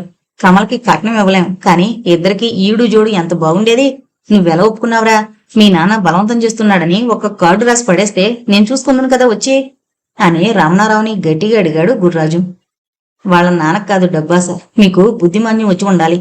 ఎక్కడైనా ఇద్దరు అక్కా చెల్లెళ్ళు ఒక ఇంటి కోడలు అవడం ఉందా మనలో అని వెంకటలక్ష్మి అడిగింది. అలాంటి అభ్యంతరం ఉంటే నేను కూర్చునేవాణ్ణి పీటల మీద అంటూ తన వాదాన్ని పెంచడం మొదలు పెట్టాడు గుర్రాజు. పార్వతమ్మ అక్కడికి రావడంతో అంతా ఒక్కసారి ఆమెను దుయ్యబట్టారు. కమలం చేసుకోలేదని నీ అన్న నీ కోళ్లు కన్షోస్ పడుతున్నారు అని ఒక్క మాటలో వెంకటలక్ష్మి వదిన గారికి చెప్పింది. కమలం చేసుకుంటామని ఎవరన్నారు అసలు? శకుంతల్ని కలుపుకోమని మా వదిన ఒకసారి అన్నట్టు గుర్తు అని పార్వతమ్మ కూర్చుంటోంది. శకుంతల బుద్ధి నిలకడలేని కాదు నీ కొడుకులా. అది ఎవరిని చేసుకోవాలనుకుందో అతని తప్ప చేసుకోనని చెప్పేసింది అని గుర్రాజు గర్వంగా చెప్పుకొచ్చాడు. అత్తయ్య ఆశ చూడు, దాన్ని చేసుకుంటే ఒక్కరితే పిల్ల కనుక ఆస్తంతా వస్తుందని అంటూ రాజేశ్వరి గుర్రాజు గారితో అంది. ఎవరిని చేసుకున్నా నాకొకటే. నాకు తెలుసు మీరిలా రాద్ధాంతం చేస్తారని. వాడిని అడుగు, మొదట వద్దని ఎంత పొట్టుపట్టాను అని రాజీ పడేట్టు మాట్లాడింది పార్వతమ్మ. అసలు నీకు విశ్వాసం లేదు. నీకోసం చిన్నతనంలో ఎంత బాధపడ్డాను గుర్తుందా? ఈ పిల్ల మేనత్త బతికొండగా నువ్వు సరిగ్గా తిండైనా తినేదానివా? మళ్ళీ ఆ సామాజికంలో పిల్లని కోరి తెచ్చుకుంటున్నావు అని మొహమంతా ఎర్రపడేంత ఉద్రేకంతో మాట్లాడాడు గుర్రాజు. దీని మేనత్తకేం ఆయుర్దాయం లేదు, కాని దాని మర్యాద అది. అలాంటి పిల్లని మళ్ళీ నేను చూడలేదు అంటూ వెంకటలక్ష్మి సమాధానమిచ్చింది. ఇప్పుడెందుకు దాని గొడవ అంటూ అన్నగారిని కళ్ళతో వారించింది పార్వతమ్మ. ఏంటరా మీ కాన్ఫరెన్సు, వినొచ్చా అంటూ పెద్ద కొడుకు సుబ్రహ్మణ్యం వచ్చి మేనత్త వెంకటలక్ష్మి పక్కన కూర్చున్నాడు. ఏముంది, నీ మరదల్ని చేసుకోలేదని మీ మేనమామ యుద్ధం చేస్తున్నాడు అని వెంకటలక్ష్మి చెప్పింది. నన్ను అడిగితే ఇద్దరూ చాలా మంచి పని చేశారంటూ కమల అత్తవారికి బోల్డ్ ఆస్తుందట. సరే, వీడికి ఆశతో పిల్లొచ్చింది. డబ్బుంటే మిగిలినవి ఎలాగైనా సరిపెట్టుకోవచ్చు అంటూ సుబ్రహ్మణ్యం చెప్పాడు. కమలకి పెళ్ళైనట్టు మాకు తెలవనే తెలవదు అంటూ ఆశ్చర్యంగా అంది పార్వతమ్మ. మీకిప్పుడు డబ్బు పిచ్చి పట్టింది. మీరు కూడా డబ్బున కుంటిదానో గుడ్డిదానో చేసుకోవాల్సింది కోపంగా అంది రాజేశ్వరి. ఇప్పుడైతే ఆ పని చేద్దునేమో అని నవ్వుతూ సుబ్రహ్మణ్యం అన్నాడు. పోనీ ఇప్పుడు మాత్రం మించిపోయిందేమిటి? మీ మేనతో కురూపిని పెంచుకుని మీకు ఇచ్చి చేయమనండి. వాళ్ళ ఆస్తంతా మీ పేకటికి కర్పూరంలో హారతివ్వచ్చు. నా కర్మకాలి పెంచుకునేదాన్ని కూడా కురూపినే తెచ్చుకోవాలా? పోనీ తెచ్చుకున్నా ఇంకో పెళ్ళికొడుకు దొరకనట్టు వాడికెందుకిస్తా అంటూ వెంకటలక్ష్మి నవ్వింది. అది కాదే అత్తయ్య, వాళ్ళ చెల్లెలు గుడ్డి కంటి వాడిని పెళ్లి చేసుకుంది డబ్బు కోసం. ఆ కచ్చ అందరి మీద చూపెడుతోంది అని బయట పెట్టాడు సుబ్రహ్మణ్యం. గుణం మంచిది కావాలి. గుడ్డు కన్నైతేమి? ఇంకా వారం కాలేదు పెళ్ళయ్యి. పూల్లో పెట్టినట్టు చూసుకుంటున్నాడు. పైగా దాన్ని దెప్పనక్కర్లేదు. మీ తమ్ముడు చేసుకునే పిల్ల భూలోకి రంభేం కాదు అంటూ దవడలు పెద్ద గుడ్లు చూస్తారుగా మీరు, తర్వాత మమ్మల్ని దెప్పండి. కళ్ళు పెద్దవి చేసి మూతి తిప్పుతూ రాజేశ్వరి అంది. ఏంటో నేను సరిగ్గా చూడలేదప్పుడు. వదిన చెప్పేది నిజమేనేమో అంటూ రమణారావు బెంగగా మొహం పెట్టుకున్నాడు. ఊరుకోరా, మీ వదిన అక్కసుకొద్ది అనే మాటలు తప్ప పెళ్లి కూతురికి వంక పెట్టేందుకు మీ వదిలిద్దరికి అర్హత లేదు. నన్ను అడిగితే చక్కటి కనుముక్కు తీరు, పసిమి రంగు, భార్యుడి జడ, ఎంతో కళైన మొహం, కాస్త అర్భకంగా ఉన్న నాజుగ్గా ఉంది తప్ప వెకిరించేట్టు ఏమీ లేదు అని వెంకటలక్ష్మి సర్ది చెప్పింది రమణారావుకి. ఎరా, మీ మరదలు పెళ్లి ముచ్చట్లు చెప్పరా అని పెద్ద కొడుకుని అడిగింది పార్వతమ్మ. ఈ శుభలేఖ చూడగానే దాని మనసు విరిగి ఎవరైతే ఏమన్నట్టు ఆ సహను ఒప్పేసుకుందట అని రాజేశ్వరి మరిదిగారి కేసి చూసింది. ఎందుకు అబద్ధాలు? ఈ పెళ్ళికొడుకు ఇంకో సంబంధం చూసేందుకు వచ్చాడట. ఆ పిల్ల ఆ అబ్బాయిని చూసి చేసుకోనని ఏడుపు మొదలుపెట్టిందట. అక్కడికి తీసుకొచ్చిన పెద్ద మనిషి వీళ్ళకన్నీ చెప్పి వాళ్ళ ఆస్తి వివరాలు చెప్పేసరికి ఆవిడికి ఆశ పుట్టి కమలని ఒప్పించిందట. ఆ పెద్ద మనిషి ఆస్తి 3 వంతులు కమల పేరు రాయించి పెళ్ళవగానే రిజిస్ట్రేషన్ చేయిస్తానన్నాడట అని స్పష్టంగా తేల్చాడు సుబ్రహ్మణ్యం.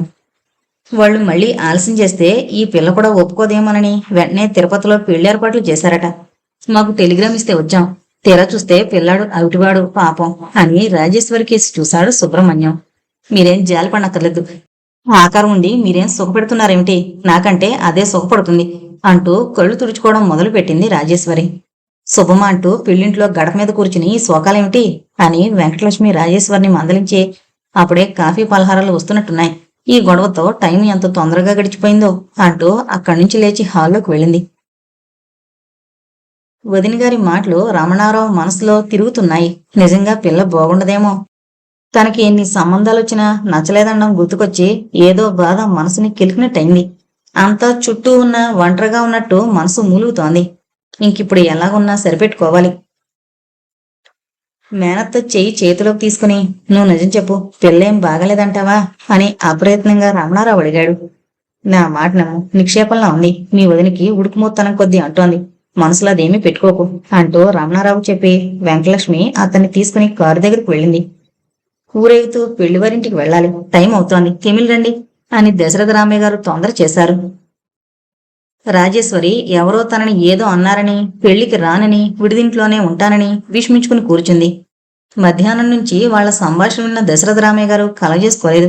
సరిగ్గా బయలుదేరే సమయంలో పెద్ద కోళ్లు రానన్నంతో చాలా కోపం వచ్చి పెద్ద కొడుకును పిలిచి, ఏంట్రా ఇలా చేసేందుకైనా వస్తా అని కసురుకున్నారు. వెంకటలక్ష్మి రాజేశ్వరిని బ్రతిమలాడి తీసుకొచ్చి పెళ్లికొడుకు పక్కన కారులో కూర్చుని వెళ్లమంది. పార్వతమ్మ కూడా నడవలేనని రమణారావు పక్కన కూర్చుంది. పెళ్లివారిని ఎదురొచ్చి లోపలికి తీసుకువెళ్లారు. పెళ్లి కొడుకుని కొందరు ఎదురొచ్చి తీసుకువెళ్లారు. టైం అట్టే లేదు. శీఘ్రంగా స్నానానికి ఏర్పాట్లు చేయండంటూ పురోహితుడు పెరట్లోకి ఇంట్లోకి తిరుగుతున్నాడు. మంత్రాల తంతు జరుగుతోంది. రమణారావు స్నేహితులు అప్పుడే ఊర్నుంచి వచ్చిన వాళ్లు వచ్చినట్టు చెప్పి వెళ్లారు. పినతండ్రి కూతుళ్లు రాధ, సుగుణ వచ్చి రమణారావుని పలకరించి వాళ్ళమ్మకి జబ్బుగా ఉండడం వల్ల వెంటనే రాలేకపోయామని, మేము ఆలస్యంగా రావడమే కాకుండా గుళ్ళన్నయ్యను కూడా ఆపేశామంటూ చెప్పుకుపోతున్నారు. దశరథ రామయ్య గారు, ఏమే రాదా, ఆనందమేడి అని అడిగారు.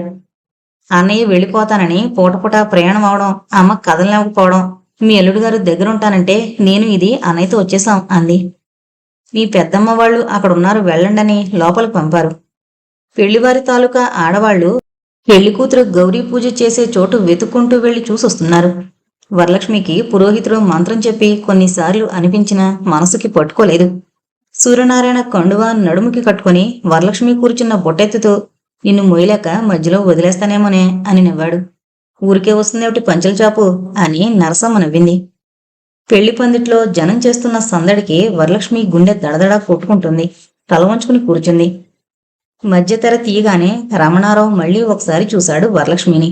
మనసు కొంత కుదుట పడింది. స్నేహితులు కళ్ళతో చాలా బాగుంది అన్నట్టు చెబుతున్నారు. ముహూర్తం అవగానే కొందరక్కడి నుంచి వెళ్లిపోయారు. మధుపర్కం మీద నుంచి మంగళసూత్రం మెరిసిపోతోంది. ఇద్దరినీ దగ్గర కూర్చోబెట్టి పురోహితులు వాళ్ల ప్రతిభ చూపిస్తూ మంత్రాలు చదువుకుని పోతున్నారు. అగ్నిహోత్రుడికి ప్రదక్షిణ చేయమని పురోహితుడు చెప్పి చేయి పట్టుకోమంటే వరలక్ష్మి విననట్టు తల వంచుకుని నిల్చుంటే రమణారావు వరలక్ష్మిని మళ్లీ చూసి తనే వరలక్ష్మి చేయి పట్టుకుని ముందుకెళ్లాడు. వరలక్ష్మికి ఆ అనుభవం ఎంతో ఆనందంగా ఉంది. నగలు పెడుతున్న రండరా అని వరలక్ష్మి చిన్నత్త ఇంకెవరినో పిలుచుకుని వచ్చింది. వరలక్ష్మికి మళ్లీ చీరలు, నగలు, బొట్టు పెట్టించి వస్తువులు మెళ్ళ వేసి దుద్దులు తర్వాత పెట్టుకోవచ్చులే అని పెట్టి చేతికిచ్చారు పార్వతమ్మ గారు. తర్వాతెందుకు అంటూ నరసమ్మగారు దుద్దులకి పెట్టిన కుంకుమ దులిపి చెవులకు పెట్టింది. ముక్కు పొడుగు పెట్టుకున్నావా, ఏది చూడని అంటూ మొహం తన వైపుకు తిప్పుకుని చూసింది పార్వతమ్మ. కొంచెం పెద్దదవుతుందేమో అనుకున్నా, సరిగ్గానే ఉంది కాదు నరసమ్మ అని పార్వతమ్మ అడిగింది. చాలా బాగున్నాయి వరలక్ష్మికి అంటూ నరసమ్మ ఇంకోసారి చూసి వెళ్ళింది. రమణారావు వరలక్ష్మి కేసి చూస్తుండడం చూసి వరలక్ష్మి సిగ్గుతో తల వంచుకుంది. అలకపానుపు అప్పగింతలు తొందరగా కానిస్తే పేంద్రాలే బయలుదేరచ్చు అని అందులో ఒకరు సలహా ఇచ్చారు. మళ్లీ విడిదికి వెళ్లి ఏం వస్తాలేదు అంటూ కొందరు అక్కడే ఉండిపోయారు. అలకపానుపు మీద వాచీతో మొదలుపెట్టి స్నేహితుల సలహాతో కెమెరా, రేడియోతో ఆగాడు రమణారావు. ఓ తప్పకుండా ఇస్తాం అంటూ జానకి రామయ్య గారు ఒప్పుకుని అల్లుణ్ణి లేవదీశారు. అప్పగింతల పాట వాయించడం మొదలుపెట్టగానే వెంకయ్యమ్మ గారు కళ్ళు తుడుచుకుంటూ పెరట్లోకి వెళ్ళిపోయారు. అందరూ ఏడుపులు మొదలుపెట్టారు. నరసమ్మ వరలక్ష్మిని దగ్గరకు తీసుకుని కళ్ళు తుడిచింది. ఒక్కొక్కరే అక్కడ చేరి అంతా వరలక్ష్మితో కలిశారు. సూర్యనారాయణ అప్పటిదాకా తప్పించుకుని తిరుగుతున్నవాడు ఏముంది, ఆడపిల్లలంటే అంతే అంటూ వరలక్ష్మిని సముదాయిస్తూ కారు దగ్గరికి తీసుకువెళ్ళి ఎక్కించి కళ్ళు తుడుచుకున్నాడు. భద్రం ఆడపిల్లలా కళ్ళు తుడుచుకుంటూ లోపలికి వెళ్ళిపోయాడు. పిల్లలతో కూడా ఎవరొస్తారో బయలుదేరమని పార్వతమ్మ చెప్పింది. పద్మని ఎలా పంపుతాం, రేపు స్నాతకం పీటల మీద వాళ్ళని కూర్చోబెడదామనుకుంటున్నాం అని శేషం మంది. పోనీ సుశీల నరసమ్మ వెళితేనో అని వెంకయ్యమ్మ గారు అన్నారు. ఇద్దరూ వెళితే ఇక్కడ సర్దుకోవడం అది బోల్డు పనుంది, నరసమ్మ నువ్వు వెళ్ళిపోని అని శేషమ్మ గారు మరదల్ని ప్రయాణం చేశారు. విడిది గృహప్రవేశం అవగానే పెళ్లి కూతుర్ని పెళ్లి కొడుకుని ముందు పంపేందుకు ఏర్పాటు చేశారు. నరసమ్మ ఇంకా సర్దుకోవడం పూర్తవలేదు. వెనకొచ్చే కారులో వస్తానని వరలక్ష్మికి చెప్పి ఒప్పించారు. ముందు సీట్లో డ్రైవర్ పక్కన రమణారావుని వరలక్ష్మిని కూర్చోబెట్టారు. వెనక రాధ, శాంత, పార్వతమ్మ గారు, వెంకటలక్ష్మి ఇంకా ఇద్దరు పిల్లలు ఇరుక్కుని కూర్చున్నారు. ఇంటికి చేరేసరికి దీపాల వెలుగులో చీకటి చిక్కన తెలియకపోయినా పొద్దుపోయింది. పురోహితుడు వచ్చేదాకా వీళ్ళని ఆచార్యుల గారింట్లో దింపుదామా అని పార్వతమ్మ అడిగింది. మళ్ళీ అంత దూరం ఎందుకమ్మా, ఎదురులో మన కిందే ఉందిగా, అక్కడ కూర్చోబెడతారు అని వెంకటలక్ష్మి సలహా ఇచ్చింది. అయితే మేము ఇంటికి వెళతాం, మరి వాళ్ళ దగ్గర నువ్వు ఉంటావా అంది పార్వతమ్మ. ఏరా అబ్బాయి రమణ, నేను ఉండాలంటావా అంటూ వెంకటలక్ష్మి నెమ్మదిగా నవ్వింది. ఇంటి తాళాలు తీసి వరలక్ష్మిని రమణారావుని లోపలికి తీసుకెళ్లి వెంకటలక్ష్మిని అక్కడ ఉండమని పార్వతమ్మ మిగిలిన వారితో కలిసి ఇంటి దగ్గర ఏర్పాట్లు చూసుకునేందుకు వెళ్లిపోయింది. వెంకటలక్ష్మి అటు ఇటు కొంతసేపు తిరిగి ఆవులిస్తూ గోడకెత్తున్న పట్టి మంచం వాల్చుకుని కొంగు చుట్టి తల కింద పెట్టుకుంటూ నువ్వు కూడా ఓ కునుకుతీ అని వరలక్ష్మికి తన పక్కన చోటు చూపిస్తూ గోడవైపు తిరిగి పడుకుంది. వరలక్ష్మి కిటికీలోంచి పెరట్లో కనబడే మొక్కలకేసి చూస్తోంది. గుడ్డి వెన్నెలతో దోబుచులాడుతున్నట్టు గాలికి నెమ్మదిగా ఊగుతున్నాయి రూపమల్లెలు. చీకటిని కలుపుకున్న వెన్నెల వెలిసిపోయిన చీరలా కళ్ళదగినట్టుంది. అలాంటి వాతావరణం చూస్తే వరలక్ష్మికి చిన్నప్పటి నుంచి తెలియని భయం ఆవహిస్తోంది. ఏవేవో ఊహలు మనసులో ప్రవేశిస్తున్నాయి. చిన్నప్పుడు దొంగలు పడ్డ రాత్రి, తండ్రి కొబ్బరి చెట్ల దగ్గర కూర్చుని అన్న కోసం ఏడ్చిన రాత్రి, చి ఇప్పుడేంటి అవన్నీ గుర్తుకొస్తున్నాయి అని కళ్ళు మూసుకుని అవన్నీ మర్చిపోయేందుకు ముందు తన జీవితంలో కొత్త అనుభవాలు ఎలా ఉంటాయో ఊహించేందుకు ప్రయత్నించింది. నిద్రొస్తే పడుకోరాదు అన్న మాట వరండాలోంచి వినబడగానే వరలక్ష్మి ఉలిక్కిపడి ఎవరో అని కిటికీ దగ్గరికెళ్లి చూసింది. మల్లెరుప్పుల మధ్య చొక్కాలోకి ఊదుకుంటూ మరుపర్కాలతో ఏదో కొత్త కళతో మెరిసిపోతున్నట్టు రమణారావు వరలక్ష్మికి కనిపించాడు. చూడకూడదు అనుకుంటూనే కొంతసేపు చూస్తూ నిల్చుంది. మళ్లీ మనసులోని భయం పైకి రావడంతో అక్కడ ఏ పురుగైనా ఉంటే అమ్మో అనుకుంది. అక్కడి నుంచి యువతలకు రమ్మని పిలవాలని ప్రయత్నించినా మాట తన స్వాధీనంలో లేదు, పైకి రావడం లేదు. అప్రయత్నంగా చేత్తో రమ్మని పిలిచింది. రమణారావు కొంతసేపు తర్వాత నడుస్తూ కిటికీ దగ్గరికి రావడం చూసి వరలక్ష్మికి సిగ్గుతో ఒళ్లంతా ముడుచుకుపోతున్నట్టయింది. తనంత సిగ్గులేని పనిచేసింది. ఎందుకని అడిగితే ఏం చెప్పాలో తెలియక అక్కడి నుంచి వెళ్లేందుకు వెనక్కి తిరిగింది. కిటికీ వచ్చని పట్టుకున్న చెయ్యిని ఎవరో నొక్కి పట్టుకున్నట్టు తెలిసినా తిరిగి చూసే ధైర్యం లేక తల ఉంచుకుని నిల్చుంది. ఆ స్పర్శ ఎంతో హాయిగా ఉన్నా ఆవిడ లేస్తే ఇంకేమన్నా ఉందా అన్న ఊహ రాగానే భయంతో చెయ్యి తీసేసుకునేందుకు ప్రయత్నించింది వరలక్ష్మి. ఎందుకన్నట్టు కిటికీ ఓచలం మధ్య నుంచి చూసే కళ్ళకేసి చూడలేక వరలక్ష్మి రెప్పలు బరువుగా కిందకి దిగాయి. దూరంగా అడుగుల చొప్పుడికి రమణారావు అటు తిరగగానే వరలక్ష్మి తప్పుకుంది.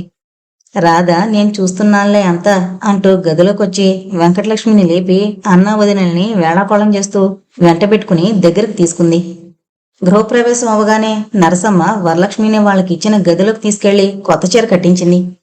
ఇంజనీర్ గారి భార్య వచ్చింది, పెళ్లి కూతుర్ని తీసుకురమ్మంటున్నారు అంటూ రాధొచ్చి వరలక్ష్మిని తీసుకువెళ్ళింది.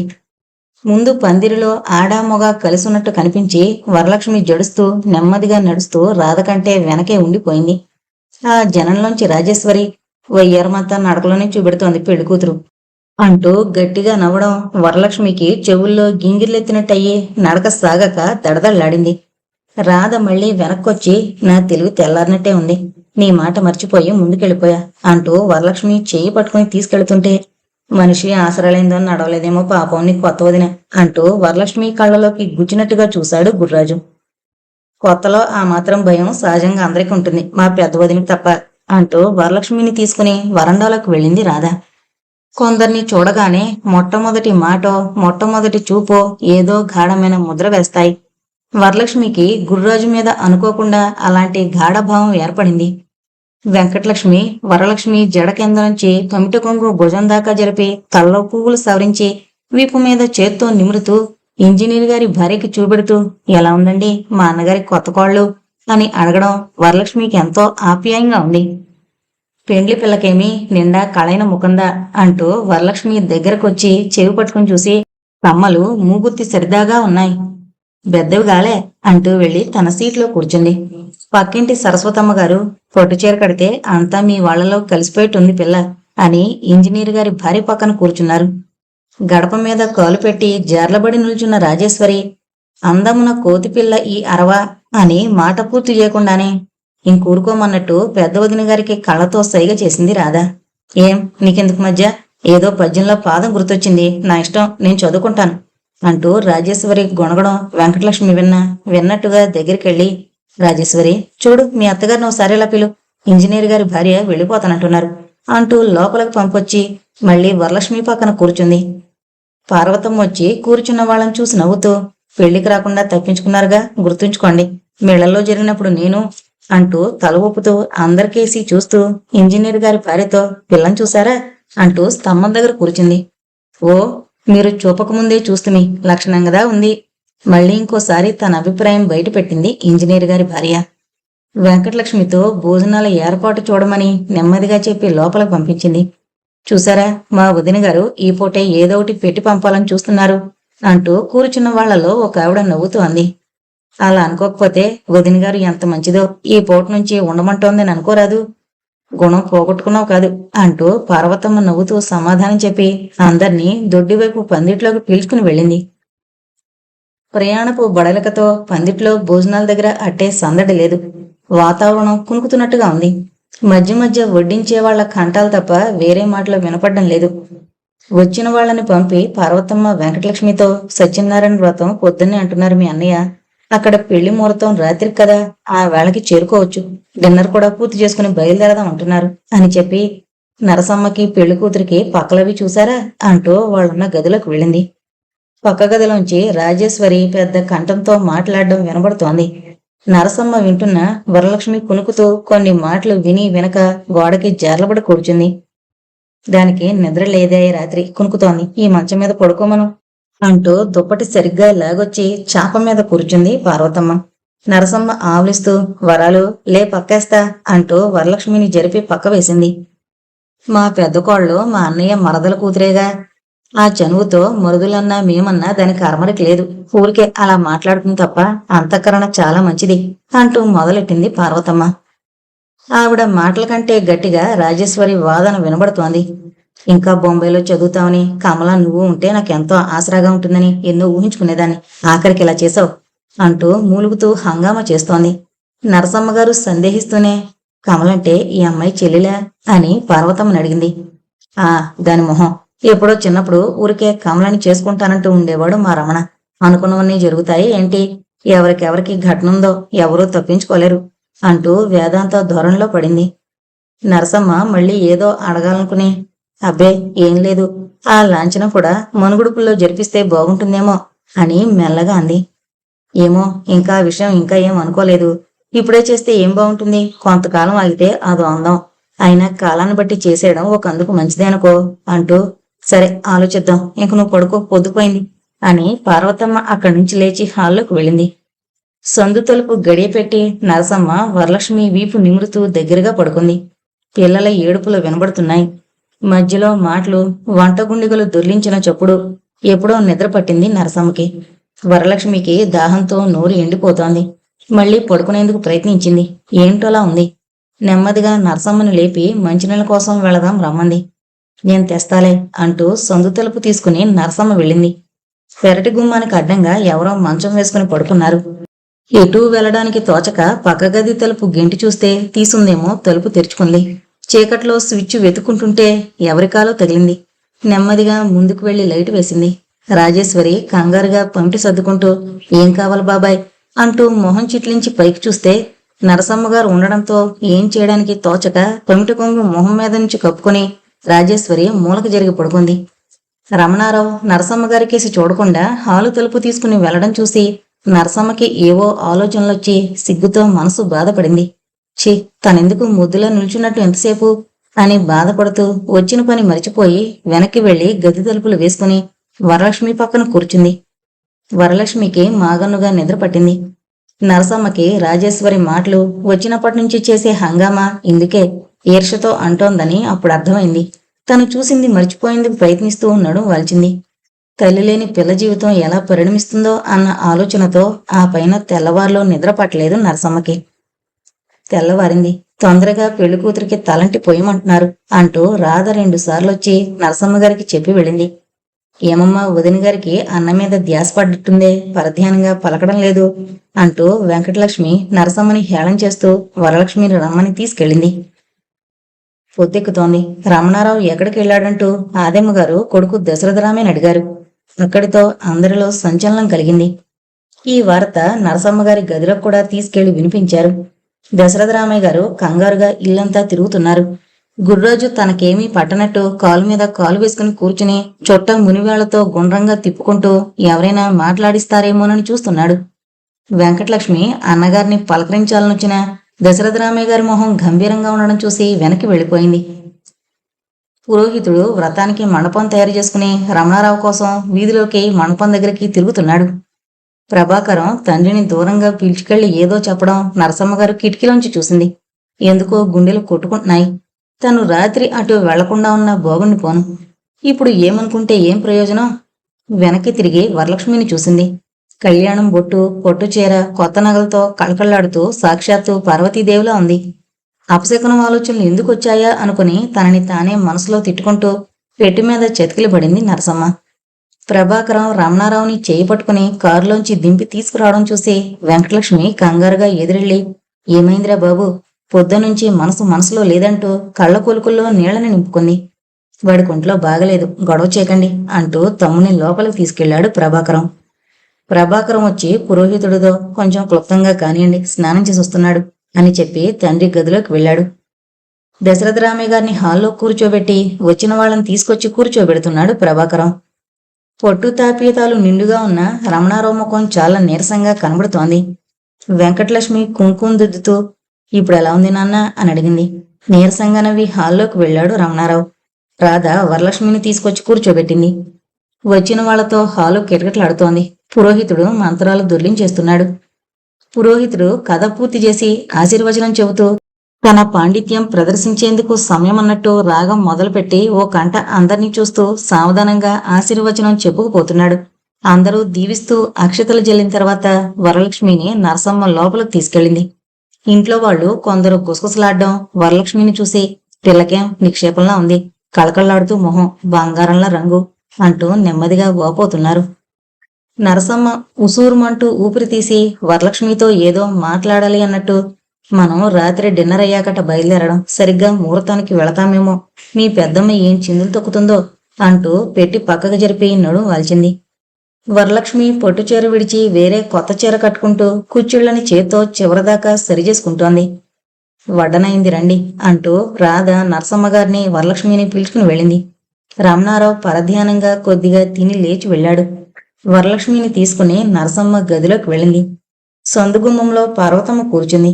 అవతల ఎవరితోనో మాట్లాడుతోంది. నేనందుకే ముందు వద్దని అంత పట్టుబట్టింది. స్థిరం లేని పిల్లాడని నాకు ముందే తెలుసు, నా మాట వింటేనా అంటోంది. అవతల కంఠం, అయినా దానికి ఇదేం బుద్ధంట, పెళ్ళయ్యాక ఇలా పొలలాడతారా? ఇంకో కంఠం, ఆడదానని ఏం ప్రయోజనం, నువ్విచ్చించనువే అది ఇలా తయారేందుకు కారణం, పెళ్లికూతురు అదృష్టవంతురాలు అనాలి, ఎంత గండం తప్పింది. అయినా మింగడం ఎవరు చూశారు, ఎవడో స్నేహితుడు చూశాడట, ఇంక ఊరుకోండి, ఆ పిల్ల తాలూకా వాళ్ళు వింటే బాగుండదు అనుకుంటూ అక్కడి నుంచి వెళ్ళాక వరలక్ష్మి ఏంటన్నట్టు నరసమ్మ గారికే చూసింది. తనకేమీ తెలియదన్నట్టు నరసమ్మ పెదిని విరిచింది. రాత్రి డిన్నర్ అయ్యాక నరసమ్మకి పెళ్లికూతురికి బట్టలు పెట్టారు. రమణకి నీరసంగా ఉందట, రాలేనంటున్నాడు అంటూ పార్వతమ్మ గారు వెంకటలక్ష్మి గడప యువతల నుంచి పార్వతమ్మతో చెప్పి, నువ్వు అన్నయ్య వెళ్ళండి అని సలహా ఇచ్చింది. అదేంటి, అతన్ని తీసుకువెళ్లకుండా ఏం బాగుంటుంది, కారులో వెళ్లడమేగా, రమ్మనండి అంటూ నరసమ్మ పార్వతమ్మతో అంది. సామాన్లు కారులో పెట్టారు. వరలక్ష్మిని ఆదెమ్మ గారికి, అత్తగారికి, మామగారికి దండం పెట్టమని నరసమ్మ చెప్పింది. పిల్లని దీవిస్తూ ఆదెమ్మ గారు, మా ఇంటి కోడళ్ళని పుట్టింట్లో అట్టే కాలం అట్టే పెట్టే ఆచారం లేదు. ఆ ఆనవాయితీ కూడా తీరితే తీసుకురావచ్చు అంటూ పార్వతమ్మకేసి చూశారు. వరలక్ష్మి కళ్ళు ఎవరికోసమో మెల్లగా వెతుకుతున్నాయి. దశరథరామయ్య గారు ముందు సీట్లో కూర్చున్నారు. ఆ అబ్బాయి రావడం లేదా అని పార్వతమ్మని అడిగింది నరసమ్మ. లేదు అంటూ మాట తప్పిస్తూ, రాధా నువ్వు రాకూడదే, మళ్ళీ రేపు వచ్చేయడమేగా అంటూ పార్వతమ్మ కారు దగ్గర నడిచింది. నరసమ్మ రాధతో లోపలికి వెళ్లి, మీ అన్నయ్యతో చెప్పి వెళదామని, ఎక్కడున్నాడో చూద్దు అని నరసమ్మ అడిగింది.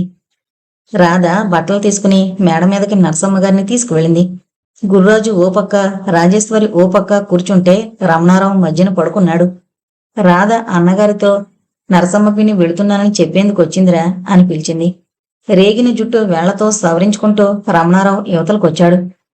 నువ్వు కూడా వస్తే బాగుండేది, ఒళ్ళు జాగ్రత్తగా చూసుకునైనా వెళ్ళొస్తానంటూ నరసమ్మ చెప్పడం విని రాజేశ్వరి, గుర్రాజు నవ్వుకున్నారు. మా వదినకి ఏం లేకపోయినా నవ్వడం అలవాట్లే అని సర్ది చెప్తూ రాధ నరసమ్మ గారిని కిందకి తీసుకొచ్చింది. వరలక్ష్మి కారుకి మెట్లకి మధ్య నిలబడి బెదురుతూ అటు ఇటు చూస్తోంది.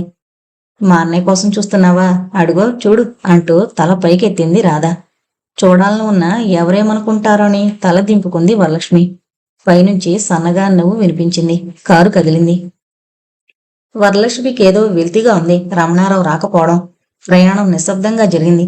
వరలక్ష్మికి రకరకాల ఆలోచనలకి వ్యవధి కలిగింది. దూరంగా సన్నాయి వినిపిస్తోంది. ఊరు దగ్గరకు వచ్చినట్లున్నామని అంతా ఒకసారి ఆవులిస్తూ కళ్ళు తుడుచుకున్నారు. పెళ్లివారి ఇల్లు కనుక్కుని విడిదికి వెళ్లారు. జానకిరామయ్య గారు ఎదురొచ్చి, ఇంత ఆలస్యమైందేం బావా అంటూ దశరథరామయ్య గారిని పలకరిస్తూ, అబ్బాయేడి అని కారులోకి చూశారు. రాలేదు అన్న సమాధానంతో అందరి మనసు కొంతసేపు చిన్నబుచ్చుకున్నా పెళ్లి హడావిడిలో మరిచిపోయారు. ముహూర్తానికి బయలుదేరే వేళ అయిందంటూ హడావిడిగా కొందరు అటు ఇటు తిరుగుతున్నారు. పెళ్లివారి ఇంటికి చేరారు అందరూ. ముహూర్తం అయింది. ఆ రోజుకి దశరథరామయ్య గారిని, పార్వతమ్మని, రాధని బలవంతంగా వెళ్లకుండా ఆపారు జానకిరామయ్య గారు. ఆ రాత్రి పనుపు మీద మొదట తాంబూలం పెళ్లికూతురు తల్లి తండ్రికి ఇప్పించండి, మన ఇంట్లో చేశాం గనుక అని గడపవతల నుంచి వెంకమ్మ గారు శేషమ్మ గారితో చెప్పింది. తర్వాత దశరథరామయ్య గారికి, పార్వతమ్మ గారికి ఇప్పించారు. మా వరాలు పెనిమిటి కూడా వచ్చుంటే ఆ వేడుక కూడా జరిగిపోయేది. పిల్లలు ఎదుగున్నారు కనుక కాలంతో పాటు మనం పద్ధతులు మార్చుకోవాలి, ఏమంటావు పార్వతమ్మ అని వెంకయ్యమ్మ గారు అడిగారు. మరి అంత తొందరగా చేయడం నాకు ఇష్టం లేదు, ఏ పండగ వచ్చినప్పుడు జరిపించుకోవచ్చు పిన్ని అని పార్వతమ్మ సమాధానం చెప్పి తప్పుకుంది. ఆ తెల్లవారి చీకటితో దశరథరామయ్య గారు పార్వతమ్మని తీసుకుని ప్రయాణానికి తొందర పెట్టారు. జానకిరామయ్య గారు దశరథరామయ్య గారికి కొత్త బట్టలు పెట్టారు. పార్వతమ్మ గారికి, రాధకి చీరలు పెట్టించారు. సుందరరామయ్య గారి గదికి వెళ్లి చెప్పి దశరథరామయ్య గారు కారు ఎక్కారు. వెంకమ్మ గారు వెనక నుంచి, అల్లుని తీసుకొచ్చి ఒక నిద్రన చేయించమని చెప్పండి, మళ్ళీ ఆషాఢం వచ్చేస్తుంది అని కేక పెట్టింది. మా పిన్నికి మనవడు రాలేదని మనసు కొట్టుకుంటోంది అంటూ పార్వతమ్మ నవ్వుకుంటూ కారెక్కింది. వీళ్ళు నిజంగా ఎంత ఆపేక్ష పడుతున్నారు పిన్ని, వాళ్ళంత ముచ్చుముప్పల్లా ఉన్నారు, ఏమంటావు పెదనానా అని పెద్దండ్రిని అడిగింది రాధ. ఇంకా మన అబ్బాయి ఎలా నిర్వాకం చేస్తాడో అని భయంగా ఉంది అంటూ దశరథరామయ్య గారు పార్వతమ్మకేసి చూశారు. నన్ను అలా చూడడం ఎందుకు, నాకు ముందు మన ఇంటి సంగతి తెలిసే ఈ పెళ్లికి ఒప్పుకోవద్దని ఎంతో గొడవ చేశాను. నా మాట ఏమన్నా మీ పెదనాన్న తలకెక్కితేనా, అయినా వాడు ఒప్పుకుంటేనే తాంబూలాలు పుచ్చుకున్నామే రాదా అంటూ పార్వతమ్మ చెప్పింది. పిన్ని, నీకు కోపం రాకపోతే నేను మాట చెబుతా. అన్నయ్యకి నిజంగా ఆ పిల్లంటే ఇష్టం ఉన్నా గుర్రాజు మావయ్య, రాజేశ్వరవదిన చేరి వాడి మనసు పాడు చేస్తున్నారు.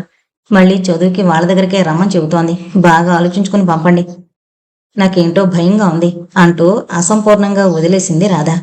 ఇంకూరుకో, ఆ మాట ఎతకో అన్నట్టు కళ్ళు చిట్లించి రాధ కాలు మీద చేత్తో గోకింది పార్వతమ్మ. నువ్వు చెప్పింది నిజం రాధా, వీళ్ళన్నకి బుద్ధి లేదు, వయసు వచ్చినా ఎక్కడా పెద్ద మనిషికి ఉండాల్సిన లక్షణాలు లేవు. రమణ ఒప్పుకుంటేనే కదా మేం తాంబూలాలు పుచ్చుకుంది అంటూ బాధగా దశరథరామయ్య గారు రాధకేసి చూశారు. ఇప్పుడేం కొంప మునిగిందని అంత ఉసూరు మండం, వాడు కొంచెం భయస్తుడు, 4 రోజులు పోతే ఆ పిల్ల కొంగు పట్టుకుని తిరుగుతాడు. అయినా రాజేశ్వరి చిన్నప్పటి నుంచి ఇక్కడ పెరిగిందవడం వల్ల దాంతో కాస్త చనువుగా ఉంటాడు. ఓరం లేని వాళ్ళు ఏదో అన్నారని మనం కూడా అలా అనడం ఏం బాగుంది, అది నా కోళ్లైనా కూతురులా పెరిగింది అంటూ రాజేశ్వరిని సమర్థిస్తూ పార్వతమ్మ గారు దశరథరామయ్య గారికి సమాధానం చెప్పింది. ఇంకా ఆవిడ దగ్గర ఆ మాట ఎత్తడం వృధా అన్నట్టుగా రాధ దశరథరామయ్య గారు ఒకరినొకరు చూసుకుని ఊరుకున్నారు. ఇంటికి వెళ్లేసరికి గుర్రాజు రాధ మీద విసుక్కోవడం మొదలు పెట్టాడు. మీ ఆయన వైరిచ్చాడు, తక్షణం బయలుదేరి రమ్మనమని. పైగా పిల్లాన్ని తీసుకెళ్లకుండా వెళ్ళావేమిటి? వాడిని ఊరుకోబెట్టలేక మీ చెల్లెలు చస్తోంది. తొందరగా సర్దుకో బట్టలు, ఎలాగా స్టేషన్కి వెళ్ళాలి, నేను నిన్ను బండికిస్తాను అంటూ సమాధానపడ్డ కంఠంతో గుర్రాజు రాధకి చెప్పాడు. నీకెందుకు తొందర, రేపు పంపుతాంలే. ఆడపిల్లని నిల్చున్న పళంగా పంపుతామేమిటి?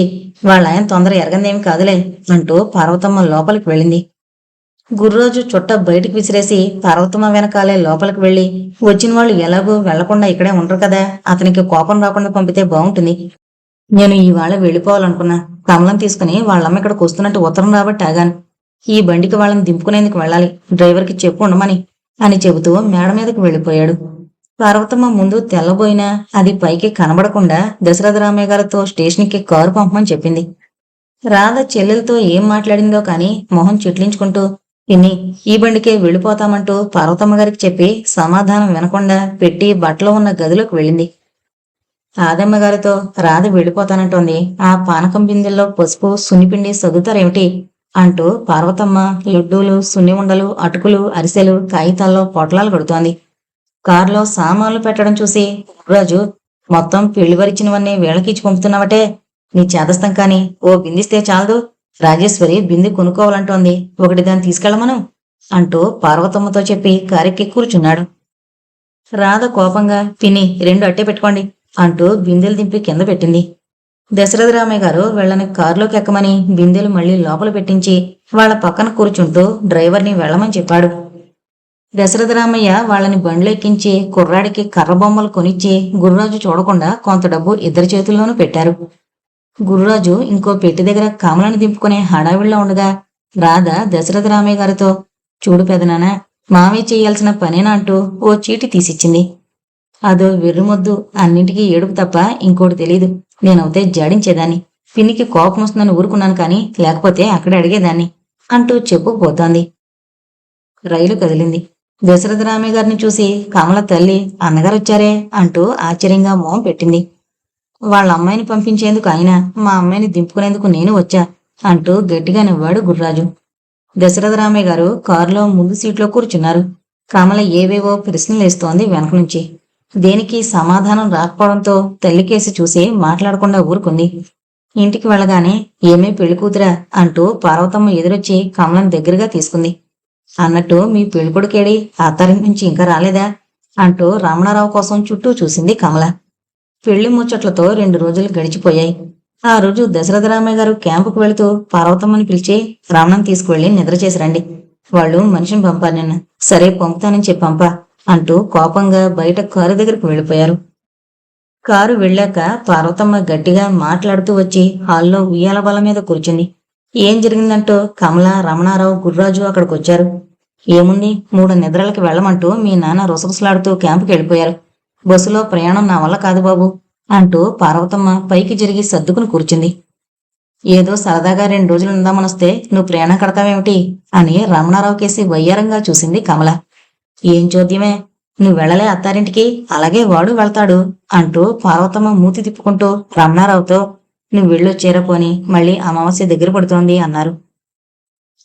ఎలాగా వెంటనే వెళ్ళినప్పుడు శ్రావణంలో చేస్తే సరి ఆ 3 నిద్రలు అంటూ పార్వతమ్మకి సలహా ఇచ్చాడు గుర్రాజు. నువ్వు ఊరుకో బాబు, ఆయన నా మీద విరుచు పడతారు వెళ్ళకపోతే అంటూ అన్నగారి మీద విసుక్కుంది పార్వతమ్మ. రేపు వెళ్ళొస్తానని రమణారావు వెళ్లేందుకు ఒప్పుకున్నాడు. ఆ రాత్రి నుంచి రాజేశ్వరికి ఫిట్స్ మొదలుపెట్టాయి. తెల్లవారి కొద్దిగా లేచినా మళ్లీ పడిపోతుంది.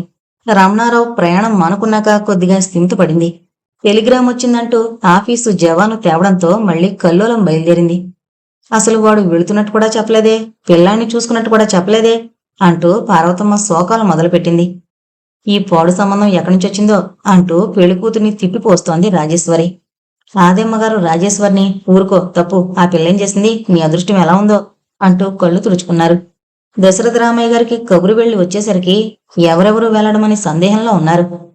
దశరథరామయ్య గారు వస్తూనే మళ్లీ టెలిగ్రామ్ చదివి చూసుకుని, ఎంతమంది ఎందుకు, నువ్వు నేను రాజేశ్వరిని తీసుకువెళదామని పార్వతమ్మతో అన్నారు. అసలు ఏముందరా దానిలో అని ఆదమ్మగారు అడిగారు. కారు కింద పడ్డాడట, హాస్పిటల్లో చేర్పించాం, ప్రమాదం లేదు, కానీ మీరొకసారి రండి అనుందని తల్లికి చెప్పారు దశరథ రామయ్య గారు. రాజేశ్వరి రమణారావుని రమ్మని పెద్ద పెట్టిన ఏడుపు మొదలుపెట్టింది. రమణారావు ఎటూ చెప్పలేక తండ్రికేసి చూశాడు. నువ్వెందుకు, నే వెళుతున్నానుగా అన్నారు దశరథ రామయ్య గారు. రాజేశ్వరి ఇంకా గట్టిగా ఏడుస్తూ, మామి వచ్చి ఏం ప్రయోజనం, హాస్పిటల్కి ఇంటికి తిరగడానికి రమణొస్తే ఉపయోగపడతాడని అత్తగారికి చెప్పింది. మీ మామగారు ఉపయోగం లేనప్పుడు నేను అనవసరమేమో, పోనీ మీ అమ్మని తీసుకెళ్ళు, నీకు సాయంగా ఉంటుంది అని పార్వతమ్మ కళ్ళు తుడుచుకుంటూ రాజేశ్వరికి చెప్పింది. అది నిజమేనని రాజేశ్వరి అనడం వింటున్న తల్లి కళ్ళతో తప్పు అన్నట్టు కూతుర్ని మందలిస్తూ, అదేం మాటదినా, తల్లివి, నీ తర్వాతే మేము అంటూ పార్వతమ్మ గారిని ప్రయాణం చేసింది. ఆఖరికి రమణారావుని, పార్వతమ్మని, రాజేశ్వరిని, ఆమె తల్లిని పంపించారు. గుర్రాజు కమలం తీసుకుని ఆ రోజే తన ఊరికి వెళ్ళిపోయాడు. దశరథ రామయ్య గారు జానకి రామయ్య గారికి ఉత్తరం రాశారు. పెద్ద కొడుకు ఒంట్లో బాగలేకపోవడం చేత అంతా అక్కడికి వెళ్లారని, శ్రావణంలో పంపుతామని ఉత్తరం పూర్తి చేశారు. జానకి రామయ్య గారు ఉత్తరం చదివి వెంకమ్మ గారికి, సుందర రామయ్య గారికి చెప్పారు. బొంబాయి వెళ్లారన్న మాట వరలక్ష్మికి మనసులో బాధగా తోచింది. రాధ చెప్పిన మాటలు తలుచుకుంటూ సొందుగుమ్మంలోకి వెళ్లి కూర్చుంది వరలక్ష్మి. భద్రానికి కాశీ విశ్వవిద్యాలయంలోని ఉద్యోగం వచ్చినట్టు రెండో ఉత్తరం అని విని వెంకమ్మ గారు చాలా సంతోషించారు. అంత దూరం ఎందుకు, మనకి దగ్గరగా ఎక్కడైనా ప్రయత్నించకూడదు అంటూ శేషమ్మ గారు జానకి రామయ్య గారికి సూచించింది. అక్కడికి వచ్చిన భద్రం, కాదులే, అవకాశం ఉంటే డాక్టరేట్కి చెయ్యొచ్చు, అక్కడ అది పూర్తయితే ఇటు వచ్చేయచ్చు, వెళతానంటూ అందరికీ చెప్పాడు. శేఖరం కూడా వైజాగ్ దాకా అన్నగారితో వెళతానని అన్నాడు. శేఖరం భార్యని మేనత్తొచ్చి తీసుకెళ్ళింది. పద్మకి కొంచెం ఆరోగ్యం వచ్చాక వాళ్ళ నాన్నని తీసుకురమ్మని చెప్పి భద్రం ప్రయాణం అయ్యాడు. వరలక్ష్మి గదిలోకి వెళ్లిన భద్రానికి ఎంతో ఆశ్చర్యం వేసింది. ఎందుకోరు ఏడుస్తున్నావు అంటూ కళ్ళు తుడిచాడు. అబ్బే ఏం లేదు, మీరంతా వెళ్ళిపోతే ఏం తోచదు అంటూ ఏదో సర్ది చెప్పబోయింది వరలక్ష్మి. వరలక్ష్మి తల నిమురుతూ వెళతానని చెప్పి తండ్రికి, పెద్దండ్రికి, పెద్దవాళ్ళందరికీ నమస్కరించి భద్రం బయలుదేరాడు. అప్పటిదాకా ఆపుకున్న సుందరరామయ్య గారికి ఒక్కసారి దుఃఖం పైకొచ్చి ఏడ్చేశారు. మళ్ళీ నిన్ను చూస్తానంటూ భద్రాన్ని గట్టిగా కౌగులించుకుని వలవలా ఏడ్చారు. తప్పు, ఊరుకోనైనా అంటూ వెంకమ్మ ఓదార్చింది. వరలక్ష్మికి ఊహొచ్చిన దగ్గర నుంచి ఆ ఊళ్ళోనే పెరిగినా ఎప్పుడూ అంత శూన్యంగా ఉన్నట్టు తోచలేదు. పద్మ భద్రం దగ్గరికి వెళ్ళిన దగ్గర నుంచి రోజులు లెక్క పెడుతోంది తన ప్రయాణానికి. సుశీల కొద్ది రోజుల్లో చాలా పెద్దదానిలా మాట్లాడుతోంది. ఎప్పుడూ ప్రసాద్ గదిలోనే గడుపుతోంది. ప్రసాద్ అన్నయ్య కూడా వెళ్ళిపోతున్నాడు చదువుకి అనగానే వరలక్ష్మికి మళ్లీ దిగులు వేసింది. సుశీల కళ్ళు వాచాయి. అలా ఉన్నావేమనని వరలక్ష్మి అడిగితే, చెప్పినా నీకు అర్థం కాదులే అని పెంకిగా సుశీల సమాధానం ఇచ్చింది. తెల్లవారుజామున గుడ్డి వెలుతురులో ప్రసాద్ బండెక్కాడు. వెంకమ్మ గారు చేతి లాంతర పైకెత్తి ప్రసాద్ మొహంలోకి చూస్తూ, జాగ్రత్త అబ్బాయి, మళ్ళీ ఎప్పుడొస్తావు, ఆ డబ్బు మీ బావకి అని ఏదో చెప్తున్నా స్తంభం చాటు చేసుకుని నిల్చున్న సుశీలకేసి చూస్తూ ప్రసాద్ పరధ్యానంగా కొడుతున్నాడు. ఇంక వాణ్ణి వెళ్ళనివ్వండి, బండి టైం అయ్యేదాకా మాట్లాడక అంటూ శేషమ్మ గారు కేక పెట్టింది. శుభం, వెళ్ళిరా నాయనా అంటూ వెంకమ్మ గారు వెనక్కి తప్పుకున్నారు. ఆ రోజంతా సుశీల కళ్ళల్లో నీళ్లు ఊరుతూనే ఉండడం వరలక్ష్మి చూసినా అడిగితే ఏమంటుందో అన్న బెదురుతో ఊరుకుంది. భాగవత సప్తాహం చేస్తారటే మన ఊళ్ళో అని వెంకమ్మ గారు వార్త తెచ్చారు గుళ్ళోంచి. మన పెరటి గది ఖాళీగానే ఉంది కనుక ఆ వరండాది సరిపోతాయి, ఇక్కడ పెడితే ఏం అని శేషమ్మ గారు అడిగారు. నరసమ్మ సుశీలను తీసుకుని ఇంటికి వెళ్ళిపోతానంది. ఆ సప్తాహం మన ఇంట్లోనే చేయిద్దాం, ఈ వారం ఉండి వెళ్లమని శేషమ్మ బలవంతం చేస్తే నరసమ్మ గారి ప్రయాణం ఆగిపోయింది. 7 చదవడం మొదలు పెట్టాలి అన్నారు ఆ రోజు స్వామీజీ. శ్రీకృష్ణ స్తవం చదివి కొబ్బరికాయ కొట్టి భాగవతంలో మొదటి పద్యం చదివి ఇంకా వాళ్ళని చదవమన్నారు. అంతా చదువుతున్నారు. స్వామీజీ కళ్ళు మూసుకుని వింటున్నారు. శబ్దాలు తప్పు విన్నప్పుడల్లా స్వామీజీ కనుబొమ్మలు చిట్లిస్తున్నారు. వరలక్ష్మి స్వామీజీకి ఎదురుగా ఉన్న గోడను అనుకుని కూర్చుంది. భాగవతంలో కొన్ని ఘట్టాలు కంఠస్థంగా తనకొచ్చు. అవంటే తనకెంతో ప్రీతి. కానీ మొదట్నుంచి వింటుంటే తనకంత రక్తి కట్టలేదు. తను వాటిని అర్థం చేసుకోక అలా అనిపిస్తుందేమోనని సమాధాన పడింది. పెద్దండ్రికి స్వామీజీ చెప్పేది శ్రద్ధగా వింటోంది వరలక్ష్మి. ఆహా, కృష్ణ శబ్దంలో ఉండే ఆనందం ఎందులో ఉందండి అంటూ తన్మయులయ్యారు స్వామి. చెలివై చుట్టమవై అన్న పద్యం చదివి అంతరార్థం చూడండి, నిజంగా మనతో ఉన్నట్టే ఉంటాడండి, కళ్ళలోకి చూస్తాడు, మనల్ని కవ్విస్తాడు, ఏడ్పిస్తాడు, మళ్ళీ సంతోషంతో చిందులు తొక్కుతాడు, అన్ని అనుభూతుల్ని ఇచ్చేది ఆ నామమేనండి అంటుంటే స్వామీజీలో అన్ని రకాలుగా వర్చిస్తూ వరలక్ష్మికి కనిపించినట్టయింది.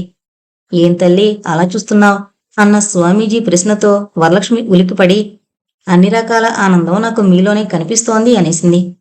అలా అండం తప్పేమోనని మళ్ళీ నాలుగు కొరుక్కుంది వరలక్ష్మి. వెర్రి తల్లి, నీ ఆత్మ మేలుకునే ఉందన్నమాట.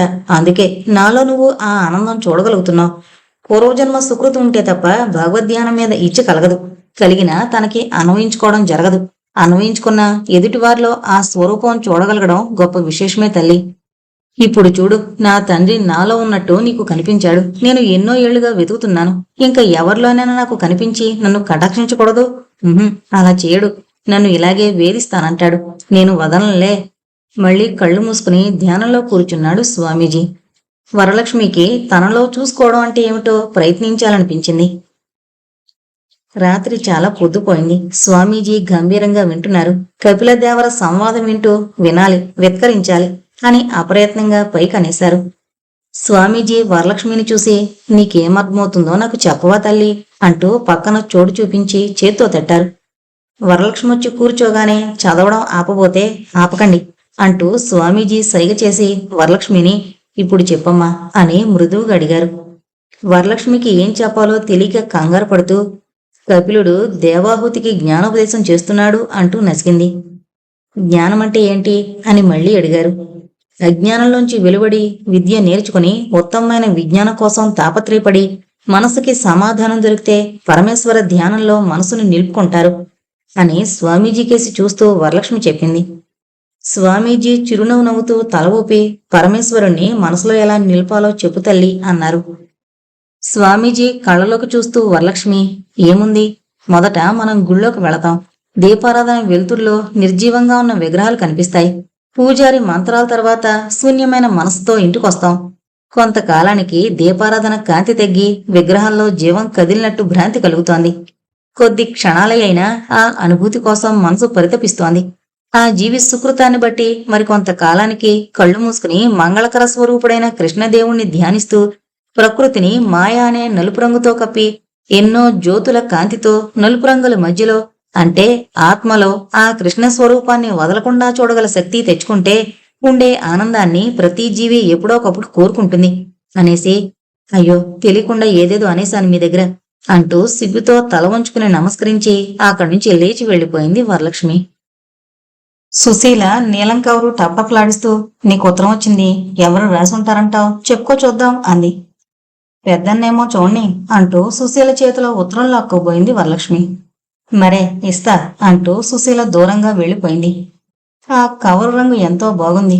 ఎవరు రాశారో చూడాలని ఆతృతతో వరలక్ష్మి సుశీల దగ్గరకు పరుగుని వెళ్లి పట్టుకుంది. వరలక్ష్మి కవరు చింపి జాగ్రత్తగా లోపల కాగితం పైకి తీసింది. సుశీల వరలక్ష్మి చేతిలోది నెమ్మదిగా లాక్కుని చదవడం మొదలుపెట్టి నాలుగు కొరుకుని, చదవనా వద్దా అంటూ వరలక్ష్మిని అడిగింది.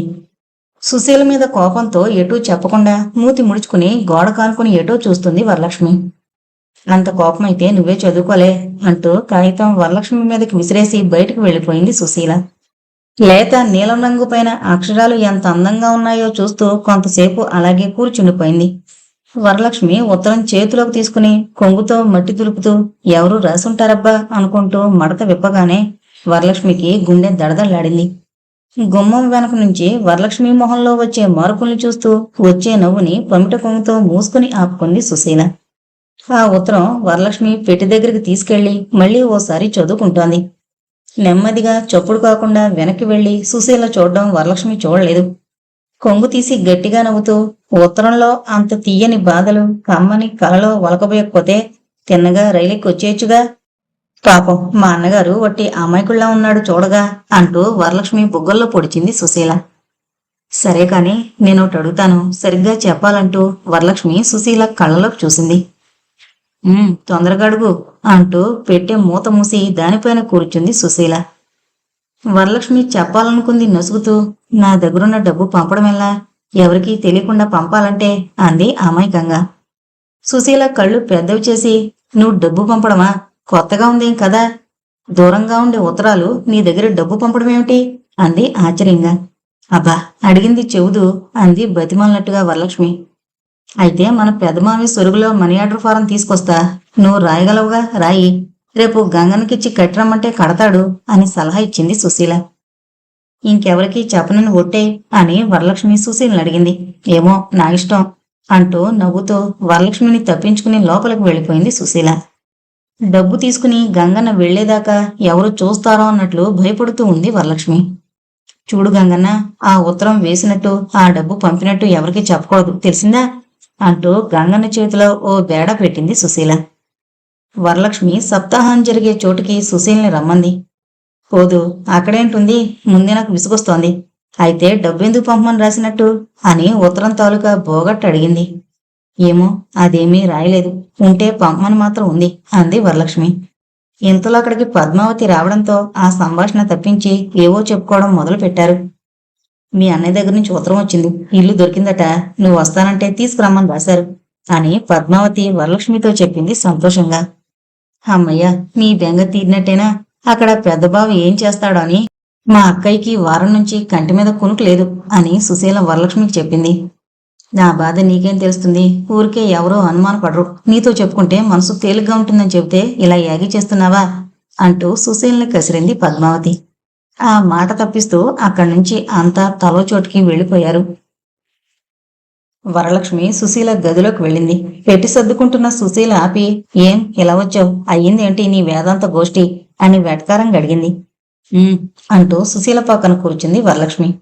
సుశీల గది తలుపు దగ్గరగా వేసొచ్చి డబ్బు పైకి తీసి లెక్కబెట్టి, ఈ డబ్బు మా చెల్లెలకు పంపి పొట్టుచీర తెప్పించుకుందాం అనుకుంటున్నాను, కొంచెం ఇది రాసిపెట్టు అంటూ మనీ ఆర్డర్ ఫారం తీసిచ్చింది సుశీల.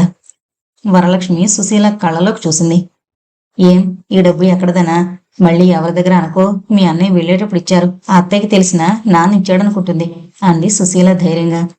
దీక్షితులు గారు మంచినీళ్లు కావాలని లోపలికి రావడంతో ముచ్చట్లాపి వరలక్ష్మి లోపలికి వెళ్ళింది. సప్తాహం అనుకున్నట్టుగా సలక్షణంగా పూర్తి చేసి అంతా సంతోషంగా మర్నాడు తోటలో సంతర్పణకి ఏర్పాటు చేసుకున్నారు. మధ్యాహ్నం సంతర్పణ పూర్తయి సంతోషంగా తల్లులు పిల్లలు ఇళ్లకు చేరారు. జానకిరామయ్య గారు టపా చూసుకుంటూ ఆఫీస్ గదిలో కూర్చున్నారు. మనీ ఆర్డర్ రసీదు తన అడ్రస్కి వచ్చింది.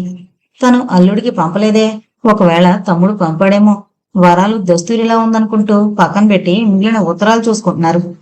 పెదనాన్న బామ్మ పిలుస్తోంది అంటూ వరలక్ష్మి యువతల గదిలోకి వచ్చింది. వరాలు అన్న పెదనాన్న పిలుపుతో సుశీల చెయ్యి విదిలించుకుని పెత్తండ్రి గదిలోకి వెళ్ళింది. రసీదిస్తూ డబ్బెప్పుడు పంపావమ్మా అంటూ నవ్వారు. వరలక్ష్మి భయపడుతూ ఏం చెప్పాలో తోచక అటు ఇటు చూస్తోంది. చెప్పవే, అలా గుటకవేస్తావే, అన్నయ్య పంపమని రాశాడట, అదే పంపింది మావయ్య అంటూ సుశీల నవ్వింది. సందుకాయపేటలోంచి డబ్బు తీసి వరలక్ష్మి చేతిలో పెట్టి, పిచ్చిపిల్ల నువ్వెందుకమ్మా పంపడం, నాకు చెబితే పంపేవాణ్ణిగా అంటూ తల మీద చేత్తో ఆప్యాయంగా దువ్వి వరలక్ష్మిని తనొచ్చేదాకా అక్కడుండమని తల్లి దగ్గరకు వెళ్లారు జానకిరామయ్య గారు. పెత్తండ్రి వెళ్ళగానే సుశీల్ని నేను పంపానని చెబుతున్నావా అంది కోపంగా. నీకేం మంచిదైందిగా, నీ డబ్బు ఇచ్చేశాడు మావయ్య, ఎలాగైనా మావయ్యకి నువ్వంటే ఆపేక్ష ఎక్కువ, అత్తయ్య అయితే చచ్చినా ఇవ్వదు అంటుంటే శేషమ్మ గారు అక్కడికొచ్చి తొంగి చూసి, ఇక్కడేమి రాజకార్యం చేస్తున్నారే, మీ పెదనానేరి అని వరలక్ష్మిని అడిగింది. బామ్మ పిలిస్తే వెళ్లారు, మమ్మల్ని ఇక్కడ ఉండమంటే ఉన్నాం అని పిల్లిలా సమాధానం చెప్పింది. తను అన్నమాట అత్తగారు ఎక్కడ విందో అని ముందు భయపడ్డా, వింటే అంత శాంతంగా ఉంటుందేమిట్లే అనుకుంది సుశీల. పెత్తండ్రి రావడంతో అక్కడి నుంచి వెళ్లిపోయారు. డబ్బు పెట్టులో పెడుతూ, అమ్మా ఎక్కడ విందో అని భయపడ్డాను అంది వరలక్ష్మి సుశీలతో. అని తలెగరేసింది నిర్లక్ష్యంగా సుశీల. స్వామీజీ వచ్చిన దగ్గర నుంచి వెంకమ్మ గారికి హడావుడి ఎక్కువైంది. దేవుడి గదిలో కూర్చున్నారు స్వామీజీ. వరలక్ష్మి పువ్వుల పళ్ళెం పట్టుకెళ్లి పక్కన పెట్టింది. మడికట్టుకున్నావా తల్లి అంటూ చిరునవ్వు నవ్వారు స్వామీజీ.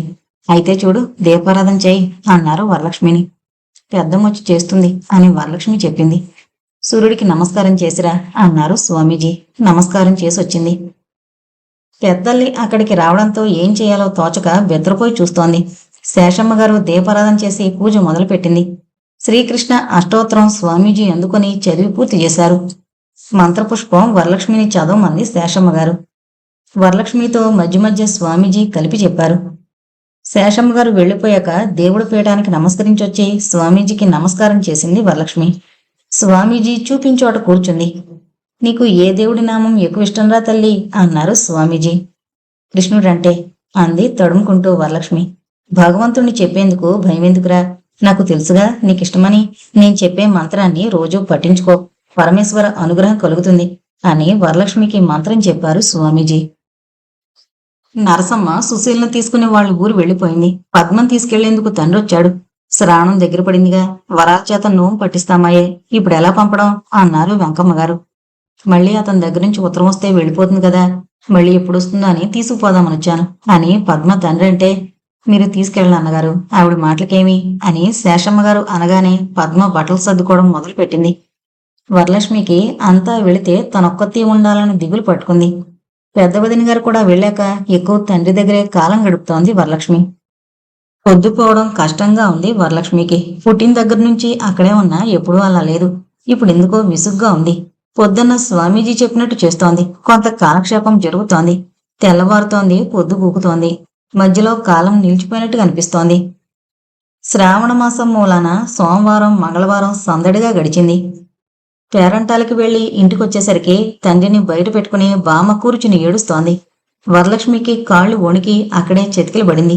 దీక్షితులు గారు వచ్చారు. ఏదో ఇంజెక్షన్ ఇచ్చారు. మళ్లీ సుందరరామయ్య గారిని లోపలికి తీసుకెళ్లి పడుకోబెట్టారు. 2 రోజులు స్పృహ లేకుండా ఉన్నారు సుందరరామయ్య గారు. భద్రానికి, శేఖరానికి టెలిగ్రామ్లు వెళ్లాయి. ప్రసాద్ కోసం మనిషిని పంపారు. భద్రం, శేఖరం రైల్లో కలుసుకున్నారు. ఊరి చివర బస్సు దిగ్గానే వెంకన్న వాళ్ల కోసం నిల్చున్నాడు. ఎలా ఉన్నారని ఒక్కసారి అడిగారు ఇద్దరూ ఆత్రంగా. వెంకన్న తలపాగా కొంగులో మొహం దాచుకుని ఒక్కసారిగా గుల్లుమన్నాడు. నిన్న మళ్లీ తెగిపోయిందండయ్యా. ఇవాళ చీకటితో కూడా కాఫీ పుచ్చుకుని చెల్లెమ్మ గారిని పద్దాలు చదవమని విన్నారంట. ఓ గంట ముందు ఉన్నట్టుండి గురక పుట్టిందట. చెల్లెమ్మ గారిని చెయ్యి గట్టిగా పట్టుకుని కళ్ళు మూసేశారంట. నడండి బాబు, మీకోసం సూతాండ్రు అంటూ కళ్ళు తుడుచుకుంటూ పక్క చోట్ల నెత్తిన పెట్టుకున్నాడు వెంకన్న.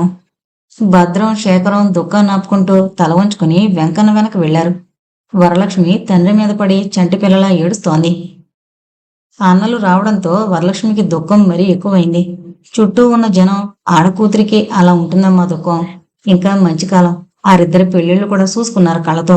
ఆయనకేం అదృష్టవంతుడే. మీకైనా పెద్దయ్య గారు, పెద్దమ్మగారు ఉండగా ఏ లోటు ఉండదు అంటూ ఓదారుస్తున్నారు. భద్రం ఏడుస్తూ పెత్తండ్రితో నేను ఆ పని చేయలేనని గోల పెట్టాడు. అంతా ధైర్యం చెప్పి భద్రాన్ని తీసుకెళ్లారు. అంతా జరిపించి ఇంటికొచ్చి జానకరామయ్య గారు పిల్లలందరినీ దగ్గర పెట్టుకుని చంటి పిల్లాళ్లా గోల పెట్టారు. వచ్చిన వాళ్ళంతా 12వ రోజు సాయంత్రానికి వెళ్లిపోయారు. ఆ రాత్రి బండికి భద్రం, శేఖరం కూడా వెళ్లడం మంచిదని సూర్యనారాయణ గారు చెప్పారు. వరలక్ష్మి తండ్రి గదిగుమ్మంలో కూర్చుని ఒంటరిగా ఏడుస్తోంది. భద్రం వెళతానని చెప్పేందుకు వెళ్లి చెల్లెల్ని చూసి తను దుఃఖం ఆపుకోలేక దగ్గర కూర్చున్నాడు. శేఖరం కొంత ధైర్యం తెచ్చుకుని, ఏంటెవరు ఇలా ఎలా? అప్పుడే చాలా రోజుల నుంచి ఎప్పుడో ఓ రోజు ఇలా దగా పడతామని తెలుసుగా. ఇన్నాళ్లు ఉండడం మన అదృష్టం అనుకోవాలి అంటూ కారే నీళ్లని చేతిగుడ్డతో తుడుచుకుంటున్నాడు. సూర్యనారాయణ గారు వాళ్ళని ఓదారుస్తూ, అబ్బాయిలు, నేను మీ పెదనాన్న పెద్దవాళ్ళమైనట్టే ఇప్పుడు అనిపిస్తోంది. వరాల్ని మీ ముగ్గురు అన్నదమ్ములు మీ పిల్లలా చూసుకోవాలి, చెల్లెల్లా కాదు అంటూ వాళ్లతో కలిసి దుఃఖపడ్డారు. భద్రాన్ని, శేఖరాన్ని బండెక్కించి తర్వాత ఏం చెయ్యాలో అన్నీ చెప్పి పంపారు. సూర్యనారాయణ వరలక్ష్మిని వాళ్ల ఊరు తీసుకువెళతానన్నారు. ఆ రోజే పార్వతమ్మ గారు కారు మీద రావడంతో సూర్యనారాయణ వెళ్లిపోయాడు. పార్వతమ్మ వెంకమ్మ గారిని, జానకిరామయ్య గారిని ఓదార్చి, పిన్ని, నువ్వు దెబ్బతినున్నదానివి, నువ్వే ధైర్యం చెప్పాలి పిల్లలకి అంటూ, అదేది అంటూ కోడల కోసం లోపలికి వెళ్ళింది. వదినగారు ఓదారుస్తున్నా ఏడుస్తోంది వరలక్ష్మి. కోడల్ని దగ్గరకు తీసుకుని, అలా ఏడవకు, తప్పు, ధైర్యం తెచ్చుకోవాలి. తల్లి లేకుండా ఇన్నాళ్లు పెంచారు, అలాగే గడిచిపోతాయి. ముద్దు ముచ్చట్లు చూసుకునే అదృష్టం వాళ్ళకి లేదు అంటూ ఆదరంగా వరలక్ష్మిని ఊరడించింది. పార్వతమ్మ ఆ రోజు మధ్యాహ్నమే వెళ్లిపోతానని శేషమ్మ గారితో చెప్పినా వరలక్ష్మిని కూడా తీసుకువెళతానని అడిగింది. ఇది శూన్యమాసంగా వదినా, వచ్చే నెలలో తీసుకెళ్లకూడదు అంది శేషమ్మ. ఇప్పుడు ఊరికే తీసుకెళ్లమేగా, ఏం పిన్ని తీసుకెళ్ళనా అని వెంకమ్మ గారిని అడిగింది పార్వతమ్మ. సరే, నీ ఇష్టం, 10 రోజులు పెట్టుకుని పంపించు. కొంచెం మార్పు మంచిదే, లేకపోతే మరీ బెంగ పెట్టుకున్నట్టుంటుంది అంటూ కళ్ళు తుడుచుకుంటూ వెంకమ్మ గారు ఒప్పుకున్నారు. శేషమ్మ గారికి ఇష్టం లేకపోయినా అత్తగారు ఒప్పుకున్నాక బాగుండదని వరలక్ష్మిని పార్వతమ్మతో పంపింది. వరలక్ష్మికి అత్తారింట్లో అంతా కొత్తగా ఉంది. మామగారు చాలాసార్లు వరలక్ష్మి తండ్రికి తనకి అంత స్నేహమో చెప్పి కళ్ళనీళ్లు పెట్టుకున్నారు. గౌరీ పిన్ని పిన్ని అంటూ వరలక్ష్మి చుట్టూ తిరుగుతుండడం కొంత కాలక్షేపంగా ఉంది. మరిదిని పెళ్లిలో ఒకసారి చూసింది. మాట్లాడడానికి భయం మూలాన తప్పుకుని తిరుగుతోంది వరలక్ష్మి. పార్వతమ్మ అక్కడికి రా, ఇంకా పెళ్లి కూతురులా అందరికీ ఒదిగి తిరుగుతావేమిటి అంటూ నవ్వుతూ, నీ మరిది ఈ కాలేజీలోనే చేరాడు, వాడు మరిదే అవుతాడు అంటూ వెంకటేశ్వర్లని పిలిచి చూపించింది. అస్తమానం నా వెనకే నిల్చోకపోతే మీ బావగారు బయటికి వెళ్ళినట్టున్నాడు, పైకి వెళ్ళు, నీ తోటికోళ్ళు ఉందిగా అని ఒకసారన్నా వరలక్ష్మికి పైకి వెళ్ళడానికి భయమేసి ఇక్కడే ఉండిపోయేది. పడమటింటిలో ఆనందమ్మ గారి దగ్గర లేకపోతే వరండాలోనూ కూర్చుని కాలం గడుపుతోంది వరలక్ష్మి. వెంకటేశ్వర్లు మధ్య మధ్య పలకరించేవాడు. బావగారు వచ్చినప్పుడే తోటికోళ్లు శాంత కిందకి రావడం, వచ్చిన అందరితో ముభావంగా మాట్లాడేది. వరలక్ష్మితో అసలే చనువుగా ఉండేది కాదు. గౌరి కూడా తల్లుంటే వరలక్ష్మి దగ్గరకు వచ్చేందుకు జడిసేది. పార్వతం మాత్రం అటొచ్చి ఇటొచ్చి వరలక్ష్మిని పలకరిస్తూనే ఉండేది. అదే వరలక్ష్మికి ఎంతో గొప్పగా అనిపించేది. అమావాస్య వెళ్ళింది. అప్పుడే తండ్రి పోయి నెలయింది అనుకుంది వరలక్ష్మి. ఏంటో ఆ రోజంతా బాధగా ఉంది. ఎవరైనా చూస్తారేమోనని చాటుకు వెళ్లి కళ్ళు తుడుచుకుంటోంది.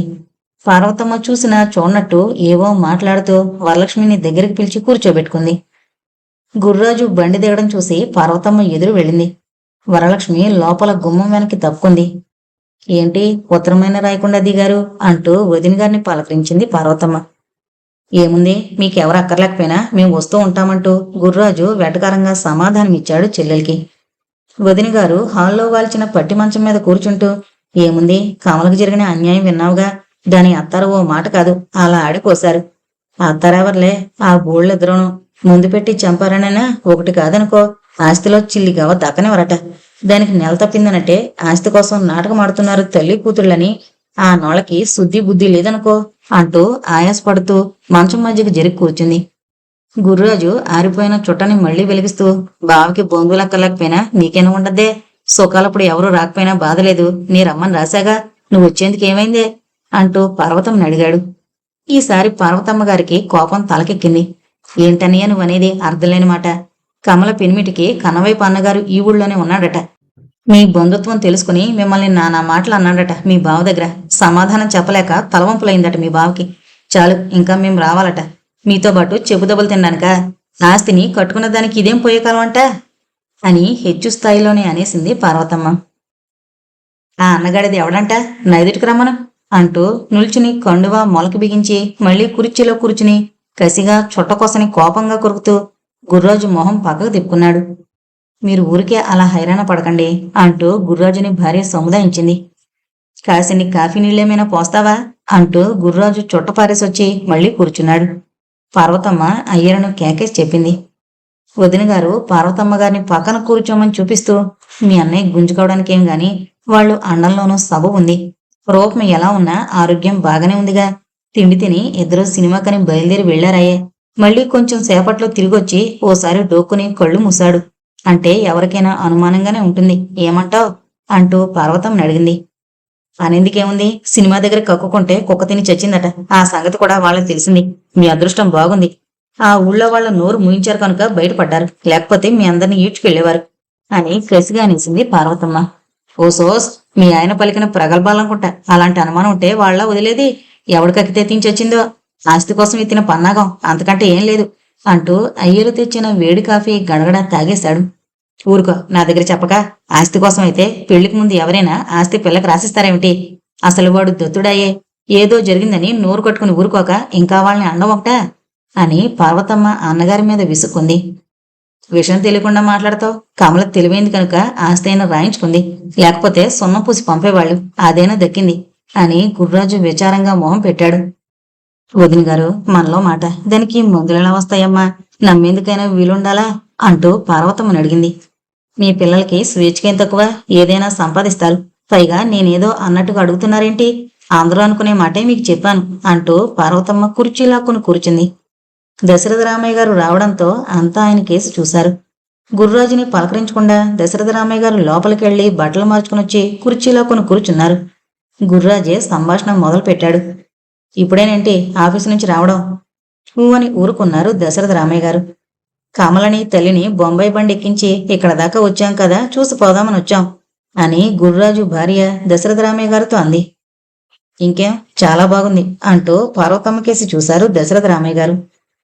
వాళ్ళు ఆస్తి కోసం పుట్టించారట ఈ అపవాదులు, వాళ్ళు చెప్పిందంతా ఒట్టిదేనట అని అన్నగారిని సమర్థిస్తున్నట్టు దశరథ రామయ్య గారితో అంది పార్వతమ్మ. అది కాదు బావా, పిల్ల అలాంటి పిల్ల అయితే అసలు పెళ్లికి ఎందుకు ఒప్పుకుంటుంది అంటాను. ఏదో తెలివైన ప్రశ్నలా అడిగాడు గుర్రాజు. కనబడుతోందిగా, ఆస్తి కోసం ఎవరి ఆసరా లేకుండా చేసుంటుందా అని నా అనుమానం అనేశారు దశరథ రామయ్య గారు. అయితే అది చేసిందని మీ అందరి అనుమానంలా ఉందే అంటూ గుర్రాజు పార్వతమ్మని అడిగాడు. మా అనుమానంతో పనేంటి, వాళ్ళు అలాగే చెబుతున్నారు అన్నారు దశరథ రామయ్య. ఆయన కోసం ఎవరో కారులో రావడంతో అంతా లేచి లోపలికి వెళ్ళిపోయారు. మళ్ళా 2 రోజుల దాకా కమల మాట ఎత్తలేదు ఎవరు. గుర్రాజు వరలక్ష్మితో మాట్లాడాలని మాట కలుపుతూ కూడా తిరుగుతున్నాడు. నరసమ్మ ఎప్పుడో అన్న మాట గుర్తుకొచ్చి ఆయనతో చనువుగా మాట్లాడేందుకు భయపడుతోంది వరలక్ష్మి. మధ్యాహ్నం పూట పేకాడదామంటూ చెల్లెల్ని భార్యని పిలిచి, నీ కోడలు కూడా పిలవే పార్వతి అని సలహా ఇచ్చాడు గుర్రాజు. నేను పడుకోవాలి, మీరు కావాలంటే ఆడుకోండి అంటూ పార్వతమ్మ మంచం మీద వాలింది. గుర్రాజు వరలక్ష్మిని వెతుకుతూ గదిలోకి వెళ్లి రమ్మని పిలిచాడు. ఎటూ చెప్పకుండా తల వంచుకుని నిల్చున్న వరలక్ష్మి చెయ్యి పట్టుకుని లాగడంతో తూలి పడబోతే గట్టిగా పట్టుకుని వెర్రిగా నవ్వుతున్నాడు గుర్రాజు.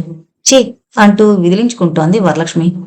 చుట్టకంపు నోరు వరలక్ష్మి బొగ్గకి తగలగానే ఒక గెంటు గెంటి దూరంగా వెళ్లి వగరుస్తూ నిల్చుంది. కిటికీ అవతల వెంకటేశ్వర్లను చూసి గుర్రాజు వెళ్లిపోయాడు.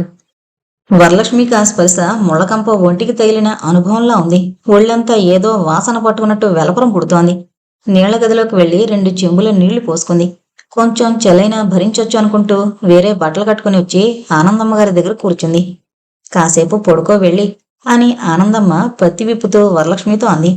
ఆవిడికి చెప్పాలనుకుంది, చెబితే ఏమంటుందో అన్న అనుమానంతో, రాత్రి మీరు నా దగ్గర పడుకోవాలి అని అటు ఇటూ చూసింది. ఎవరైనా వింటారేమోనని వరలక్ష్మి, రోజు నీ గదిలోనేగా పడుకుంటున్నాను తల వంచుకునే ఆనందమ్మ గారు అడిగింది. అలా కాదు, నా పక్కన పడుకోండి, ఆ గుర్రాజు గారిని చూస్తే భయం ఇస్తోంది అని కొద్దిగా బయట పెట్టింది వరలక్ష్మి. ఆశ్చర్యంగా వరలక్ష్మి కళ్ళలోకి చూసింది ఆనందమ్మ.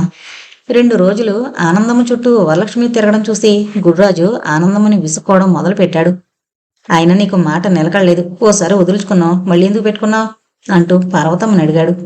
ఎవరి మాట అని అన్నగారిని అడిగింది పార్వతమ్మ. ఎవరేంటి, అదే ఆ ఆనందమ్మని అని తేలిపోయాడు గుర్రాజు.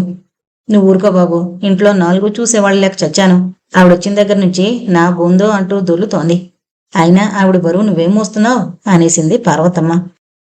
సరే నీ ఇష్టం, నీ కాపురమే ఆవిడ చేతిలో పెట్టుకో, తర్వాత ఏడుస్తావు అంటూ గొనుక్కుంటూ మళ్ళీ వంటింటి వైపు వెళుతూ గడపలో నిల్చున్న వరలక్ష్మి మీదకి తూలి పట్టు దొరక్క పడకుండా పట్టుకున్నట్టు వరలక్ష్మి గుండెపైన అదిం పట్టుకున్నాడు గుర్రాజు. ఛీ ఇదేంటి అంటూ వరలక్ష్మి విడిపించుకుని వెళ్ళిపోయింది.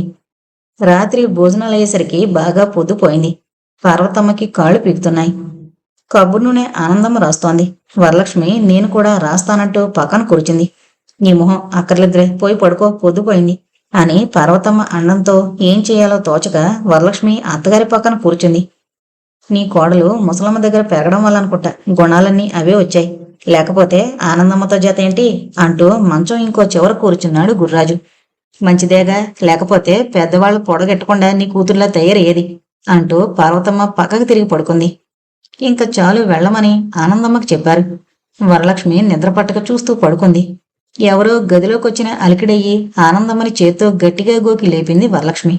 ఏదో మెత్తగా కాలికి తగిలింది వరలక్ష్మికి. ఆనందమ్మ గారిని ఇంకా గట్టిగా కుదిపి లేపింది. ఆనందమ్మ కేకలేస్తూ లేచేసరికి గుర్రాజు గడప దాటుతూ, గోడు పెత్తనం, వంటింటికి తాళం ఎవరు వేయమన్నారంట అని ఆవిడ మీద కేకలేస్తూ వెళ్ళిపోయాడు. ఆ హడావిడికి పార్వతమ్మ లేచి ఏంటంటూ ఎదురొచ్చిన అన్నగారిని అడిగింది.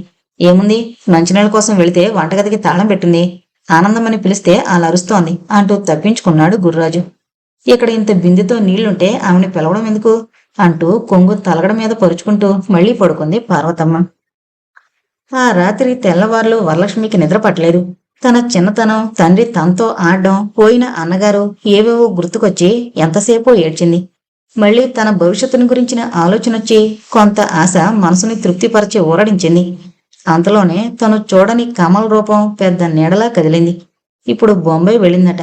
రాధ చెప్పిన మాట నిజమైతే తన భవిష్యత్తు పూర్తిగా చీకటే అనుకుంది. కొద్దిగా నిద్ర పట్టింది వరలక్ష్మికి. 5 కొట్టేసింది అంటూ ఆనందమ్మ కంగారుగా లేవడంతో వరలక్ష్మికి మెలకు వచ్చేసింది. ఆనందమ్మ గది తలుపు దగ్గరగా పెట్టి వరండాలోకి వెళ్లడం చూసిన వరలక్ష్మి బద్ధకంగా పడుకుంది.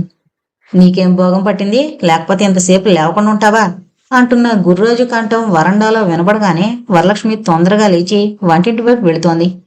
అప్పుడెందుకమ్మా లేచావు అంటూ ఆనందమ్మ నీళ్ల గదిలో కిందకి మండిపోతున్న పుల్లల్ని పైకి తోసి మరిగిపోతున్నాయి, నీళ్లు ఎప్పుడంటించాడో రంగడు అని వరలక్ష్మితో అంటూ కుళాయి దగ్గరికి వెళ్ళింది ఆనందమ్మ.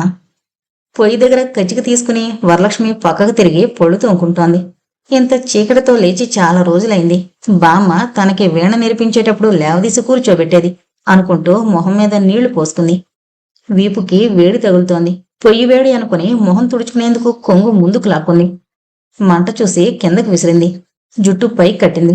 ఆ కొంగుతో కుచ్చుళ్ళు అంటుకున్నాయి. అరవాలనుకుంది. మాట రాక ఊరుకుంది వరలక్ష్మి. మంటలు పైకొస్తున్నాయి. కళ్ళు మూసుకుంది. ఆనందమ్మ పెద్ద పెద్ద కేకలు పెట్టడం వినపడింది వరలక్ష్మికి. తర్వాత ఏం జరుగుతుందో తెలియలేదు. తెలివొచ్చేసరికి ఎవరెవరో చుట్టూ ఉన్నారు. అత్తగారు ఒళ్ళో తన తల పెట్టుకుని కూర్చునుండడంతో చేతితో అత్తగారిని పట్టుకోబోతే ఆనందమ్మ చెయ్యి కదలకుండా పట్టుకుంది. మండిపోతోంది ఒళ్ళు, చన్నీళ్లు పొయ్యండి అంటూ వరలక్ష్మి ఏడుస్తోంది. ఒళ్ళు పొయ్యరు. అత్తయ్య మీరైనా చల్లటి గుడ్డ కప్పండి అంటూ పార్వతమ్మ గారిని అడుగుతూ ఏడుస్తోంది. డాక్టర్ రావడంతో అంతా తప్పుకున్నారు. ఆసుపత్రిలోనే ఉంచడం మంచిదంటున్నారు అని చిన్నబావగారు చెప్పడం వరలక్ష్మికి వినిపించింది. ఇంకా బతకడం ఒట్టిదన్నమాట, లేకపోతే ఆసుపత్రికి ఎందుకు తీసుకువెళతారు అనిపించింది. ఒళ్లంతా మంటలు. ఈ బాధ పడ్డం కంటే అదే నయమనిపించింది వరలక్ష్మికి. గౌరి ఏడుస్తూ పటిక బెల్లం వరలక్ష్మి నోట్లో పెట్టింది. ప్రసాదం తింటే తగ్గుతుందిగా, తొందరగా తిను అని బ్రతిమాలుతోంది. తల్లి కసురుతూ గౌరిని పక్కకు తీసింది. వరలక్ష్మిని స్ట్రెచ్చర్ మీద పడుకోబెట్టారు. అత్తగారికి దండం పెట్టాలని చేతులు తీసుకుంది. బొబ్బలతో ఉన్న చేతులను చూసుకుని ఏడుస్తూ కళ్ళు మూసుకుంది వరలక్ష్మి.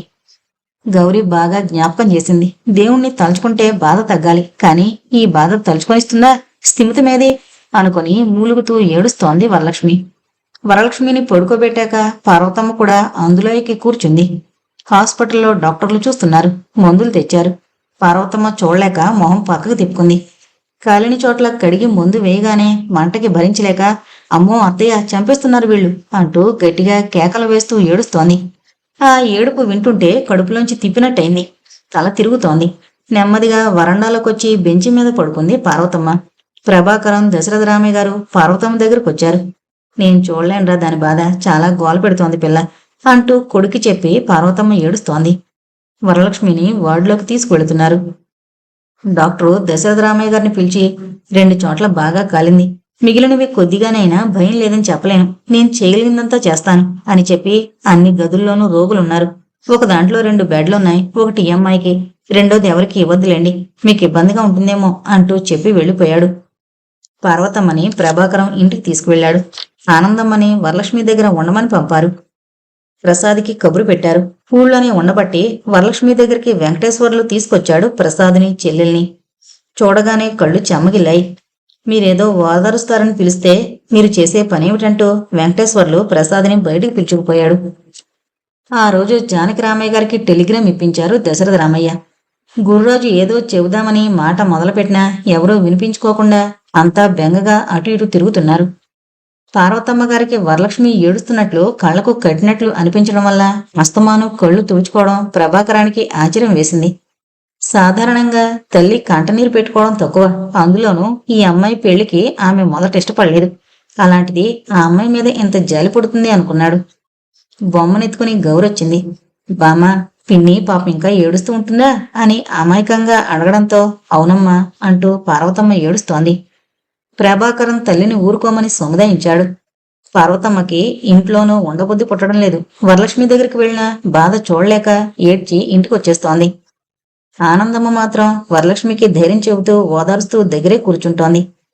పార్వతమ్మకి వరలక్ష్మి కళ్ళు తనకేసి జాలిగా చూస్తూ అప్పుడే వెళతారా అన్నట్టు అనిపించి మరుగున పడిన జాలి దుఃఖంగా బయటపడుతోంది. గడవు అనుకున్న రోజులు గడిచాయి. డాక్టర్ ఇంకా ప్రాణాపాయం దాటిందనుకోవచ్చు అంటూ పార్వతమ్మకి చెప్పినప్పుడు మనసులోనే దేవుడికి దండం పెట్టింది. అన్నగారన్న మాటలు పార్వతమ్మకి గుర్తుకొచ్చాయి. ఆయుర్దాయం తీరిందేమో, ఎవరి తరం పట్టుకోవడం, అయినా నీకెందుకే పార్వతి ఇంత దుఃఖం, నీ ఇంటి కోడలుగా అనుభవించేందుకు ఏ పిల్లకి రాసిందో అంటే తనకెందుకో తప్పుగా తోచింది. అవే మాటలంటూ విసుకున్నందుకు తన కోరిక తీర్చి ఈ పిల్లని బతికించాడు భగవంతుడు అనుకుంది పార్వతమ్మ. ప్రసాదు రోజు వచ్చి వరలక్ష్మిని చూసి వెళుతున్నాడు. తల్లి తండ్రి ఎందుకు రాలేదో అతనికి అర్థం కాలేదు. తను వెళ్లి తీసుకొస్తానని పార్వతమ్మతో చెప్పాడు. పక్క గదుల్లో వాళ్ళ తాలూకా బంధువులు ఒకసారి తొంగి చూడడం, మీకేమవుతుందండి అని పార్వతమ్మని ఆనందమని అడగడం, ఎందుకు కాలిందని పరామర్శలతో విసిగించడం వరలక్ష్మికి ఎంతో బాధగా ఉంది. తల్లి తండ్రి లేరట. ఆ మాటకి ఇప్పుడు వరలక్ష్మి విలువ ఎక్కువైంది. అవును, నిజమే. తనకి ఎవరున్నారు? ఉన్నవాళ్లంతా తన తల్లి తండ్రుల తర్వాత వాళ్లేగా. బాధ మరిచిపోయేందుకు స్వామీజీని తలుచుకుంటోంది. మొదట ఆయన రూపం కనపడలేదు. తర్వాత మంత్రం గుర్తుకు రాలేదు. అదే ఆలోచిస్తూ మనసులోకి తెచ్చుకుంది మంత్రాన్ని, స్వామీజీని. ఇప్పుడు నర్సులొచ్చి మందులు వేసినా కేకలు వేయడం లేదు. బాధగా ఉందని ఏడవడం లేదు. తన శరీరం కానట్టు కళ్ళు మూసుకుని ఊరుకుంటోంది. మరీ భరించలేనప్పుడు కళ్లల్లో నీరు కారుస్తోంది. ఇప్పుడు డాక్టరే జాలి పడుతున్నాడు. తగ్గిపోతుందంటూ ఏవో మాటలతో ఓదారుస్తున్నాడు. నర్సులు కూడా విసుక్కోవడం లేదు. పక్క గదిలో అరుస్తున్న అమ్మాయికి చెబుతోంది, అంత కాలినా ఆ పిల్ల ఎలా ఊర్చుకుంటుందో చూడు. ఏం లేకుండా ఆగడం చేస్తున్నావు, అరవకూడదు అంటూ నర్సు చెబుతోన్న మాటలు వరలక్ష్మికి వినిపించాయి. నిజమే, ఎవరి బాధ వాళ్లది. రోజు ఎంతమంది వస్తారో తనలాంటి వాళ్ళు. అందరి బాధల్ని వాళ్లవిగా ఎన్నని ఊహించుకుని ఎంతకని జాలి పడతారు. బాధ ఆత్మకి అంటదన్నది కొంత అర్థమైనా శరీరం నుంచి ఆత్మని విడదీయడం అంత తేలికైన పనా? శరీరానికి ఏం జరిగినా దుఃఖం ఆత్మని మింగి బాధని మిగులుస్తుందేమో. ఆత్మని శరీరానికి దూరంగా ఉంచడం అలవరుచుకుంటే బాధని భరించొచ్చు. దూరంగా ఉండడం అంటే ఎక్కడికో వెళ్ళా కాదు, తన ఒళ్ళు కాలింది, మందు వేస్తారు. అది ఎంత బాధో వర్ణించలేనంత. ఆ తర్వాత కొద్దిగా తగ్గుతుంది. అంతసేపు ఓర్పుతో ఎవరికో జరుగుతున్నట్టు బిగబట్టుకుంటే కొంత సహనం అలవడుతుంది. ఏవేవో ఆలోచనలు వస్తున్నాయి వరలక్ష్మికి. ఆనందమ్మ నెమ్మదిగా నిమురుతూ, వరు, తల్లి నిద్రపట్టిందా అంటూ ఎంతో ఆదరంగా పిలవడంతో కళ్ళు తెరిచింది. గుమ్మంలో సూర్యనారాయణ, నరసమ్మ గారు, సుశీల వరలక్ష్మిని చూసి వచ్చే దుఃఖాన్ని ఆపుకుంటూ మంచం దగ్గరకు వచ్చారు. నరసమ్మ ఆనందమ్మ గారిని ఎన్ని రోజులైంది అని అడిగింది. 15 రోజులైంది. ఆ రోజే పెత్తండ్రికి టెలిగ్రామ్ ఇచ్చారు. వాళ్ళు ఎవరూ రాలేదేంటి అని ఆనందమ్మ నరసమ్మ గారిని అడిగింది. సూర్యనారాయణ వరలక్ష్మి తల నిమురుతూ కళ్ళనీళ్లు కండువాతో తుడుచుకుంటున్నాడు. ఇదివరకైతే ఎవరు కనబడ్డా వరలక్ష్మికి గట్టిగా ఏడవాలనిపించేది. ఇప్పుడు కళ్ళు మూసుకుంటోంది. కళ్లల్లో దాచుకోలేని దుఃఖాన్ని నీళ్లు బయటికి తీసుకుపోతాయి. సుశీల కొంగుతో వరలక్ష్మి కళ్ళు తుడిచింది. నరసమ్మ వరలక్ష్మికి దగ్గరగా వచ్చి, ఎంత పని జరిగిందే తల్లి, రాత్రి నుంచి ఎప్పుడు చూస్తాననిపించింది అంటూ ఏడ్చింది. సూర్యనారాయణ ఆనందమ్మకి చెబుతున్నాడు. అక్కయ్య బావ కాశీ భద్రం దగ్గరికి వెళ్లారు. వెంకమ్మ గారిని కూడా తీసుకుని. మా అమ్మ ఒక్కతే వాళ్ళ ఇంటి దగ్గర ఉంది. వీళ్ళిచ్చిన టెలిగ్రాము ఏ ధాన్యం కొట్టు వాళ్ళు ఇచ్చుంటారని దాచిపెట్టిందట. నిన్న నీ వెళితే చూపించింది. మళ్ళీ ఇంటికొచ్చి వీళ్ళని తీసుకుని బయలుదేరాను. అసలు పిల్లని చూస్తామో లేదో అనిపించింది అంటూ వరలక్ష్మి దగ్గరకొచ్చి వంటిపై నెమ్మదిగా చేత్తో రాస్తూ, బాధగా ఉందా తల్లి అంటూ సూర్యనారాయణ అడుగుతున్నాడు వరలక్ష్మిని. మీ అల్లుడు నిన్నొచ్చి ఇంటి దగ్గర నుంచి ఎవరూ రాలేదు, ఎందుకో వెళ్లి చూసి తీసుకొస్తానన్నాడు అంది ఆనందమ్మ. ఈ వాళ్ళకాని వెళతాడేమో అంది. కాలేజీకి వెళుతూ వెంకటేశ్వర్లు అక్కడికొచ్చి వరలక్ష్మిని పలకరించాడు. దుఃఖంలోంచి వచ్చిన నవ్వుల కళ్ళు తెరిచి కొద్దిగా నవ్వింది వరలక్ష్మి. ప్రసాద్తో చెప్పు, అతని మామగారు అత్తగారు సుశీల వచ్చారని, నువ్వు ఊరికి వెళ్ళనక్కర్లేదట అని వెంకటేశ్వర్లతో చెప్పింది ఆనందమ్మ. సూర్యనారాయణ్ణి వరలక్ష్మి దగ్గర ఉండమని సుశీలని నరసమ్మని ఇంటికి తీసుకువెళ్ళింది ఆనందమ్మ. దారిలో మీ నౌకరు కనబడి వరలక్ష్మి దగ్గరికి తీసుకొచ్చాడు అని నరసమ్మ పార్వతమ్మతో చెప్పింది. పార్వతమ్మ వాళ్ళని స్నానం చేసి రమ్మంది. గుర్రాజు మీ ఆడబిడ్డ రాకుండా నిన్ను పంపిందా? గడుసు వాళ్లే వాళ్ళనే పడని అవస్థ అని రాకుండా ఊరుకున్నారు అని నరసమ్మతో అన్నాడు. ఏంటి మీ ఉద్దేశం? తెలిస్తే ఎవరైనా వచ్చి చూడకుండా ఉండగలరా? ఎవరు చూసినా దాని బాధ తగ్గదు. దాని అత్తగారు మామగారు ఉండగా మధ్యన మీకేం బాధ అనేసింది సుశీల గుర్రాజుని.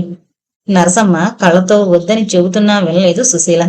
ఇంకొప్పుడైతే పార్వతమ్మ అన్నగారిని ఎవరైనా అంటే రాసి రంపాన్ని పెట్టేది. అప్పుడు సుశీలని మనసులో బాగా చెప్పింది అనుకున్నట్టు చూసింది. గుర్రాజు కోపంతో పళ్ళు కొరుకుని, మంచి రౌతులా తయారు చేసినట్టున్నావే కూతుర్ని అని నరసమ్మతో అన్నాడు. సుశీలని స్నానం చేయి, మళ్ళీ అక్కడికి వెళ్లి మీ నాన్నని పంపుదురుగాని అని అక్కడి నుంచి తీసుకువెళ్ళింది ఆనందమ్మ. పార్వతమ్మ నరసమ్మతో సుశీలతో భోంచేసి వరలక్ష్మి దగ్గరికి వెళ్ళింది. సూర్యనారాయణ ఇంటికి వెళ్లి రమ్మని పంపారు. 4వ నెంబరు గదిలో ఉన్న అమ్మాయి బంధువు ఒక ఆమె నరసమ్మని చూసొచ్చి, నువ్వు పలానా కదా అని పలకరించింది. ఇద్దరు గుర్తుపట్టాక, ఈ అమ్మాయి మీకేమవుతుందేమిటి అని అడిగింది. మా అమ్మాయి ఆడబిడ్డే అని నరసమ్మ చెప్పింది. చాలా ఓర్పుగల పిల్లలా ఉంది. ఏం గోల్ చేయకుండా మూగబాధ పడుతోంది. అసలు ఏదో ధ్యానం చేస్తున్నట్టుగా తోస్తోంది. ఆ అమ్మాయి మొహంలో వర్చస్సు. నరసమ్మ గారికి ఏంటో అర్థం కాక ఆవిడ కేసి తెల్లబోయి చూసింది. దాని మొహం వర్చస్సు బాధతో ఇదవుతుంటే అంటూ పార్వతమ్మ వరలక్ష్మి పక్క మీద కూర్చుని చెయ్యి తీసుకుని ఒళ్ళో పెట్టుకుంది. ప్రసాదు రావడంతో సుశీల మొహం విప్పారింది. మీ ఆవిడొచ్చిందని గాలి జేగొట్టావా అని పార్వతమ్మ ప్రసాద్ని అడిగేసరికి ప్రసాదు సిగ్గుపడి తల వంచుకున్నాడు. సూర్యనారాయణ వచ్చాడు. ప్రసాద్ని నువ్వు వచ్చి చూస్తుంటావు కనుక మీ అత్తయ్యని అట్టే పెట్టి సుశీల నేను ఇంటికి వెళతాం, మీరేమంటారక్కయ్యా అని పార్వతమ్మని అడిగాడు సూర్యనారాయణ. అప్పుడే వెళతావా పార్వతమ్మంది. పోనీ సుశీని అట్టే పెడితే ఏం అంది నరసమ్మ. మనం చేసేది ఏమీ లేదనుకోండి, ఎవరమైనా ఉంటే దానికి బాగుంటుందని, అంతకంటే ఏం లేదు. ఆనందమ్మ రాత్రులు ఇక్కడే పడుకుంటుంది. నిజంగా ఆవిడే చూడకపోతే ఏమైపోయినో పిల్ల అంటూ ఆప్యాయంగా వరలక్ష్మి కేసి చూసింది పార్వతమ్మ. ఆఖరికి ఆలోచనలు పూర్తి చేసి సుశీలని అట్టే పెట్టి నరసమ్మ సూర్యనారాయణ వెళ్లి మళ్లీ 4 రోజుల్లో వస్తామని బయలుదేరారు. వరలక్ష్మిని ఇద్దరూ ఆప్యాయంగా పలకరించి మళ్లీ వస్తామని చెప్పారు. నీళ్లు నిండిన కళ్లతో వాళ్ళని చూసింది వరలక్ష్మి. పార్వతమ్మకి వరలక్ష్మి మీద జాలి మళ్లీ బయటపడింది. కళ్ళు చెమరచాయి పార్వతమ్మకి. చూడువరు, నువ్వు వద్దంటే ఉండిపోతానంటూ నరసమ్మ కళ్ళు తుడుచుకుంది. వద్దు వెళ్లమంది వరలక్ష్మి. ఎవరో చుట్టాలు రావడం మూలాన ఆనందమ్మ కొంచెం ఆలస్యంగా వస్తారని సుశీలకి క్యారియర్ ఇచ్చేందుకు వెంకటేశ్వర్లని వెళ్లమంటే ఆనందాన్ని కూడా తీసుకువెళ్లాడు వెంకటేశ్వర్లు. ప్రసాద్ కొంచెం సేపుండి గదికి వెళ్లిపోయాడు. సుశీలకి ఏమీ తోచక గుమ్మంలో నిల్చుని వచ్చేపోయే వాళ్ళని చూస్తోంది. వెంకటేశ్వర్లు రావడం చూసి లోపలికి తప్పుకుంది. క్యారియర్ కింద పెట్టి వరలక్ష్మి మంచం దగ్గరకొచ్చి వదినా అని పిలిచాడు వెంకటేశ్వర్లు. నువ్వు బాధ మరిచిపోయేందుకు ఏమైనా మాట్లాడాలి. మీ వదినతోటో మాతోటో ఏమైనా మాటలు చెప్పు అన్నాడు. సరే, ఒట్టప్పుడే అడిగిన దానికి సమాధానం చెప్పదు, ఇంకిప్పుడేం మాట్లాడుతుంది అంది సుశీల. ఆనందాన్ని కూడా లోపలికొచ్చి కూర్చోమంది సుశీల. వాళ్లతో ఏవేవో మాట్లాడుతోంది. మీరు భలే కబుర్లు చెప్తారే అన్నాడు ఆనందం. ఏం మీకు విసుగ్గా ఉందా అంది సుశీల. మా రమణన్నయ్యకి కబుర్లు చెప్పేవాళ్ళంటే చాలా ఇష్టం అన్నాడు ఆనందం. మా ఏమిటి, మన రమణన్నయ్య అనాలి. నాలాగే అన్నయ్య కూడా మాట్లాడడం ఇష్టం అన్నమాట. మా వాళ్ళు నిజానికి చాలా మంచివాళ్ళు. అయితే ఒకటే లోపం, వాళ్ళకి ఏం కావాలో తెలుసుకోరు. ఎదుటి వాళ్ళకి ఏం పట్టింది, వీళ్ళకి ఏం కావాలో తెలుసుకుని ఎదుటి వాళ్లే చూడాలనుకుంటారు. వట్టి మంచివాళ్ళు పాపం అని వరలక్ష్మి కేసి చూసింది. ఇద్దరూ మాట్లాడితే వినేవాళ్లు ఎవరని మా వదిన మాట్లాడదనుకుంటాను అని సమర్థించాడు వెంకటేశ్వర్లు. మీరు వదిన గారి భక్తుల్లా ఉన్నారే అంది సుశీల. అంతా నవ్వుకున్నారు. అది సరే కాని ఇన్నాళ్ల దాకా మేం రాలేదని మీ మావయ్య సవాల్ చేశాడు మా మీద. మీ అన్నయ్య ఎందుకు రాలేదట అంది సుశీల. మా అన్నయ్య IAS కి వెళుతున్నాడు, ఈ ఏడు పరీక్ష దగ్గరకు వస్తోందని వచ్చుండడు అన్నాడు ఆనందం. అంతేనా, కారణం ఇంకేమన్నా ఉందా అంది సుశీల. కారణాలు నాకు తెలియవు, నేను అనుకోవడం పరీక్ష వల్ల రాలేదనుకుంటున్నాను అన్నాడు ఆనందం. నరసమ్మ అంటూ పొద్దునొచ్చిన ఆవిడ గడప అవతల నుంచి పిలుస్తోంది. వెళ్ళిపోయిందండి, మీతో చెప్పమంది. అయ్యో, అంత తొందరగా వెళ్ళిపోయిందేమో, సరిగ్గా మాట్లాడలేదు అనుకుంటూ లోపలికొచ్చి గోడవారున్న పక్క చుట్ట మీద కూర్చుంది. ఈ అబ్బాయిలిద్దరూ ఏమవుతారు ఈ అమ్మాయికి అని సుశీలను అడిగింది. ఆవిడికి మరుదులవుతారు అంది సుశీల. ఏం చదువుతున్నారు అని అడిగింది వాళ్ళని. BAలో నేను, BSCలో అతను చేరమని చెప్పాడు వెంకటేశ్వర్లు. అంతలో ఇంకో ఆవిడ తొంగి చూసింది. జోళ్లు విడిచిపెట్టి పమిటని కుడి భుజం మీద తీసుకుని కళ్ళజోడు సవరించుకుంటూ గోడవారగా చతికిలు పడింది. అయితే ఈ అమ్మాయి నరసమ్మ కూతురంటావా అని ముందొచ్చిన ఆవిడ్ని అడిగింది. చూడమ్మాయి, మీ మామగారి పేరేమిటి? సుందరరామయ్య గారు అని సుశీల చెప్పింది. ఆయన అన్నగారికి పిల్లలు లేకపోతే తమ్ముడు కొడుకుని పెంచుకుని ఈ మధ్య పెళ్లి చేశారు కదూ అని రెండో ఆవిడ అడిగింది. పెంచుకోవడం నిజమే గాని పెళ్ళయింది అతనికి కాదు, మా రెండో బావుకి అని సుశీల సమాధానమిచ్చింది. అయితే మరి నీ అత్తారే ఊరు? మొదటావిడ అడిగింది. ఆ పెంచుకున్న అతనికి నన్ను చేశారు అని సుశీల నవ్వింది. అయితే వాళ్ళకు ఒక ఆడపిల్లనట్టు కదూ, ఆ పిల్లకి చదువు సంగీతం చెప్పించారట. తెల్లాస్తి కూడా ఆ పిల్లకి వాటా ఇచ్చారట. ఈ మధ్య పెళ్ళయిందట. ఆ పిల్లాడికి ఇష్టం లేకపోయినా ఆస్తి కోసం చేసుకున్నారట కదూ. పిల్ల బాగున్నదట్లే అని రెండావిడంటే నీకెవరు చెప్పారు అని మొదటావిడ అడగడం పూర్తి కాకుండానే రెండావిడ మొదలు పెట్టింది. గుర్రాజు చెప్పాడు. ఈ పెళ్లి కుదరకముందే ఆ కమలకి ఆ పిల్లాడిని ఒప్పుకుని ఆస్తి రాయించుకుని తిరుపతిలో పెళ్లి చేశాడు. ఆ పిల్లాడు రూపు లేకపోయినా చాలా గుణవంతుడట. ఈ పిల్ల గుణం పెళ్ళయ్యాక తెలుసుకుని తల్లి దగ్గర, ముత్తగు తల్లి దగ్గర గోల పెట్టాడట. ఏదో నోటు బాకీ వసూలు చేసుకుని వస్తూ అత్తారింటికి వెళ్ళాడట. గుర్రాజు మిగిలిన ఆస్తి కూడా ఆ పిల్ల పేర పెట్టమని బలవంతం చేస్తే ఇంటికి వెళ్లి మా వాళ్ళని అడిగే రాస్తానన్నాడట. అప్పటికి పిల్ల చేష్టలు ఏం కనపడ్డాయో వెంటనే పెట్టి తీసుకుని బయలుదేరాడట. ఇంకా వెళితే ఎలాగా అల్లరి చేస్తాడని అనుకున్నట్టున్నారు. ఈ వగల్మారిది కమల అడ్డం వెళ్లి కాళ్ళు కడుపు పట్టుకుని పెట్టి లోపల పెట్టించిందట. మర్నాడు సినిమాకి తీసుకెళ్లి డ్రింకులు తెప్పించాడట గుర్రాజు. అంతే, అక్కడే డోకున్నాడట. ప్రాణం వదిలాడు ఆ పిల్లాడు. ఆ తల్లి వాళ్ల గోల చూడలేకపోయాం. నేను ఊళ్ళోనే ఉన్నానప్పుడు. ఆ ముండా కొడుకు గుర్రాజు ఆ డ్రింకులు తెచ్చే కుర్రాడికి కొంత డబ్బిచ్చి విషం కలిపి తెమ్మన్నాడట. ఆ డబ్బుకి ఆశపడి వాడు చేసిన వాణ్ణెక్కడ పట్టుకుంటారోనని ఊరు వదిలి వెళ్లిపోయాడు. ఏమైతే ఆస్తి దక్కించుకున్నారు. ఆ కమల ఎలా ఉంటుందేమిటి అని సుశీల అడుగుతూ వరలక్ష్మిని చూసి, ఈ అమ్మాయి కంటే బాగుంటుందా అని అడిగింది. ఈ పిల్లకేం ఇంత బాగుండదు. చామంచాయ పుష్టిగానే ఉంటుంది. చిన్న కళ్ళు ఓ మాదిరిగా ఉంటుంది. అయితే జుట్టు అటు పీక్కుని ఇటు పీక్కుని పమిట సగం తీసేసుకుని మొగాళ్ళ ముందు వగలు వయ్యారాలు వలకపోస్తుంది అంది రెండో ఆవిడ. వెంకటలక్ష్మి ప్రభాకరం వచ్చి ఎంతసేపయిందో ఎవరూ గుర్తించలేదు. ప్రభాకరం నెమ్మదిగా దగ్గితే అంతా అటు చూశారు. వెంకటలక్ష్మి వరలక్ష్మి దగ్గరికి వెళ్లి, ఎంత పనైందే తల్లి అంటూ జుట్టు వేళ్లతో దువ్వుతోంది. మళ్ళీ రెండో ఆవిడ, మీకేమవుతుంది అమ్మాయి అని వెంకటలక్ష్మిని అడిగింది. మా మేనలుడి భార్య. ఎంతకీ మీ ఆడపడుచుని గుర్రాజు మేనలుడికిచ్చారట కదూ అని సుశీలను అడిగింది రెండో ఆవిడ. ఈ అమ్మాయే అని వెంకటలక్ష్మి సమాధానమిచ్చింది. ఈ అమ్మాయా అని దవడలు నొక్కుంది రెండో ఆవిడ. ఏం అంత ఆశ్చర్యపడుతున్నారు అని వెంకటలక్ష్మి అడిగింది. అబ్బే ఏం లేదు, ఆ గుర్రాజు కనబడితే అడుగుతా, పిల్ల ఏం బాగుండదు, డబ్బు కోసం కట్టారు అని చెప్పాడు. పైగా ఇప్పుడు ఆ కమలని బొంబాయి తీసుకువెళ్లాడు. ఆ అబ్బాయి అక్కడే ఉన్నాడటగా.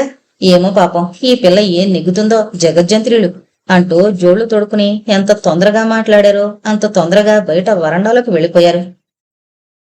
వెంకటలక్ష్మి కళ్ళెగరేస్తూ, కమల విషయమంతా ఇలాగే చెబుతున్నారు, మీ మామికి ఏం పోయే కాలంరా అని ప్రభాకరంతో అంది. వాళ్ళ గొడవ వదిలే, మనకెందుకు?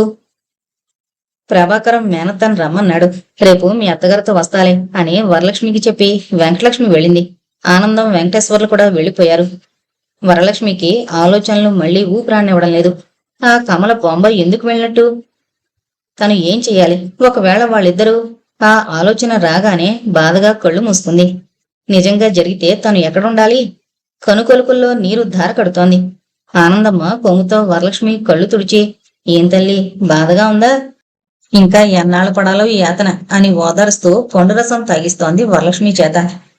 ఎప్పుడైనా నేను ఒక్కదాన్ని ఉండాల్సి వస్తే నా దగ్గరుంటారా అని ఆనందమ్మని అడిగి ఏడుస్తోంది వరలక్ష్మి. నువ్వొక్కదానివి ఎందుకుంటావు? ఈ వేసంగులు అవగానే నిన్ను కాపురానికి తీసుకెళ్లమంటోంది మీ అత్తగారు అని ఆనందమ్మ చెప్పింది. సుశీల కళ్ళు నిలుపుకుంటూ వచ్చి రెండో పక్క కూర్చుంది. ఆ ఒళ్ళు కాల్చుకున్న అమ్మాయి అత్తగారొచ్చి ఎంతసేపు ఇక్కడ వాగుతున్నారులేండి. ఆ కమల బొంబాయిలో ఉందట. అది విన్న దగ్గర నుంచి దీనికి బెంగగా ఉన్నట్టుంది అని సుశీల ఆనందమ్మ గారితో అంది.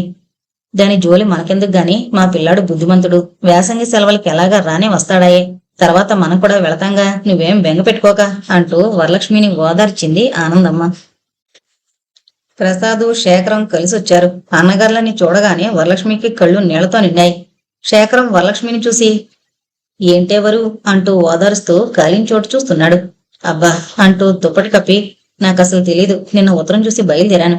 పెదనాన్న వాళ్ళు హరిద్వారం వెళ్లారట. వాళ్ళకి వైరిస్తే కంగారు పడతారని తను బయలుదేరాడట. ఆవిడ కూడా వస్తానని కూర్చుందట. నన్ను చూసి వివరంగా రాయమన్నాడు. అవసరమైతే ఓ నెల ఉండేటట్లు వస్తానంటూ రాశాడు అంటూ శేఖరం ఉత్తరం ఇవ్వబోతే చేతులు పట్టుకొనివ్వు అంది వరలక్ష్మి. వరలక్ష్మికి చేతులు కూడా కాలడం చూసి శేఖరానికి దుఃఖం ఆగలేదు. ఇంత కాలేదాకా ఎవరూ చూడలేదెవరు అనుకుని కళ్ళు తుడుచుకున్నాడు. అప్పుడే వచ్చిన డాక్టర్ శేఖరాన్ని చూశాడు. శేఖరం నమస్కారం పెడితే, ఎప్పుడొచ్చావు అని అడిగాడు డాక్టర్. ఈ పూటే వచ్చాను, ఈ అమ్మాయి మా చెల్లెలు అని చెబుతుంటే శేఖరం కళ్ళ నిండా నీళ్లు చూసి, నీ చెల్లెలా అని ఆశ్చర్యంగా అడిగాడు డాక్టర్. అవును డాక్టర్, నాకు తెలీదు, నిన్ననే తెలిసింది అంటూ శేఖరం చెప్పాడు.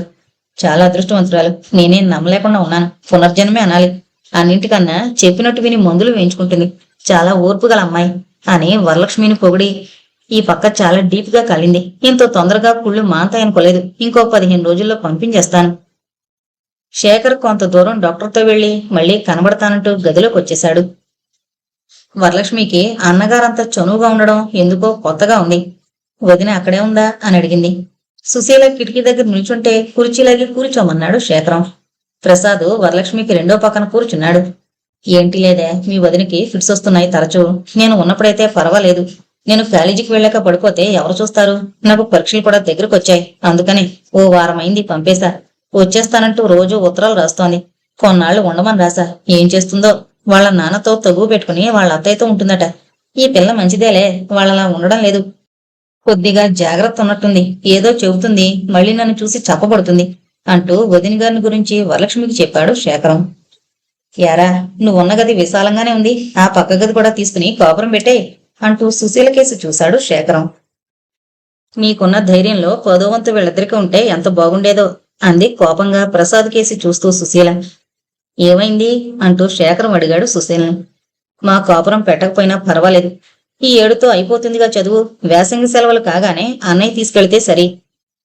లేకపోతే నువ్వు తీసుకెళ్లి వరాలు కాపురం పెట్టించి రావాలి బావా అని శేఖరంతో అంది సుశీల.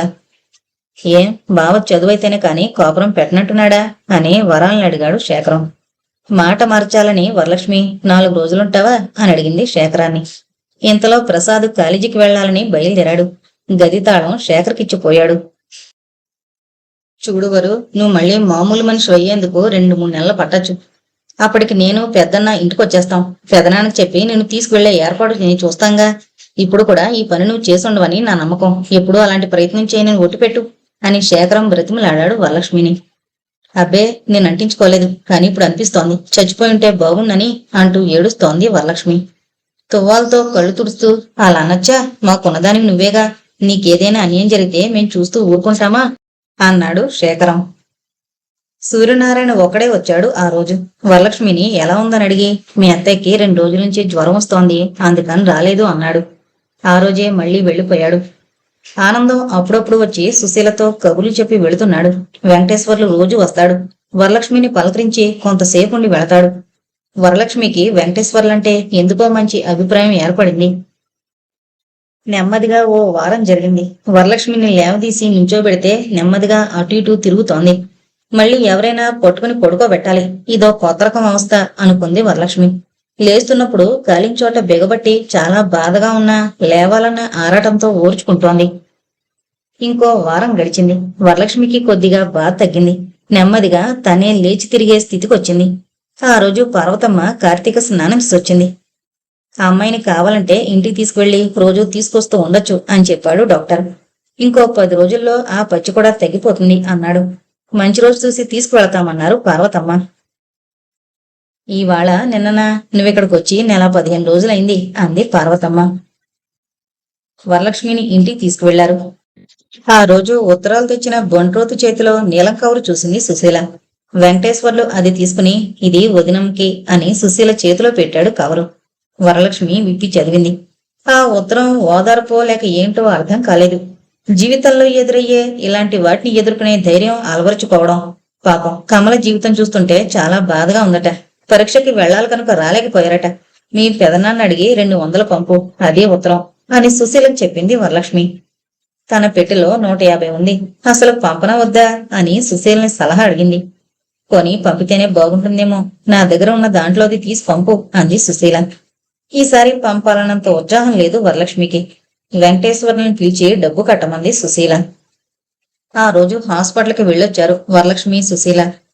అత్తగారి దగ్గరికి వెళ్లి సుశీల వెళ్ళిపోతానంటోంది. ఇంకా డాక్టర్ నన్ను కూడా రానక్కర్లేదు అన్నాడు అంది వరలక్ష్మి. పార్వతమ్మ వరలక్ష్మి కళ్ళలోకి చూసి, మీ పెద్దల్లి వాళ్ళు రాలేదుగా, నువ్వెక్కడికెళ్తావు అంది. అత్తయ్యని తీసుకుని మా ఊరు వెళతాను, వాళ్ళొచ్చాక అత్తయ్య వెళ్ళిపోతుంది అంది వరలక్ష్మి. ప్రసాద్ను కూడా రమ్మనమంది సుశీల. కారులో పంపమన్నారు దశరథ రామయ్య గారు. మామగారికి అత్తగారికి నమస్కరించింది వరలక్ష్మి. లోపలికెళ్లి ఆనందమ్మ గారిని కౌగులించుకుని కంటతాడు పెట్టింది. అత్తగారి దగ్గరికి వెళ్లి, నే ఉండి సుఖం లేకపోగా మిమ్మల్ని కష్టపెట్టానంటూ కళ్ళలోకి నీళ్లు తెచ్చుకుంది వరలక్ష్మి. పార్వతమ్మ వరలక్ష్మికి సుశీలకి కొత్త చీరలు పెట్టి కట్టుకోమంది. పార్వతమ్మ గారు వరలక్ష్మి కళ్ళు కొంగుతో తుడుస్తూ, ఒళ్ళు జాగ్రత్తగా చూసుకోవాలి అంది. కొత్త చీరలు కట్టుకుని మళ్లీ పార్వతమ్మకి నమస్కరించారు. కారు ఎక్కేదాకా వస్తానంటూ చెబుతూనే ఉంది వరలక్ష్మి. ఇంటికి చేరేసరికి చీకటి పడింది. సూర్యనారాయణ హరికేన్లాంతరు ఒత్తి పెద్దది చేసి కారు వైపుకు ఎత్తి పట్టుకుని చూస్తున్నారు. సుశీల వరలక్ష్మి దిగడం చూసి, మీ ఇల్లు బంగారం కాను, నేను రేపు బయలుదేరి వద్దామనుకుంటున్నాను, మీరే వచ్చేశారా అంటూ దీపం చూపిస్తూ లోపలికి తీసుకువెళ్లారు. వీధిలో బండాగిన చప్పుడయ్యి సుశీల పరిగెట్టింది. శేషమ్మగారు, వెంకమ్మగారు లోపలికొచ్చారు. వరలక్ష్మి లోపల గుమ్మంలో నిల్చుంది. దీన్ని తీసుకొచ్చారా, ఎక్కడ కాలిందే అంటూ శేషమ్మ చేతులు చూసి, లోపలికి వెళ్లి వంటి మీద మచ్చలు చూసొచ్చి గుండెలు బాదుకుంటూ అయ్యో బిడ్డకి ఎంత కాలిందే అంటూ ఆశ్చర్యంగా కూలబడింది. సర్లే అసలు బతికింది. వాళ్ళు టెలిగ్రామ్లు ఇస్తే అమ్మ అవి మిల్లు వాళ్ళు ఇచ్చారని దాచిపెట్టింది. తీరా నేనొచ్చి చూస్తుంది కదా, నాకు ప్రాణం ఎగసిపోయింది. మర్నాడు నీ మరదల్ని సుశీల్ని తీసుకువెళ్ళా. హాస్పిటల్ అంతా అదే మాట.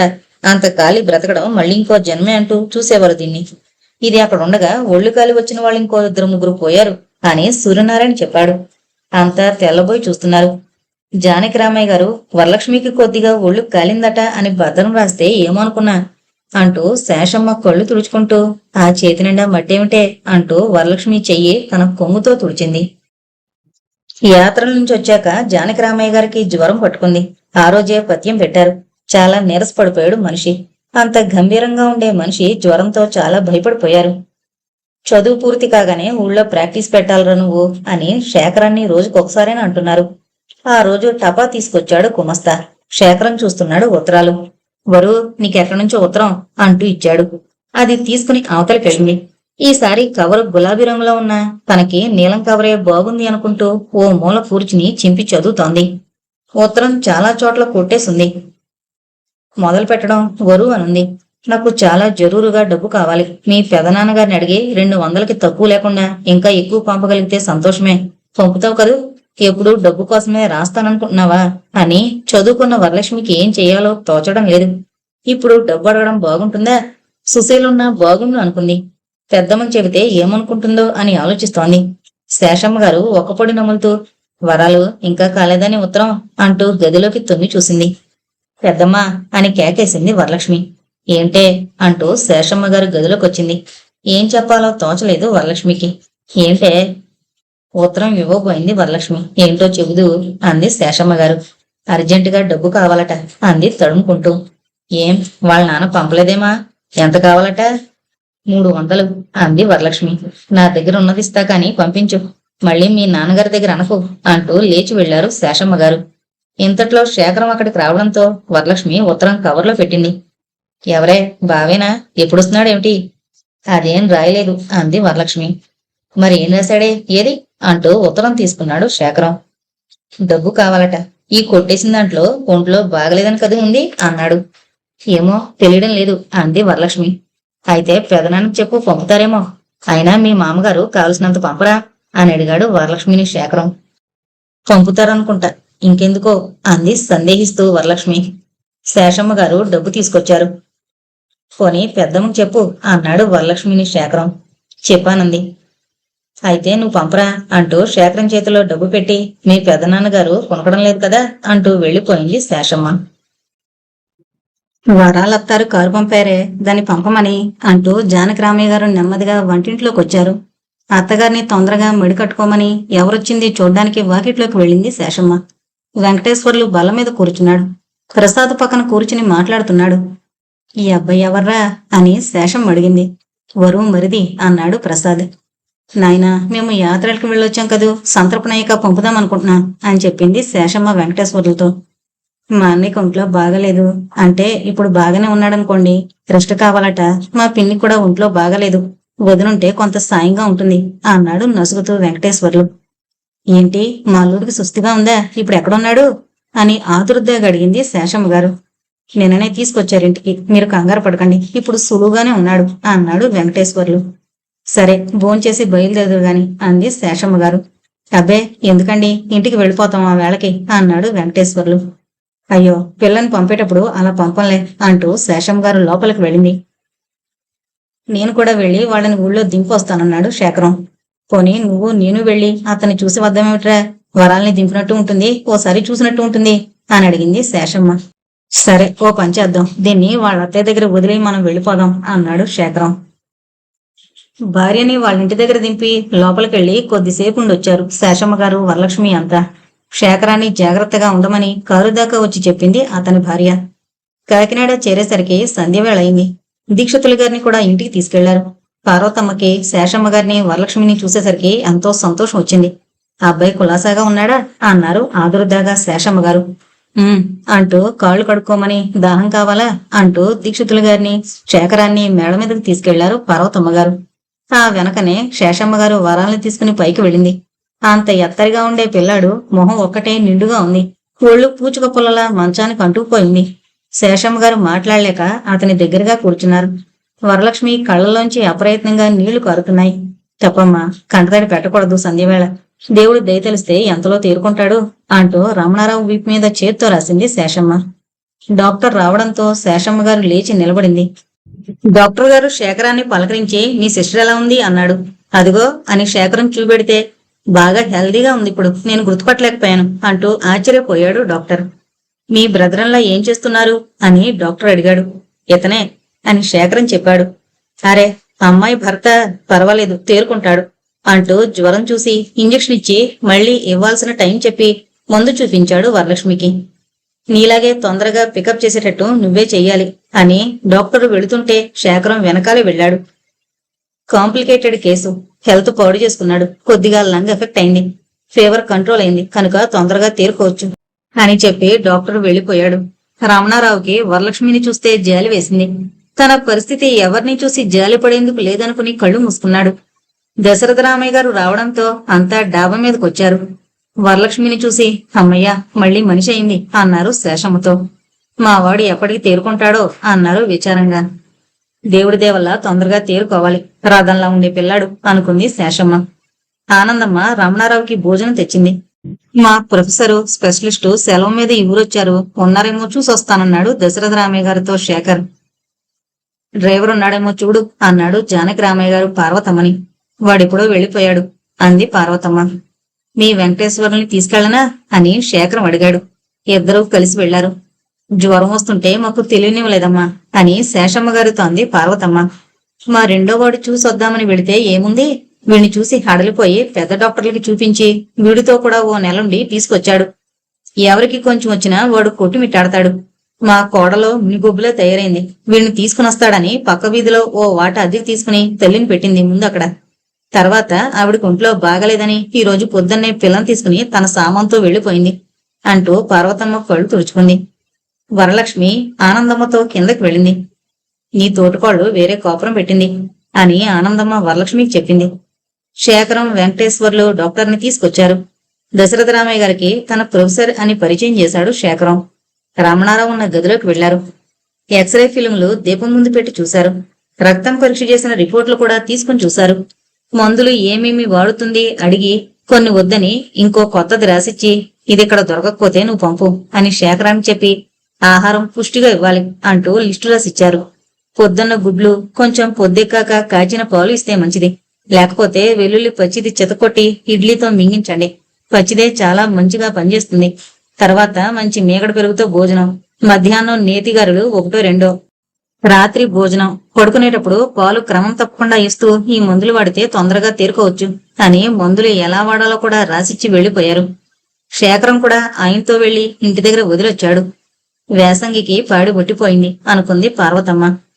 మాకు 2 గేదెలు ఇస్తున్నాయి. 4 నెలల క్రితం ఈయన గేదెని మీకు తోలుతాను వెళ్లగానే. మినపప్పు, ఇంటి నెయ్యి పంపుతాను, బిడ్డ తొందరగా తేరుకోవాలి అంది శేషమ్మ.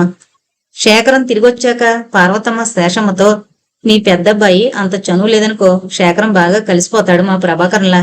మీ ప్రసాదు మా రమణలా ముక్కుకి సూటిగా పోయే రకం అంది. శేఖరం కిందకి వెళ్లి స్నానం చేసిస్తుంటే, ఏం చెప్పారు డాక్టరు అని అడిగింది వరలక్ష్మి. శేఖరం బట్టలు వేసుకునొచ్చి, చూడువరు, ఆ డాక్టర్కి చాలా అనుభవం ఉంది. ఆయన రాసిచ్చినట్టు వాడుతూ వెల్లుల్లిపాయ ఒలిచి చితకొట్టి ఒక రవ్విస్తూ ఉండు. కొంతకాలం దాకా ఆ ఎంగిలవి నువ్వేం తినకూడదు సుమా. ఇంకోటి కూడా నీకు చెప్పాలి అంటూ సంకోచిస్తూ, కొంతకాలం దాకా మీరు విడిగా ఉండాలి, అది అతనికి చాలా ముఖ్యం అని చెప్పి, నీ జీవితం ఇలా మొదలవడం బాధగా ఉంది అంటూ కిటికీలోంచి బయటకు చూస్తున్నాడు శేఖరం. మగవాళ్ల బంతి లేచాక పార్వతమ్మ కిందకొచ్చింది. నీ పెద్దలకి నిద్రపట్టింది, లేపు తీసుకురా అంది వరలక్ష్మితో. శేషమ్మ కిందకొచ్చింది. అందరి భోజనాలయ్యాక మేడ మీదకి వెళ్లిపోయారు.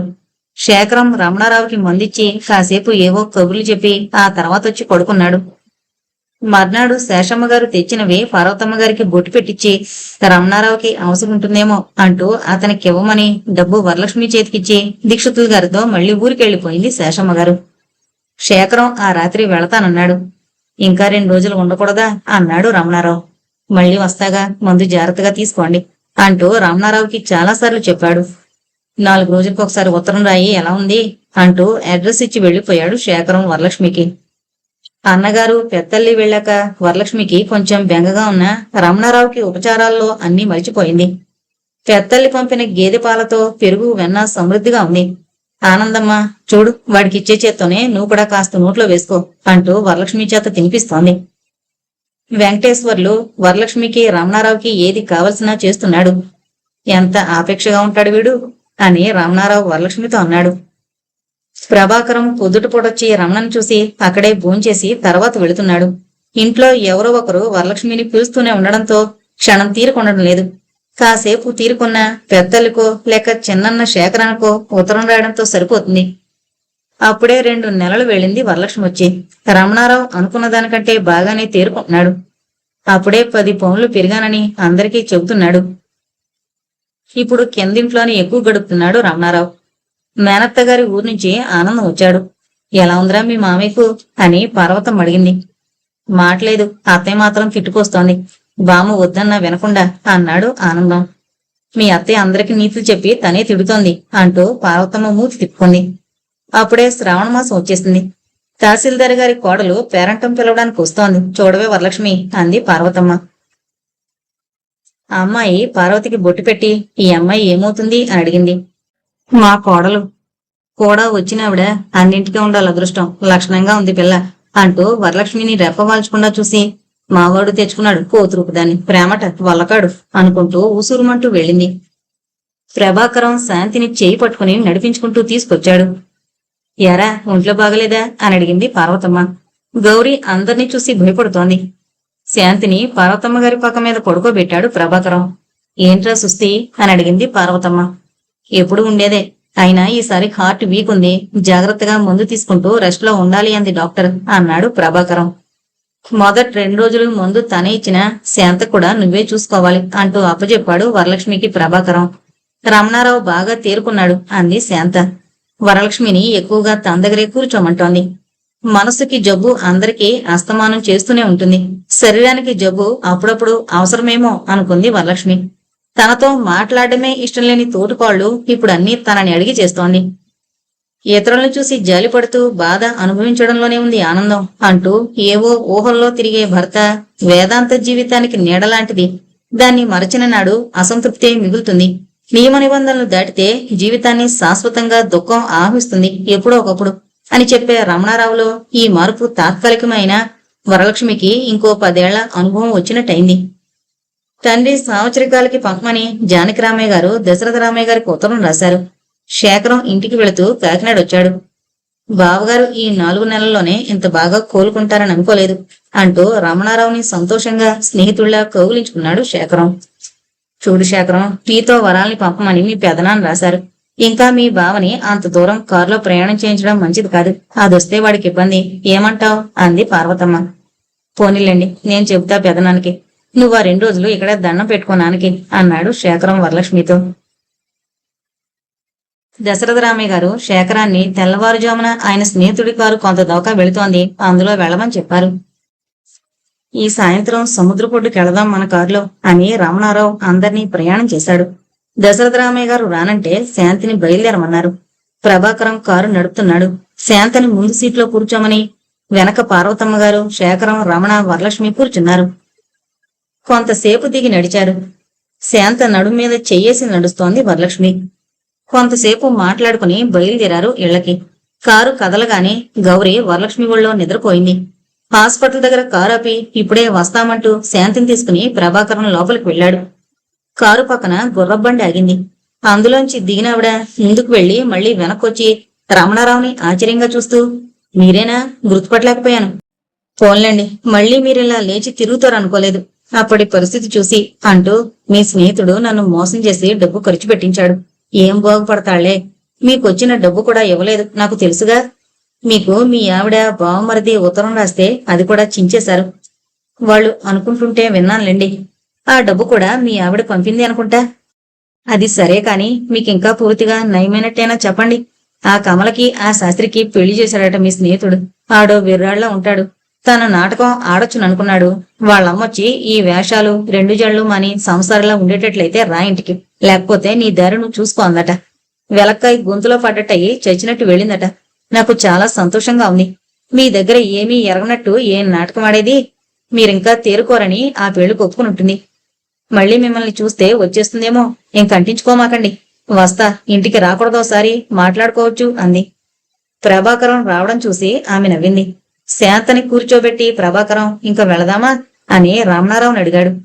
రమణారావు తల ఊపాడు. ఆ అమ్మాయి ఏం కావాలి మీకు అంది. మా అన్నయ్య కూతురు.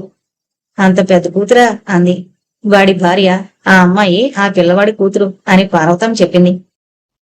వరలక్ష్మి మొహానికి గౌరితల అడ్డంగా ఉంది. ఉండండి, అటొచ్చి చూస్తానని వచ్చింది. అదృష్టవంతురాలు అంది.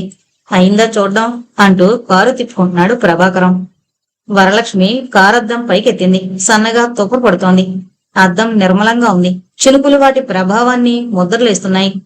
మనుషులు సహజంగా మంచివాళ్లే అయినా చుట్టూ ఉండే వాళ్ల ప్రభావం పడక మాందేమో అనుకుంది. ఇంటికొచ్చేసరికి వాన కొద్దిగా ఎక్కువైంది. నేను గొడుగు తెస్తా ఉండండి అంటూ వరలక్ష్మి దిగింది. గౌరు మీద కొంగు కప్పుకొని తీసుకెళ్ళింది. గొడుగులు తెచ్చి శాంతని రమణారావుని లోపలికి తీసుకెళ్లారు. నీతో మంచి మాట చెబుతా, ఏమిస్తావు వదినా అని వరలక్ష్మిని అడిగాడు వెంకటేశ్వర్లు. భోజనం పెడతా పదా అంది వరలక్ష్మి. కోని పిన్ని, నువ్వేమిస్తావు అని పార్వతమ్మని అడిగాడు. రమణారావు మేడ మీదకు వెళ్లాడు. గౌరిని పడుకోబెట్టి శాంతికి మందిచ్చి విప్పిన చీరలు గాలికి దండం మీద వేసి వంటింట్లోకి వెళ్లి ఆనందమ్మ గారు ఏం చేస్తుందో చూసి మంచినీళ్లు తీసుకుని మేడ మీదకు వెళ్ళింది వరలక్ష్మి. రమణారావు అద్దంలో మొహం చూసుకుంటూ షర్టు కాలరు పైకి కిందకి కుదుపుతూ సంతోషంగా కనబడుతున్నాడు. వరలక్ష్మి మాత్రల సీసా తీసే చప్పుడు విని రమణారావు వెనక్కి తిరిగి చూసి, నేను పరీక్ష పాస్ అయ్యాను, ఏమిస్తావు అంటూ వరలక్ష్మి దగ్గరికి వచ్చాడు. ఏముంది, ఇదిగో ముందు అంటూ చేతికిచ్చింది. పక్క గదిలో ప్రభాకరం నవ్వు వినబడి వరలక్ష్మి దూరంగా వెళ్ళింది. శేఖరం, ప్రభాకరం రమణారావు గదిలోకి వచ్చారు. వరు, బావ పాస్ అయితే పార్టీ మనం ఇవ్వాలటే వాళ్ళకి. మనకేమా బెంగలేదు, ఇస్తానన్నా. రేపు నేను వెళతా కనుక ఇప్పుడే తీసుకువెళతా ఇన్ని అన్నాడు. సరే, మీ చెల్లెలికి చెబితే నాకు కూడా ఓ అంశం పొందిస్తుంది అన్నాడు ప్రభాకరం. కింద నుంచి కేక వినపడ్డంతో అంతా కిందకు వెళ్లారు. మరి మనం హోటల్కి వెళదామా అన్నాడు ప్రభాకరం. రండి పోదాం అని శేఖరం బయలుదేరాడు. మళ్ళా వచ్చేస్తాళ్లే పదండి అంటూ పార్వతమ్మ వంటింట్లోకి నడిచింది. రమణారావుకి సంతోషంతో కొంచెం జ్వరం తగిలినట్టు నరాలు వణికాయి. శాంతికి భోజనం పెట్టి వెళ్ళింది వరలక్ష్మి. వెండి సామాను అప్పజెప్పాడు అయ్యరు. అల్మరాకి తాళం పెట్టి శాంతికి పాల గ్లాసు దగ్గరగా మూత పెట్టి రమణారావుకి పాలు తీసుకెళ్ళింది వరలక్ష్మి. శేఖరం చెబుతున్నాడు, మీరు వెళ్లే ముందు ఓసారి వైజాగ్ రండి, మళ్ళీ మా ప్రొఫెసర్కి చూపిస్తాని. రమణారావు సరేనంటూ డ్యూటీకి వచ్చినట్టుంది అంటూ పాల గ్లాస్ తీసుకున్నాడు వరలక్ష్మి చేతిలోంచి. వరండాలో పక్కల మీద దుప్పట్లు పరుస్తోంది వరలక్ష్మి. శేఖరం వెళ్లి రెండో పక్క పట్టాడు. అయితే నువ్వు రావడం లేదా అన్నాడు చెల్లెలతో. రావాలనే ఉంది అన్నట్టు చూసినా లేదని తల ఊపింది. ఆనందమ్మ రమణారావు గది గుమ్మంలో పక్క పరుచుకుంది. వరలక్ష్మి వరండాలో వేసుకుంది పక్క. నిద్ర రావడం లేదు. కారు దగ్గర కనపడ్డ ఆవిడ ఎవరు? మాటలో యాసుంది. ఆవిడికి కమల ఎలా తెలుసు? తను డబ్బు పంపడం, ఉత్తరాలన్నీ తెలుసు అంటే ఈవిడ కూడా అక్కడ ఉండాలి. తన మొహం చూస్తూ అదృష్టం అంటూ ఉసురుమండం గుర్తుకొచ్చింది. తనని చూసి చాలా మంది ఆ మాట అన్నారు. తనకే తెలియడం లేదు అదృష్టం అంటే ఏంటో. అవును, మనిషి బ్రతకడం ఒక అదృష్టం. తిండి లోటు లేకపోవడం మరొకటి. పెళ్ళవడం, పిల్లల్ని కండం, చివరికి అందరికంటే ముందు ఈ లోకాన్ని విడిచిపోవడం. ప్రతి స్త్రీకి చెప్పుకోదగ్గ అదృష్టాలు. మొదటి 3 తనకున్నాయి. జీవితాన్ని ప్రవాహంతో పోలుస్తారు. బాల్యం యవ్వనం కోసం ఉరుకుతూ పోతుంది. యవ్వనం పెద్ద వరదల బీభత్సం చేస్తుంది. పేదవాడు ఒడ్డు నుంచే ఊహించుకుంటాడు. ధనికుడు ప్రవాహంలో ఇరుకుని ఎక్కడికో కొట్టుకుపోతాడు. కుటుంబీకుడు పిల్లల్ని చూసుకుని గట్టెక్కుతాడేమో. ముందో వెనకో అందరూ అందులో పడి కొట్టుకుపోతూ జీవితం శూన్యం చేసుకోవడం తప్పకపోవచ్చు. ఎందుకు తప్పదు? మనసుని స్వాధీనంలో ఉంచుకుంటే కోరికలే ఉండవు అన్నారు ఒకసారి స్వామీజీ. మరి అందరూ ఆ పని ఎందుకు చేయరు? చేస్తూనే ఉండొచ్చు. మనసులో ఏముంది ఎవరికి తెలుసు? పైకి కట్టుబాట్లకి లొంగుండొచ్చు. వేదాంతం జీవితానికి వెలుగు చూపిస్తుంది, రోగికి మందులా. మరి యవ్వనం చీకట్లో వెలుగు చూడాలంటుందే. చీకటికి విశాలమైన దారులు ఎన్నో. సంసారి అటు చీకట్లోకి వెళ్ళలేడు, ఇటు వెలుగుని చూడలేకపోవచ్చు. వేదాంతం చిన్న బాటలో వెలుగుతుంటుంది. గమ్యం చేరగలిగితే విశాలమైన ప్రకృతి స్వరూపాన్ని చూడొచ్చు. చీకట్లో గమ్యం చేరడం చేతకాక మళ్లీ వెనక్కి రావడంలో మృత్యు ఎదురుగా నోరు తెరుచుకుని పిలుస్తుంది. మూడు మార్గాల్లో ఏది కోరుకోవడమో తెలియకుండానే విధి ఆ ప్రవాహంలోకి గెంటుతుందేమో. ఆలోచనలు అర్థం లేకుండా దొర్లుతున్నాయి వరలక్ష్మిలో. నిద్ర కోసం ప్రయత్నిస్తూ దొర్లుతోంది. రమణారావు వరలక్ష్మిని నెమ్మదిగా తడుతున్నాడు. ఏం కావాలి బాబు అంటూ ఆనందమ్మ అడగడంతో వరలక్ష్మి మంచం చివర కూర్చుని లోపల చాలా వేడిగా ఉంది, నిద్ర రావడం లేదు అని చెప్పాడు రమణారావు.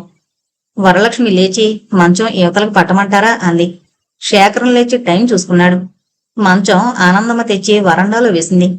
తల నొప్పిగా ఉంది అంటూ వరలక్ష్మిని తల పట్టమన్నాడు. తన మంచం మీదే కూర్చుని నెమ్మదిగా చేత్తో రాస్తోంది. రమణారావు వరలక్ష్మి రెండో చేయి తన చేతి కింద పెట్టుకుని నిద్రపోయాడు. నెమ్మదిగా చేయి తీసుకుని పడుకుంది వరలక్ష్మి. తెల్లవారుజామున కారు హారన్ విని వరలక్ష్మి లేచి అన్నగారిని లేపి కిందకెళ్ళింది. శేఖరం అందరికీ చెప్పమని చెప్పి వెళ్లిపోయాడు. శాంత నీరసంగా ఉందని మూలుగుతోంది. వెలుతురు చీకటిని బలపరుస్తోంది. రమణారావుని లేపి మొహం కడుక్కోమని పక్క గదిలోకి మరిచింది వరలక్ష్మి. కాఫీ తీసుకోబోయాడు. ఆగమని గుడ్డు తీసుకొచ్చి ఇచ్చి వెళ్లబోయింది. రమణారావు వరలక్ష్మిని వెళ్లకుండా పట్టుకున్నాడు. వరలక్ష్మి గుండె వేగంగా కొట్టుకుంటూ నిన్నటి నుంచి ఏదో మార్పు కనబడుతోంది రమణారావులో వరలక్ష్మికి. గ్లాసు కింద పెట్టి వరలక్ష్మిని కుర్చీలో కూర్చోబెట్టి తను బల్లపైన కూర్చుని కిటికీలోంచి కనబడే అరుణకాంతిని చూస్తూ నన్ను గురించి ఏమనుకుంటున్నావు అని అడిగాడు రమణారావు. తల ఇంకా కిందకి దింపుకుంది వరలక్ష్మి. గెడ్డం పట్టుకుని ఎత్తి కళ్ళలోకి సూటిగా చూస్తూ చాలా చెడ్డవాణ్ణి అని కదూ అని అడిగాడు రమణారావు. కాదు అన్నట్టు తల అడ్డంగా తిప్పింది వరలక్ష్మి. రోజు ఎంతో చనువుగా తిరిగేది. ఆ రోజు మొహంలోకి చూడాలంటే సిగ్గుగా ఉంది వరలక్ష్మికి.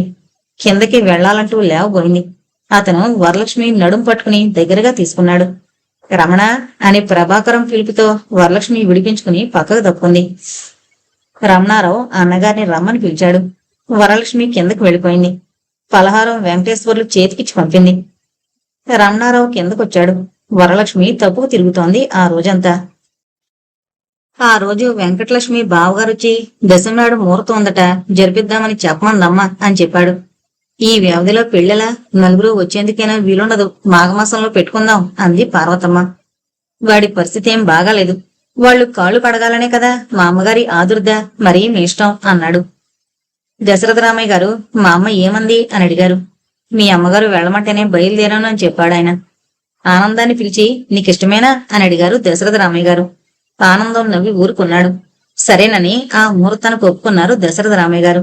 ఈసారి ఏది కొన్నా వరలక్ష్మిని అడుగుతోంది పార్వతమ్మ. మందులన్నీ రమణారావు గదిలో అల్మరాలో సర్ది ఇక్కడ పెడుతున్నానని చెప్పింది రమణారావుకి వరలక్ష్మి. ఏం నువ్వెక్కడికి వెళతావు అంటూ వరలక్ష్మి కొంగు వేళ్లకు చుట్టుకుంటూ అడిగాడు రమణారావు. అందరూ వస్తే ఈ గదిలో ఉంటారుగా, అందుకు చెబుతున్నాను అంది వరలక్ష్మి. నేను చెప్పినట్టు చెయ్యొదినా అంటూ వెంకటేశ్వర్లు రావడంతో కొంగు విడిపించుకుంది వరలక్ష్మి. ఏంట్రా వెండం అంటూ రమణారావు అడిగాడు వెంకటేశ్వర్లను నవ్వుతూ.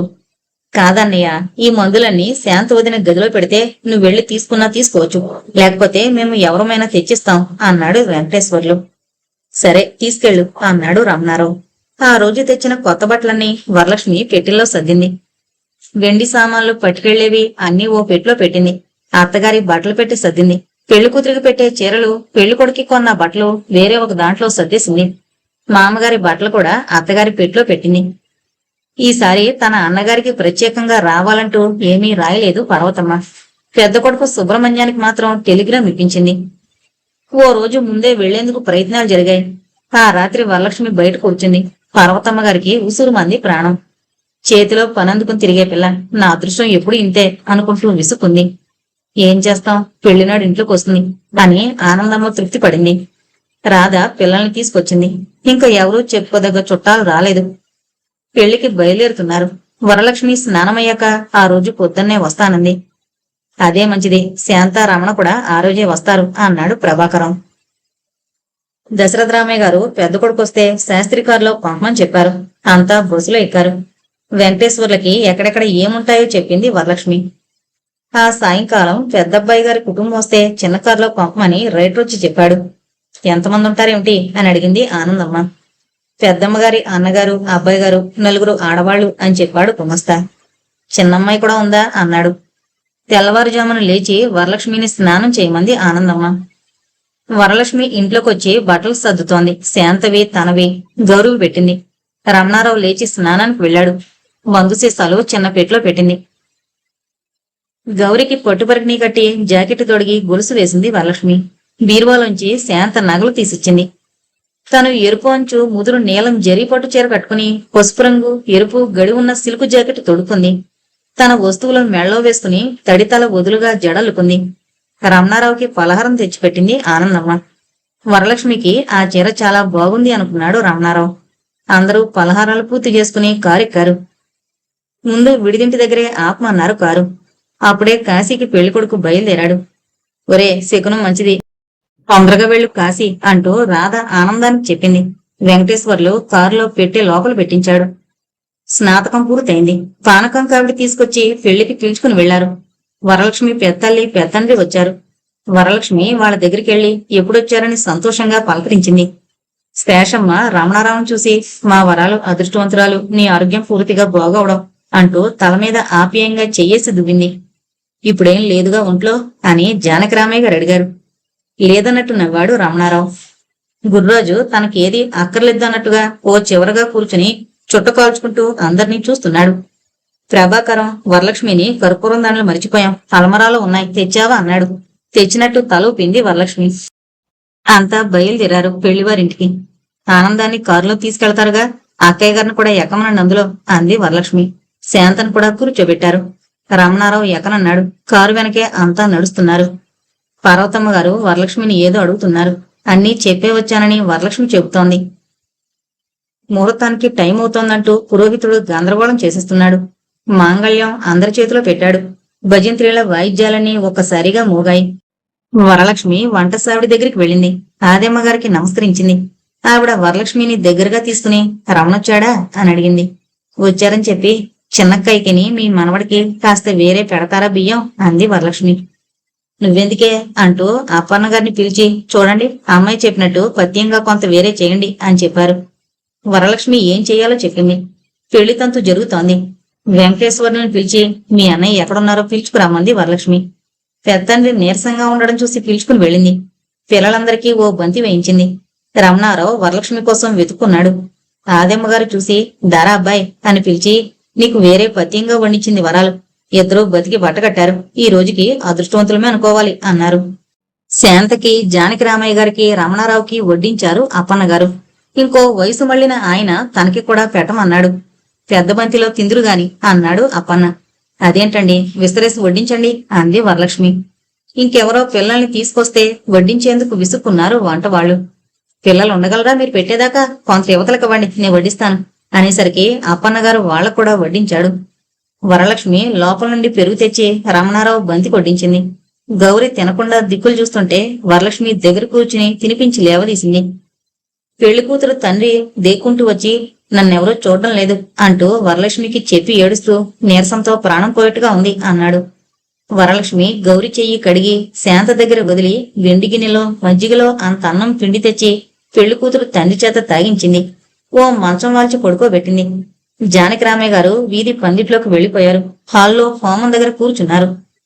రాజేశ్వర్ని పిలవలేదట, రాద్ధాంతం చేస్తోంది. దానికి తోడు నీ అన్న తందాన పడుతున్నాడు అంటూ పార్వతమ్మకు చెప్పి వెళ్లారు దశరథ రామయ్య గారు. వెంకటలక్ష్మి వెళ్లగానే అంతా వచ్చారు. రమణారావు తల్లి పక్కన గోడ కానుకుని కూర్చున్నాడు.